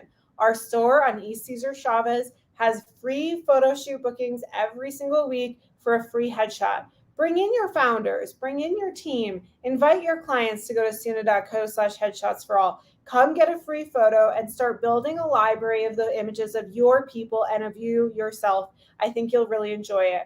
We started doing this because we just truly believe in the power of a photographic first impression. But it is also an amazing way to meet all of you, to hear your stories, to hear about the things that have been valuable for you and have been valuable for your business. And I think that these images really show off a lot of personality. They show off a lot of humanity. And of course, they show off so much positivity. Again, in B2B marketing, we tend to be so problem focused. We tend to be so sterile. Show your personality. Show who you are as a human being. It makes others want to connect with you. So, you might be asking, well, Liz, I want to do this, but maybe my boss isn't going to let me, or I'm scared to present this to my co-founder because what are they going to think? This is my dog, Francine. Doesn't she look great after her headshot? I think her headshot looks fantastic. The reason people are afraid to do this is truly fear, but it's also something that's grounded in a more meaningful question, which is a lack of trust in customers. We have been told for so long that we must be serious in all things business, that we must be serious in all things work. Well, let me tell you, everybody, we have all been working from home for the last 2 years. And if you haven't seen your colleague's kid running in the background, heard a dog going crazy at the mailman, haven't seen an accident or a mess or a spill or a disaster in the background, or haven't been subject to some other unfortunate circumstance that is happening in these Zoom video meetings that we're all having with each other, then you must have had a perfect quarantine, because I know for a fact that most of us have had to let a layer down, have had to reveal some part of ourselves at work that maybe we weren't comfortable revealing in the long term. And so I just want to remind you that there are so many things that we are all sharing together about this pandemic. And because we're all sharing this together, we actually have to have a lot more trust for one another. And we have to believe in our customers' ability to get past these sterile messages, to get past the overwrought language, and actually trust them to believe that they want to connect with us as people, that they want to connect with our businesses because of the positive outcomes we create for each other and the good results that we're going to get together, not just because of the things that maybe feel like what's expected of us. And if you're a manager, if you're a leader inside of a company, now coming out of this pandemic is the time to be brave. It's the time to try something new, because we've all been trying new things. We haven't been getting on planes to do sales presentations in a traditional B2B way. We've been doing it like this. And so now is an amazing time to say, yeah, you know what? Why not add the pets to the website? You know what? Why not do a wonderful photo shoot with our team? These things are definitely something that are within your power to try. And the truth of the matter is that the boring B2B playbook will always still be there. It's not going anywhere. So you have nothing to lose. If you are a manager, if you are a leader inside of a startup or inside of an organization, I encourage you to take this moment as a call to arms to say, we're going to do things differently because the world looks different than it did when we got started in this crazy process. And so do it. Give your team the chance to show that it can work. So I want to offer a coupon, but before I do, there's some questions that have come through in my chat. Thank you so much. I'm going to answer some of those questions. Now is the time to get into those questions. If you have questions coming out of this presentation, now is the moment, because you have 15 minutes, about give or take, probably 10 minutes, to have all your questions answered by me about your B2B content. So if you've been waiting to submit a question, you have a question about anything I've said during this presentation, now is the time. With that, Suna is here to help you. Like I said, we have a store here in Austin on East Cesar Chavez. We do free headshots every single week. So if you want a free headshot, suna.co/headshots for all. But if you're thinking about any other kind of content, you maybe want to do something more stylized, you want to do a product photo shoot, you definitely want to have a chance to get your free photo. So if you want to do anything other than a headshot, please use the code ASW, as in Austin Startup Week 21 at suna.co when you make your booking to get one free photo. That free photo can be used on any kind of photo. There are no limitations. It can be a headshot. It can be a team photo. It can be a flat lay photo. Whatever it is that you want to create for your business to help wake up your B2B content, that is a gift on me. So with that, we're going to go ahead and start answering some of your questions. So let's just start right at the top. One of the questions I really loved here was, how important is it for individual employees to have personal brands that impact your B2B content? Since this is Startup Week, I want to talk about the role of founders just briefly. You know, my co-founder and I made an agreement very early on. I'm much more extroverted than her. She's much more introverted. So I really carry a lot of the B2B personality for our business online. I'm very vocal on LinkedIn. I'm very vocal on Twitter. I'm very vocal on Instagram about all the things that we're doing in our business, whereas she doesn't really want to have that presence. This is a great conversation to have with your co-founders, if you have them, or any other leaders at your startup, and say, hey, who's going to play what role? You could even say that maybe someone's more interested in Twitter, but another person is more interested in YouTube. That's a great way to divide and conquer how you're going to communicate online. Another way is to say, here's kind of the guidelines of what things we want people to be talking about. So if you're on the sales team, here's 3 or 4 things you can talk about. If you are on the marketing team, here's 3 or 4 things you can talk about. So you can actually give parameters on how people can talk. And really encouraging people with tools is another amazing way to inspire individual activism on the benefit of your brand. So at Suna, one of the things we do is when people join the company, they get a coupon code that is their first name. So if your first name is Emily, anytime someone uses the first name Emily as a coupon code, they get a free photo on Emily. And Emily gets to celebrate that transaction, gets to celebrate what she's contributed to the company. And we've seen hundreds and hundreds and hundreds of coupon uses from various different business owners that have all come from our employees having their own coupon code. So just think in your own business, what is a way that we can activate our team, activate our entire business to talk about the company in a productive way, in a measurable way that works for us? And I'm sure you can find something. It doesn't have to be a coupon code. It could just be, asking people to do a social post once a month on LinkedIn, or having a standard way that they share that they've joined the company on LinkedIn. These are all things that you can do that can be really effective. Another great question. What's a fun and creative way to deal with social media being down for 6 hours? Well, we all know what that's like, right? That just happened. What a unique week it has been. Facebook and Instagram were down, I think, for 6 hours the other day. And there's a lot of stories going around about why that is. But it's one of those examples of how we've become so over leveraged for these platforms. We've become very reliant on them as a way to communicate with our customers. And so I really think, taking those moments to be funny and say, send a witty email to your entire list. And, the witty email can have a subject line that says something like, while you're bored waiting for Instagram to come back, and just have a memo inside there. That's a great way to say, listen, we're sharing this right now. Again, person to person. Let's connect together. Let's have a little joke together. Let's be human together. Amazing way to do it. To make joke on LinkedIn, like LinkedIn has never been so popular as it was today. Here's something that you may have missed when you were spending too much time on Facebook.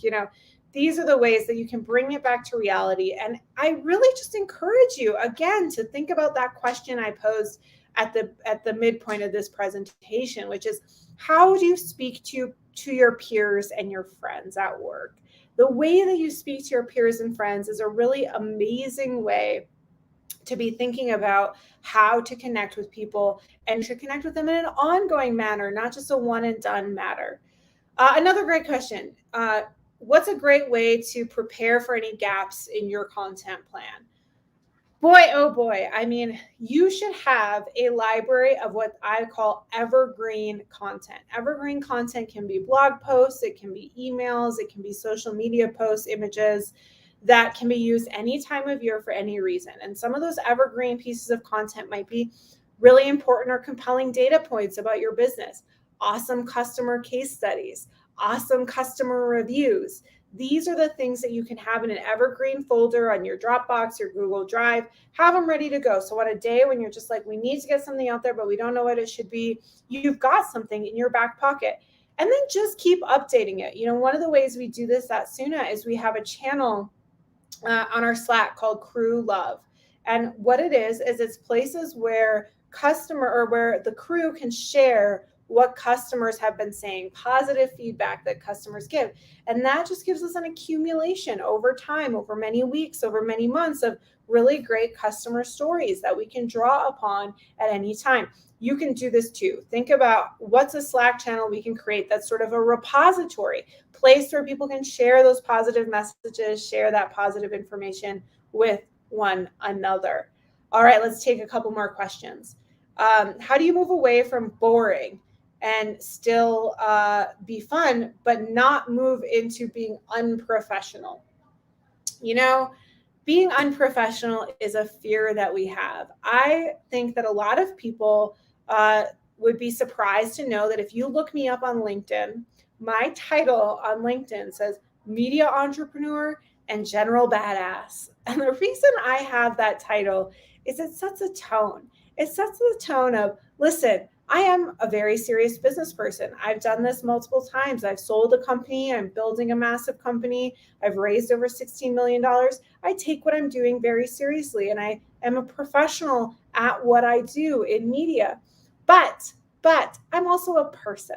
I'm also a person, and I have a personality because I'm a person. And it's really an invitation for people to approach me differently, to approach as a human first and a worker second. And I really think that the modern businesses, the next businesses that are coming in the next generation of startups, the startups that may be being built right now here at Austin Startup Week, these are companies that are defining a new way of working, who are more casual, who are more human.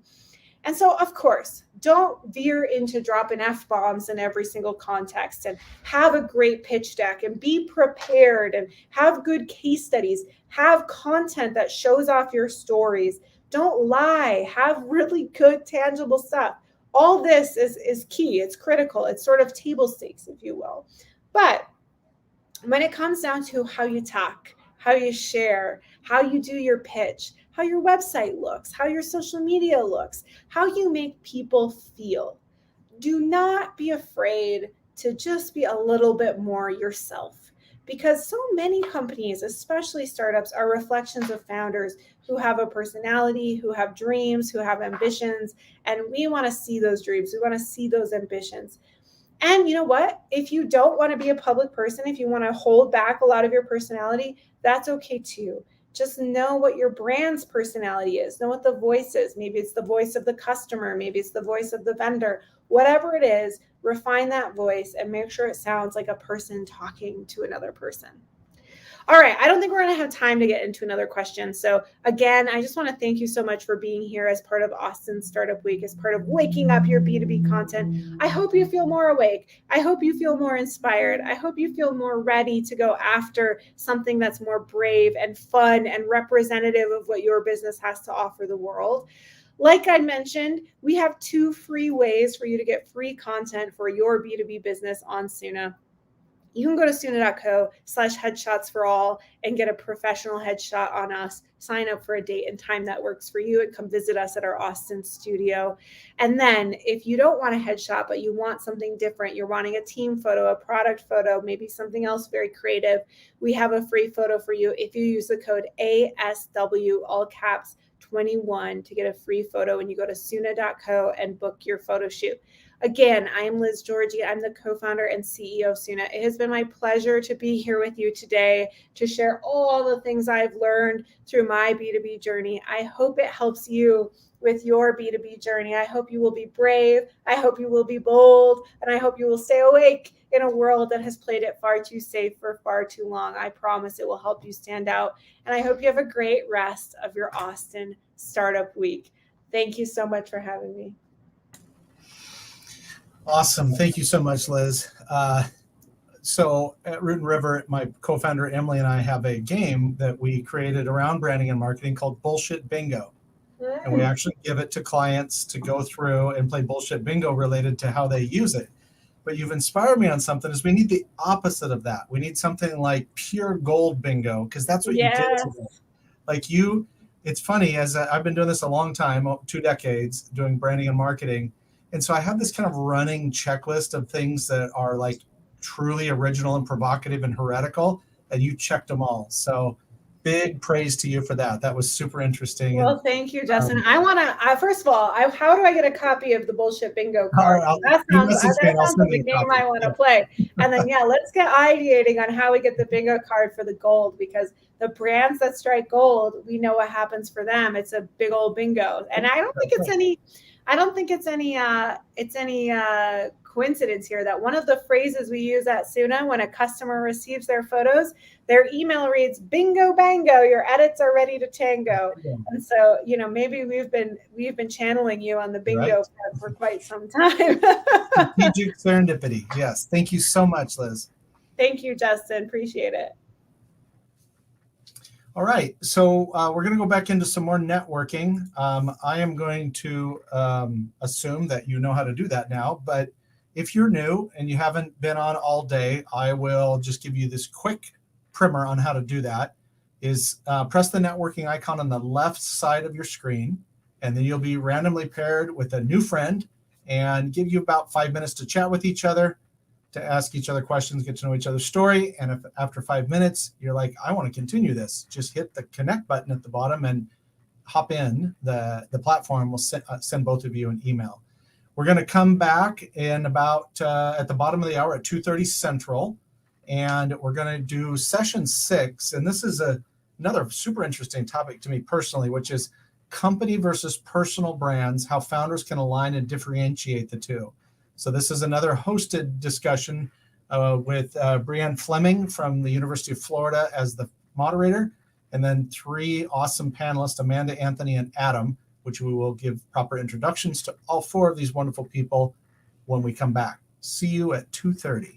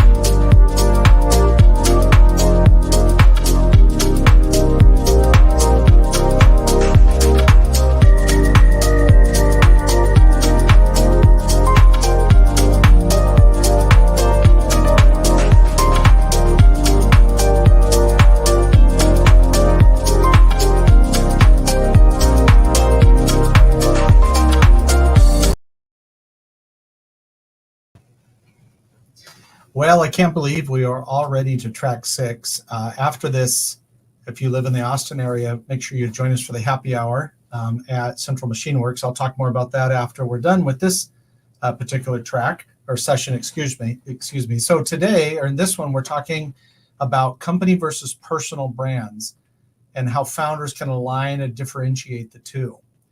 And I wanted to bring up our moderator, Brianne Fleming. And welcome, Brianne. Welcome, Brianne. Hi there I am.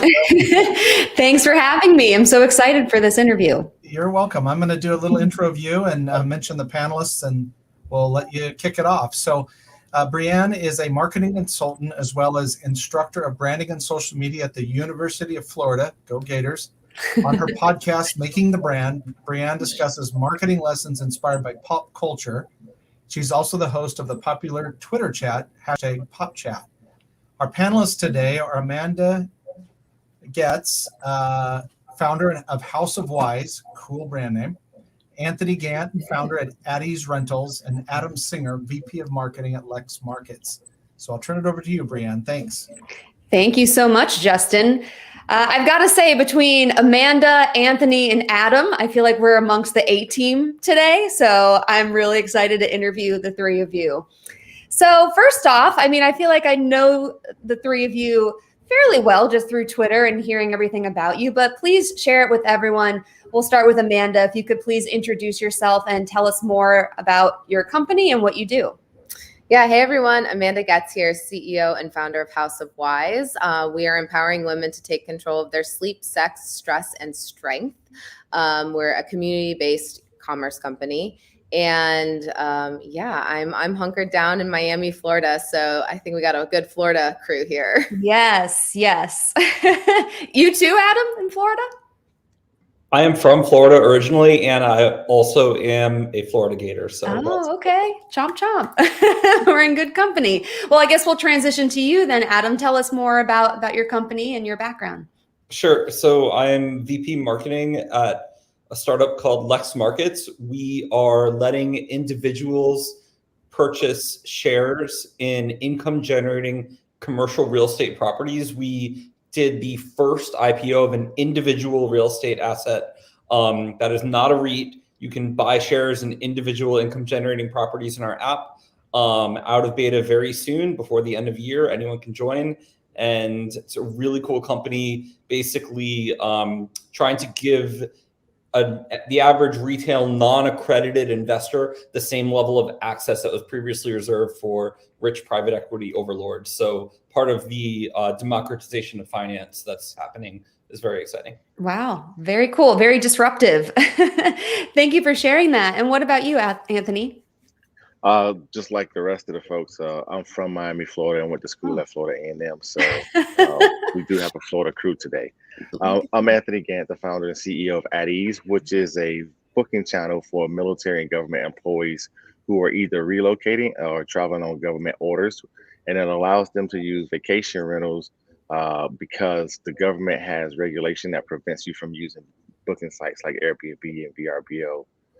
And if a person does use it, they run the risk of not get reimbursed. Great to hear that. Yeah, I think between all three of these brands, you all have really inspiring missions, and I'm excited to learn more about them. But let's start by learning more about you all personally a bit. How would you each define what a personal brand is? And we'll start with Amanda again. What is a personal brand to you? I think personal brand is this, you approach it the same way you would with a company brand. It's truly what you stand for as a person. And those two things I know we're going to talk about this, they don't necessarily need to coincide, but it's sticking true to the things that you are passionate about. And for me, that's talking about marketing. It's talking about founders. It's talking about the stigmas and double standards women face. Those are all things that I am passionate about, independent of the company that I built. And so that's what my personal brand kind of stands for. And I think that when you're in the social media landscape and you're seeing yourself as a content creator and you start to shift into that creator mindset over consumer, you have to truly care about the things that you are sticking to when you think about content pillars. And because otherwise you're not going to be consistent and people are going to call you out. And so I think a personal brand is truly things that you care about, that you are excited to engage with in a conversation. Yeah, and having that passion just independently and individually is the fuel to keep you going when you go to build your company. So that's a great lesson. How about you, Adam? How would you define a personal brand? And then we'll jump to Anthony as well. Yeah. Well, first of all, I think it's a little bit of a buzzword, right? I actually asked us to change this panel title if we could. I think there's really only a few people that pull it off. Amanda is actually one of them. Her personality, like I think personal brand isn't what it is. It's like you're willing to actually be yourself online in such a way that matters for your company. So Amanda does it so well because it's like she's so her. It's like she's not a personal brand, she's herself, and that's the brand, right? Like, are we calling humans brands now? I don't really love that, but yeah, she's such a great example because she's so real, right? There's really few people that I see doing things like that, and it's like it doesn't come off as they're overly shilly and they're overly trying to like push things on me. They've got like a little bit of a Tony Robbins-esque vibe, like gotcha. A little bit of the facade going on. So yeah, I kind of like I like Amanda. I'd say like she's like it's like the no personal brand strategy because it doesn't feel like she's marketing to us. Right. Yeah. And I feel like with personal branding at its core, it's an extension of your offline personality into an online format. It's just taking who you are at work, at the office, amongst your friends and family, but now you're just sharing that with your platform where more people have access to you and can learn who you are. Anthony, would you echo all of these sentiments so far or anything else to add here? No, I would echo everything you guys said. Nothing to add. Like as I was thinking of things to say, you guys kept stealing my words. How about this? We'll start with you for this next question then. So I want to know how your personal brand and your personal experiences influenced your company. What inspired you to start it? Or how would you describe your founder story, if you will? So my founder story deals with not getting reimbursed when I did book a house off of Airbnb back in 2018. And I was fortunate to, one, realize that I messed up. Well, let me back up a little bit. The young Marine who told me I messed up was like, sir, you have two options to get your money back. One, you can bring me a receipt that doesn't have this company's logo on it and we'll figure it out. Or you can go to your brand new boss and tell him you screwed up right before you start working for him, so that the first thing he realizes is you screwed up. She didn't say it like that, but that's basically how it would have ended up. So I was like, I'll just take this one on the chin and see if I can figure it out some other way. And then I started thinking about when I joined the Marine Corps back in 1999, when I was a young E2 and E3, and I only made about $1,000 a month. So I started looking at me as a young person. If I would have lost $1,000 at E3, who only made $1,000, I would have been in a world of hurt. So that's how I took that as like, hey, this is impacting me and other folks who are me. And took that to create the company and build it out of nothing. And I think like Amanda and Adam said, it's about being yourself and bringing it to a social platform and letting other folks know like, hey, this is a struggle that I went through. I'm not trying to be like you guys said, Tony Robbins, like, come on guys, we got to get energized. It's more just like, hey, I experienced this and it sucked, right? And I want you guys to know how it sucked. And here's how I want to fix it. And I want you to be a part of my journey as I go on to fix it. That's so inspirational. I think the best companies start when you set out to solve a problem that you've experienced yourself. That's really what makes it authentic. And again, what keeps that passion going. So thank you for setting out and creating your company to help other people and not have to have that same problem. What about you, Adam? What's your founder story? How did you get started?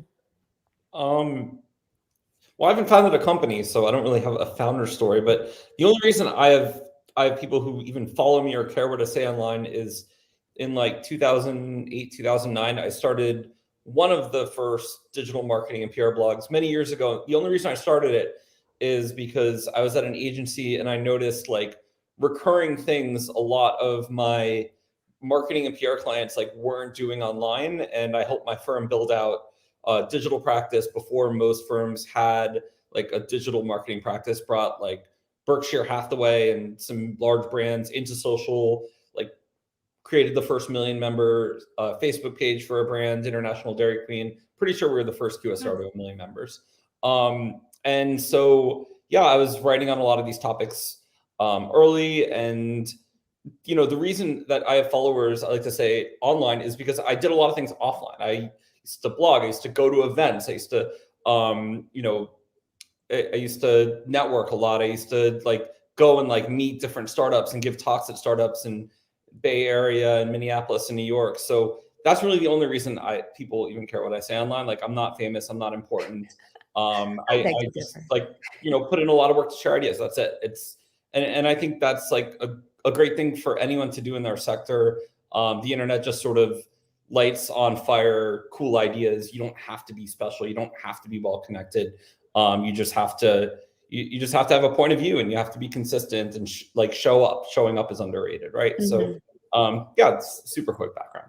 Yeah, I think that's a great lesson, because a lot of times with personal branding, we think it's actually selfish to share content, and we think it's making it all about us and saying, oh, look at me and the cool things I'm doing. But if you share your point of view, that could potentially help another person and maybe prevent them from making a similar mistake. Like, your wisdom and experience can help other people along the way. So it's actually quite selfless to do what you're doing and to share your voice with your platform. So we thank you for that.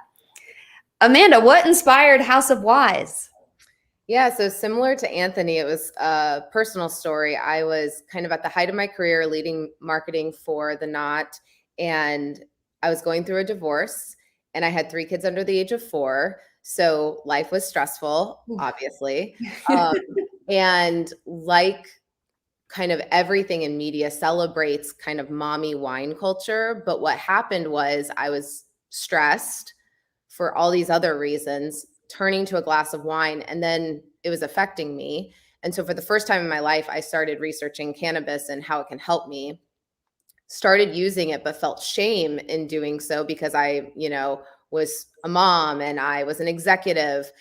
And then whenever I feel shame in something, I always question like where that comes from, like going through a miscarriage or, you know, going through a divorce, like all those things carry kind of stigmatized shame that comes from a place, but it's not coming from us. And so I realized that there was not only an opportunity to create a company that spoke to a woman like me who is new to the CBD world, cannabis world in general, and just understanding, but then also creating a community of women who are no longer compartmentalizing their life in a neat way. Like, there are mom groups, there are corporate groups, there are people you talk about sex with, but there's no holistic view or community where you feel comfortable talking about kind of all the things you're struggling with, which is what I was looking for, because my life had kind of like meshed into this one thing. And so, yeah, that was the origin of House of Wise. And when the pandemic hit, I was still leading marketing, but I saw all of my friends struggling more than ever and drinking more than ever. And yet it's this like snowball effect, because alcohol affects your sleep. And then the next day you have anxiety because you drank the night before and you didn't sleep. And so then you turn to another glass of wine to help you fall asleep. And so it's this snowball effect that I just saw during the pandemic. And I would say the pandemic catapulted me into a founder role faster than I had intentionally thought about. But I saw that women needed help and they didn't know who to turn to. And so I saw an opportunity. Well, I don't know if any of you are Ted Lasso fans, but it made me think of be curious, not judgmental. You saw that there was this stigma, but you set out to ask why and try to challenge that. So you were curious and not judgmental. We love that. So as far as personal brands and company brands, I know we talked a bit about authenticity, but where is the line? Where's the line between your personal brand and your company brand? Are they the same? Do they differ? Where is that line? I think at an early stage, you don't have a a dividing line. Sorry, I just couldn't hold Go that for in. it. It's you are the business when you're an early startup. So your personal brand and the business are one. It's not till you start to get a little bit bigger, get a team underneath you, and you have to set these values and have a culture established. The business start to take its own persona and its own brand. But right now, at this stage where you just sweeping floors, changing lights, answering phone calls, sending out emails, paying bills, and everything and anything, that business brand and personal brand are one. Like you like to hear people always say, well, you're going to get married if you get with a VC or whatever. The personal brand and the business brand are married right now, in my opinion. That's such an interesting way of looking at it. I love that. And when it's just you, it's just you. You're kind of the face of it, bootstrapping, doing the whole thing. But as you expand, that's when culture starts to take shape. So yeah. Amanda, any thoughts on that as well? Yeah, I would definitely agree with Anthony. Like with the early stage investor, if you talk to an early stage investor, they're going to say, I'm investing in you as the founder right now because we don't know if this idea is going to work, but we're investing in you because we believe that you are the unique person to do that, right? The second thing I was going to add around, there are two types of founders. There's a founder who is a serial entrepreneur who has done this before. They run the cycle. They know I'm going to do this thing. They look for which problem is going to have the biggest ROI. And for them, they're going to do more of the shilling of a personal brand. They're out there just promoting their product. What I and Anthony, obviously, like I feel like we're kind of aligned in this where the second bucket of founders where we feel so uniquely positioned to solve a problem that we experienced. And so that's where personal brand and your company, because it's coming out of like your personal experience. And so your thumbprint is on it from day one. And so I think separating those two buckets of founders helps to understand which style of personal brand they're going after and how intermingled it needs to be with the company brand. Well said. I think that's so true. People are investing in you in the beginning, in your personality, your work ethic. And if they see something in you, then they know that the brand will be successful. Adam, anything to add to that as far as where this line is between these two?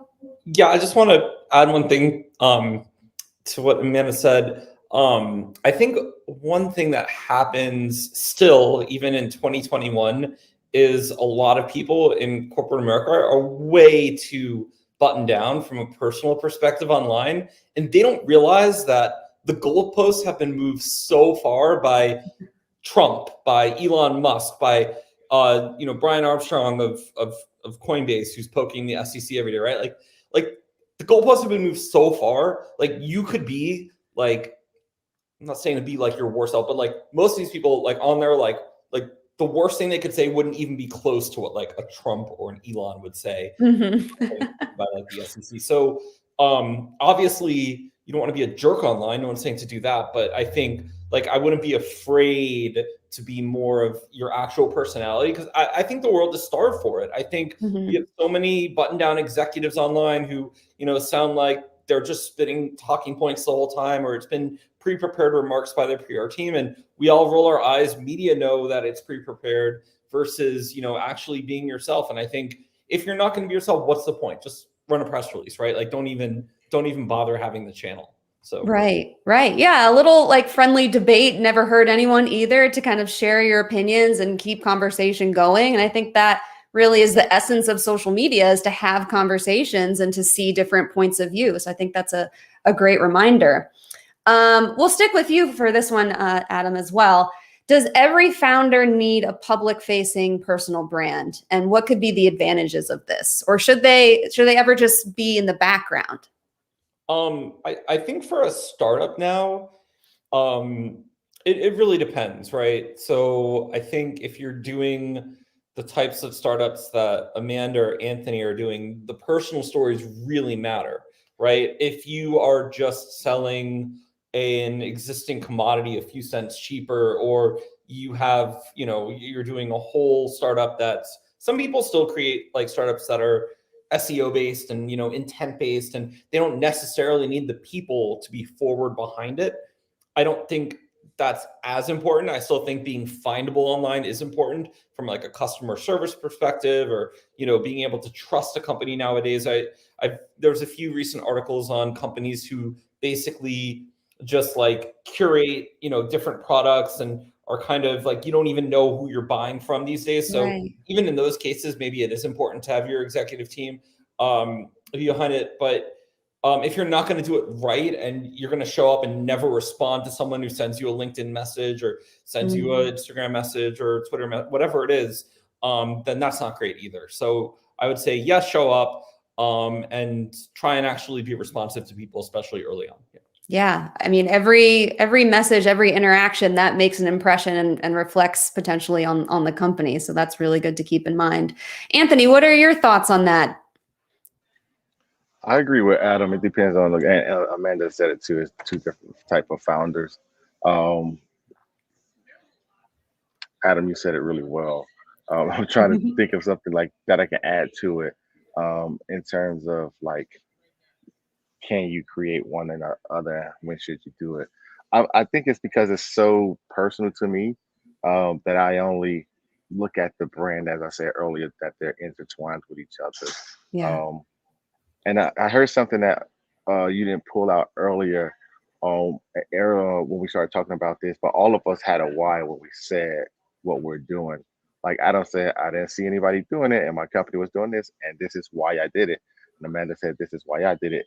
I think Simon Sinek's start with why is the most important part about it, and that's what's added to the brand, whether it's personal or business. If you don't have a why, it's not going to be compelling.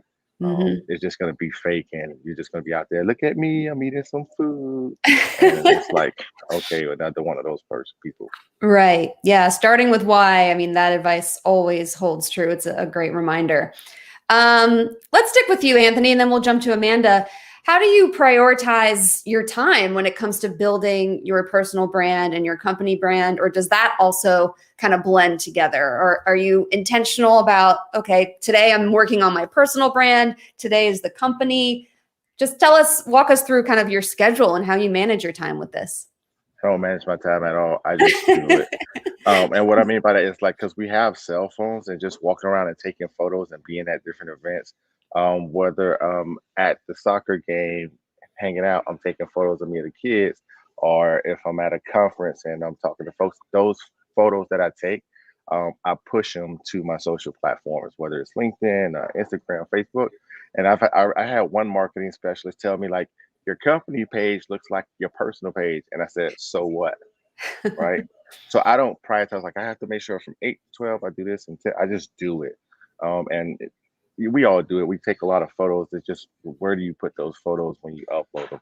I guess it's more of the intentional aspects of it. But outside of like making a priority, like I'm going to do this right now, I don't do that at all. Gotcha. Yeah, it definitely humanizes the brand if people see your face and get to know you personally and the person behind it. What about you, Amanda? How do you juggle it all?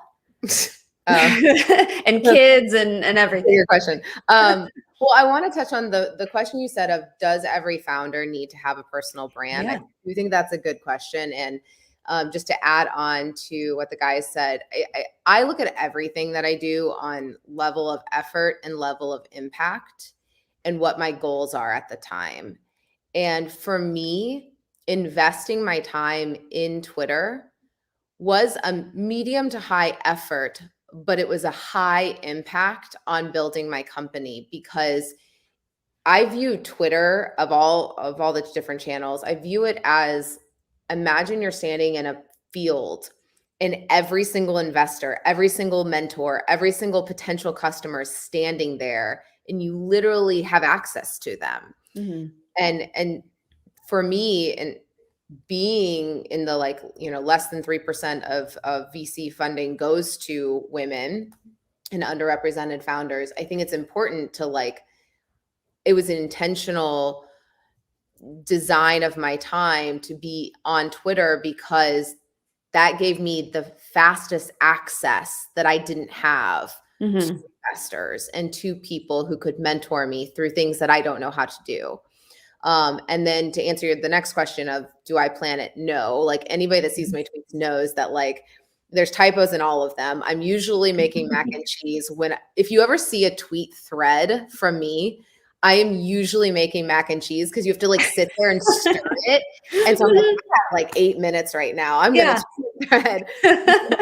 It's, to me, people always think that like there's like some content strategy, and no, whatever I'm tweeting about is something that like popped into my head and I was like, wonder if people share this. And it also gives me like, for me, my audience is over 80% women, and so it is incredible how I can see what women are responding to and if it's a pain point, because it's literally like user research in my hands as a marketer, because I get to hear real stories from real women and develop like products for them that meets their needs. Yeah. And I think it's so counterintuitive to hear that as marketers, that there's no content strategy. But I like to say the same thing. When it's your personal brand, it's just you. Just be you. You don't have to plan to be yourself. You can just be off the cuff. And I think Twitter creates that space for everyone. So let's see. Adam, do you mind taking a question from the audience here? I don't mind taking any question. All right, let's see. So we have a question from Yella, and we might have touched on this a little bit. He says, while personal branding and corporate branding have many similarities, the way you brand yourself is different. How do you develop your personal brand, and how far can you go with showing who you are as a person compared to who you are as a company?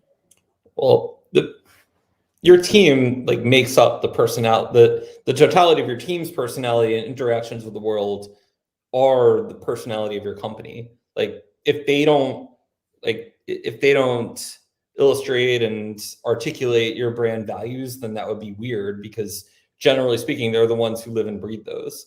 So now, that's not to say you shouldn't have your own individual identity as well, but probably a good example to look at are my previous employer, Google, has developer advocates that are active on everywhere from Reddit to Hacker News to Google Forums to Twitter, and they respond to developer questions. Microsoft has similar roles, right? And you can see, I actually think the big tech companies are pretty good at this. The advocate roles, I've always thought, were better than the marketer roles, because they were actually doing the real marketing of talking to developers, talking to advertisers, and doing so in a way that was helpful. Obviously, high empathy for people who were trying to figure out, implementation problems or software problems. And so, I would say they're $1 trillion companies, so they're doing something right. If you were to look at how a lot of those DevRel people are doing things, Louis Gray at Google, who's on my old team, he still is analytics advocate. If you use Google Analytics,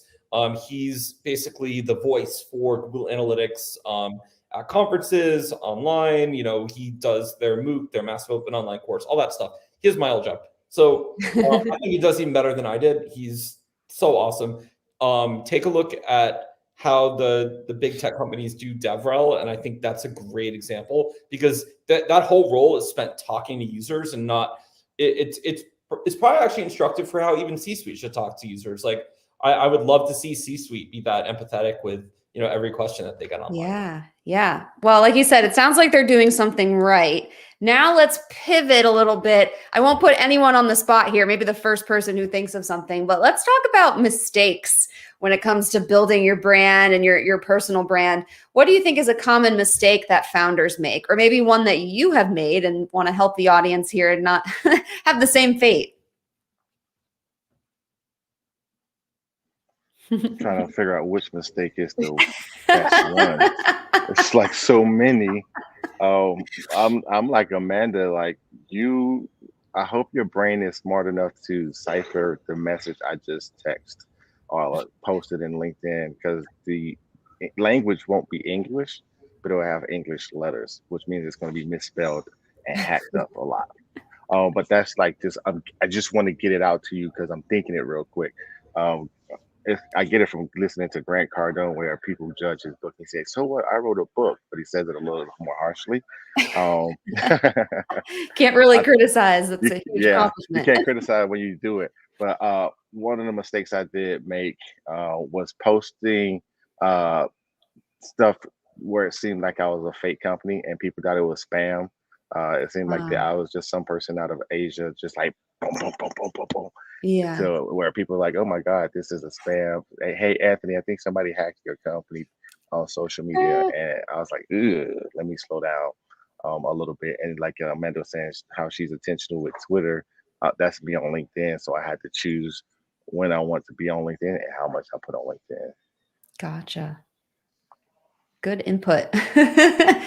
Any other mistakes among the two of you? Well, it's kind of a mistake, but also just like double clicking on the question we got from the audience. I think when you work for a company, like let's take a founder hat off for a second, and you work for a company and you're nervous to build a personal brand independent of that company, whether you want to create a newsletter or you want to have a side hustle or whatever it is.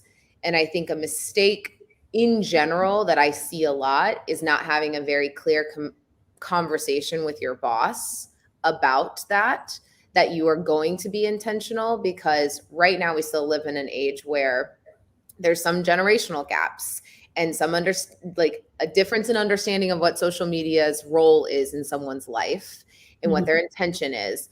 And, you know, having been a manager of a lot of you know, millennials and Gen Zers, and this like red flag goes off when you see somebody start like tweeting more or posting more. You're like, oh, they're looking for a new job. And I think the common mistake is not just sharing what you're passionate about and saying, hey, this is really exciting for me, and then positioning it as a win-win for the company. Because when you're building a personal brand and you get to speak on a podcast or a panel about what you're doing that. And when people look at your bio, they're going to see where you work. And so, yes, you are an extension of that company, but you are an individual entity.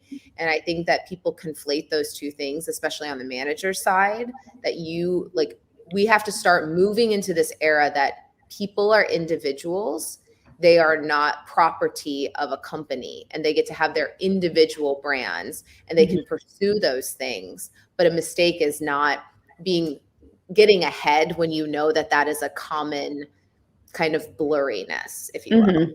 Yeah, preach. I think that's great advice. And yeah, having that conversation could prevent a lot of mistakes or just miscommunication along the way. So thank you for that. Adam, any other mistakes that you would want to add that you feel like people have make or you have made?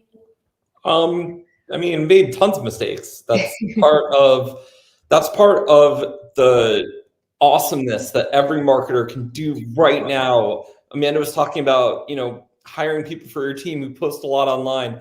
I love that. Like, I think it's a flag if I talk to a young marketer who's not posting anywhere online. You can get instant feedback on anything, on you know, one of your videos, on a podcast. It doesn't even have to be on marketing. Even on, if you make a recipe for lasagna that you're super proud of, you can put it out and you get feedback straight away. And as a comms pro, like, what a fun thing. Like, I question, why are you not doing that? Like, when it's unprecedented, you used to have to, you know, spend months on an ad, even longer lead time to get it slotted on TV. Then you wait even more months to do analysis on if that ad even worked. Right now, it's like, you can publish straight away. You can have an ad go live and get results basically by end of day. Does this even work? Right. So along the lines, you will make mistakes.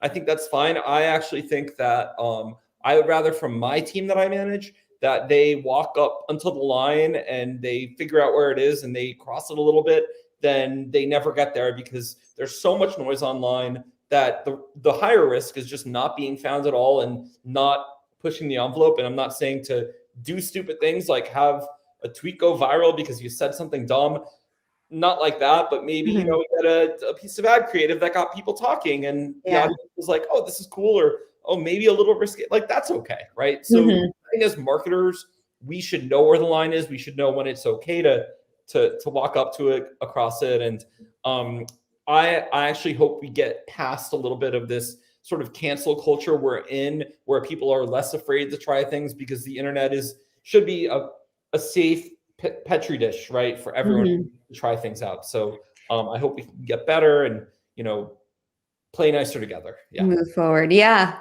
I think that's also, I mean, a great indicator of company culture. If you give your employees that freedom to use their platform, like you said, it would be a red flag if their employees, like you notice all their employees were quiet and didn't use their voice. And what I've noticed just as a Twitter fan is that it's often, your people that you follow that you become close with, you end up becoming customers of the brands that they work for. So it's a win-win for everybody, I think. I think this will be the last question. We'll hit on this with all three of you, but I wanted to ask, how have personal brands come into play during the hiring, fundraising, and partnership discussions at your company? Is it a factor that you keep in mind when hiring people or doing fundraising and any type of partnership? We'll start with Amanda. 100%. Yeah, you definitely, I mean, every company should, from day one, I don't care how big you are, should have company values, right?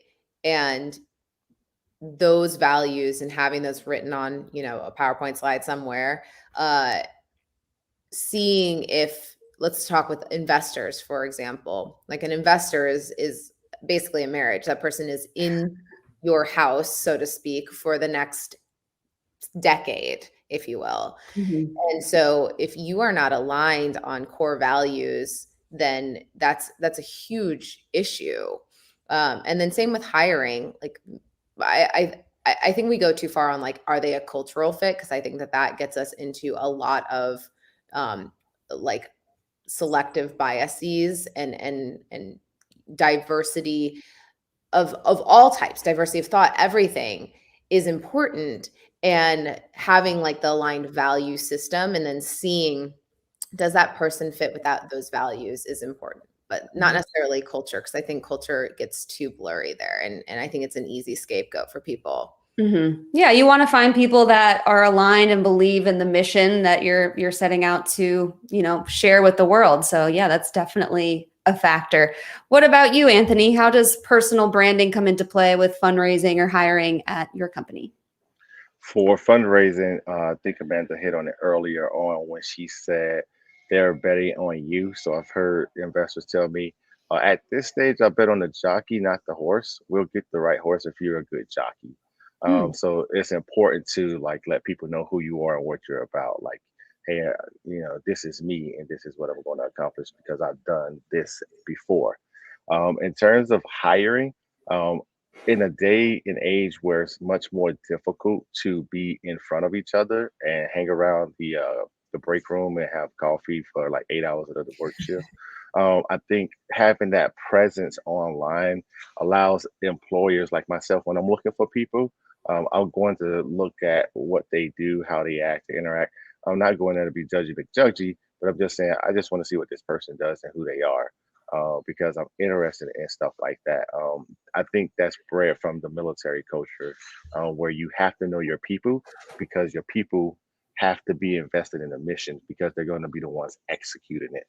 So now that we're all like right now, we're digital and we're talking to each other from Miami and Austin and all over the United States. And I actually went to Amanda's Twitter and I followed her because I wanted to know who she was. Yeah. So I think it's important to know those individuals and people. I followed you too, Brianna. Oh, yeah. I haven't followed you yet, Adam, but I will. So that's extremely important. I'm not interesting, don't worry. So yes, it comes into play, whether it's you creating a personal brand for yourself or me as a CEO founder looking for people to join the team and help me. Mm-hmm. Yeah. And it's good to have all of those different perspectives and to learn from other people that you bring into your company culture. And I love that jockey and horse example. And I thought that was perfect. Perfect analogy. Adam, what are your thoughts?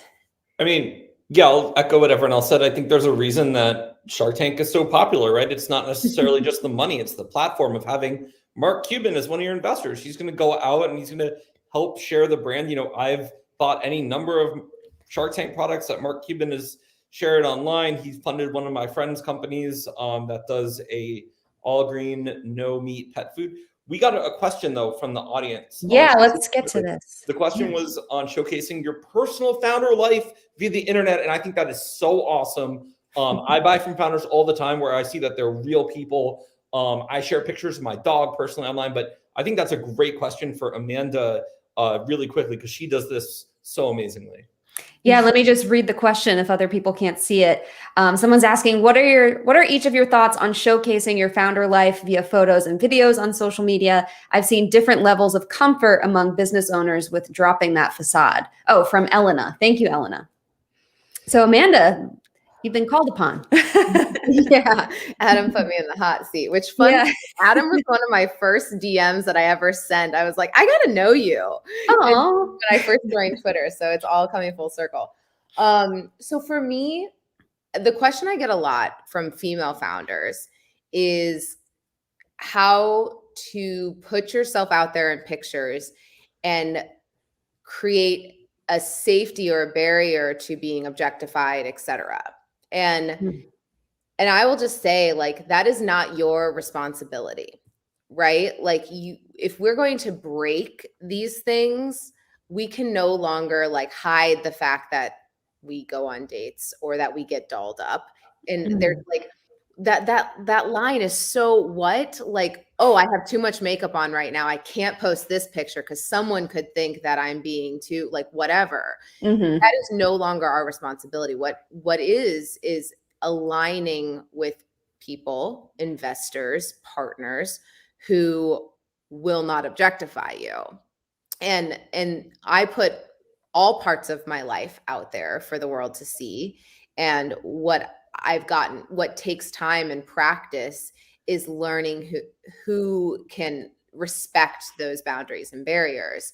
But I think for women, that's the hardest part. And I think you have to make sure that you have a support group and you have women founders that are in your circle that you can share experiences with, that can, kind of help you guide through some of those things that will sadly happen, and how to deal with them. But I don't think that is your responsibility. And at a higher level, I think what everybody said is true. It's like people see that and have empathy, and it creates an emotional connection, because I am a mom. Like, I have 3 kids. And so if I don't respond to your email, but you see that I'm like playing with my kids, like, people cut you a little bit of slack. Yeah. And I just think that with pictures comes emotion, and people see that you are a real human trying to do all these different things. Yeah. And you're multidimensional, right? There's different facets of our personality, and you're free to share that. And I hope we've kind of normalized that.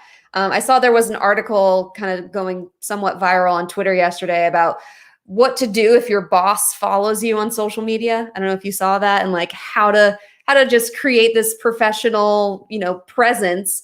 And I saw the majority of people saying, they don't have to follow you. Like, keep those boundaries if it's what makes you the most comfortable. So does anyone else have anything to add on this? Otherwise, we'll close out. I do. Yeah, please do. I'm liking that Amanda said that, because I come from the military where I am a robot. So it was very difficult for me to start showcasing myself via photos to videos. So much so that my wife she's like, I can't take a picture of you because we don't want you. But I was always worried about like the other things that could transpire with deployments and whatnot. But now that I'm transitioning and about to be done with the military, I'm like, if photos are 1,000 words, how valuable is a video? Right? And you don't know until you get it out there. And it's actually helped my brand more than I anticipated or could have even thought it would. I just came in from a conference from San Antonio, like right before this call. And by showing who I am and telling people I'm a real dude with a real dude problem and trying to help other dude to do that, right? To not be getting screwed over for being amazing people. And it was so much love. And if I had not shown that from a personal standpoint, and from like, hey, this is me walking into this house and I'm making sure it's good for military and government employees, people would have been like, I think I don't understand this, but because I saw you do it, now I get it. It actually helps the brand. So Yeah. normalizing that you're a real person is extremely important because you're talking to real people. And I'll just say the one last thing. I watched two things this past week. One was on Netflix. They had this new show about vacation rentals, Ooh. and it's glamorous, and it's like, here are the best vacation rentals throughout this place and that place. If you haven't seen it, check it out. They have some beautiful like vacation rentals. And then the other night I was at a private showing at a movie theater, and it was from this influencer in the space who actually followed this one company of vacation rental managers, and how they're doing the laundry and how they're folding the towels and how they're like working so hard to create the experience for when somebody comes to that home to have an experience. And I just thought that was more impactful and more powerful than seeing the floating house on South Beach in Miami. Right? Like I want to go use the floating house in Miami, but knowing that these people are working extremely hard during the vacation season and not taking a vacation because they're making sure that they're bringing something to us, just made me say, I love this industry that much more. But it was because they showed themselves and they were vulnerable to say, hey, this is us and this is what we're doing. So humanizing. Yeah. And you mentioned video. Video is great for personal branding because you get to really see people's personalities and their mannerisms and how they talk. I think that's a great opportunity as well. Adam, any final thoughts, and then we'll close this out? No, I think video is an awesome thing. Video is hard. I've experimented with doing YouTube videos. I have very high empathy for people who put in the blood, sweat, and tears to do video well. Yeah. It's harder than any of you think. I suggest playing around and trying, and it is not an easy, that is a skill you have to work at. So, but that means it's an opportunity, right? You know, I see a lot of vlogs where I'm like, you know what? You probably wouldn't have to put in too much effort to do as well as this. So anything that's hard is always an opportunity. Absolutely. Well, we're happy to have all three of you on video today, seeing you here. So thank you all so much. Everyone, please go follow Amanda, Anthony, and Adam, House of Wise, At Ease, and Lex Markets. Thank you all so much for sharing your wisdom with us today. We really appreciate it. Thank you so much. Super interesting. Thank you, Brianne. Awesome job facilitating. Wonderful to hear what Amanda, Anthony, and Adam had to share. I wanted to echo, I love the line, I think Amanda said, people are individuals, not property. That's super powerful. And I love also, Amanda, what you shared about the dilemma that women professionals have that we men don't, it's kind of shit we don't have to put up with. And I love that you spoke to it and you gave words to it. And it was encouraging. So that's it. Now, there is no special prize for being here the entire day, but maybe it was good karma. So if you sat through and you worked through the sessions, you learned a lot and you were here all day, good for you. Even if you were able to just pop in and listen for a bit, we're glad you stopped by. We're going to do an analog event next at 5 o'clock at Central Machines Work in East Austin. It's the Marketing and Branding Happy Hour. They have Capital Factory and Austin Startup Week have rented out the entire facility. So bring your friends and let's make some connections. And again, I wanted to thank the crew behind the scenes at Capital Factory and Austin Startup Week, Liz, Marianne, Jacqueline, Aaron, Sam, and many other people that have made today and this entire week such a fantastic success. Thank you very much.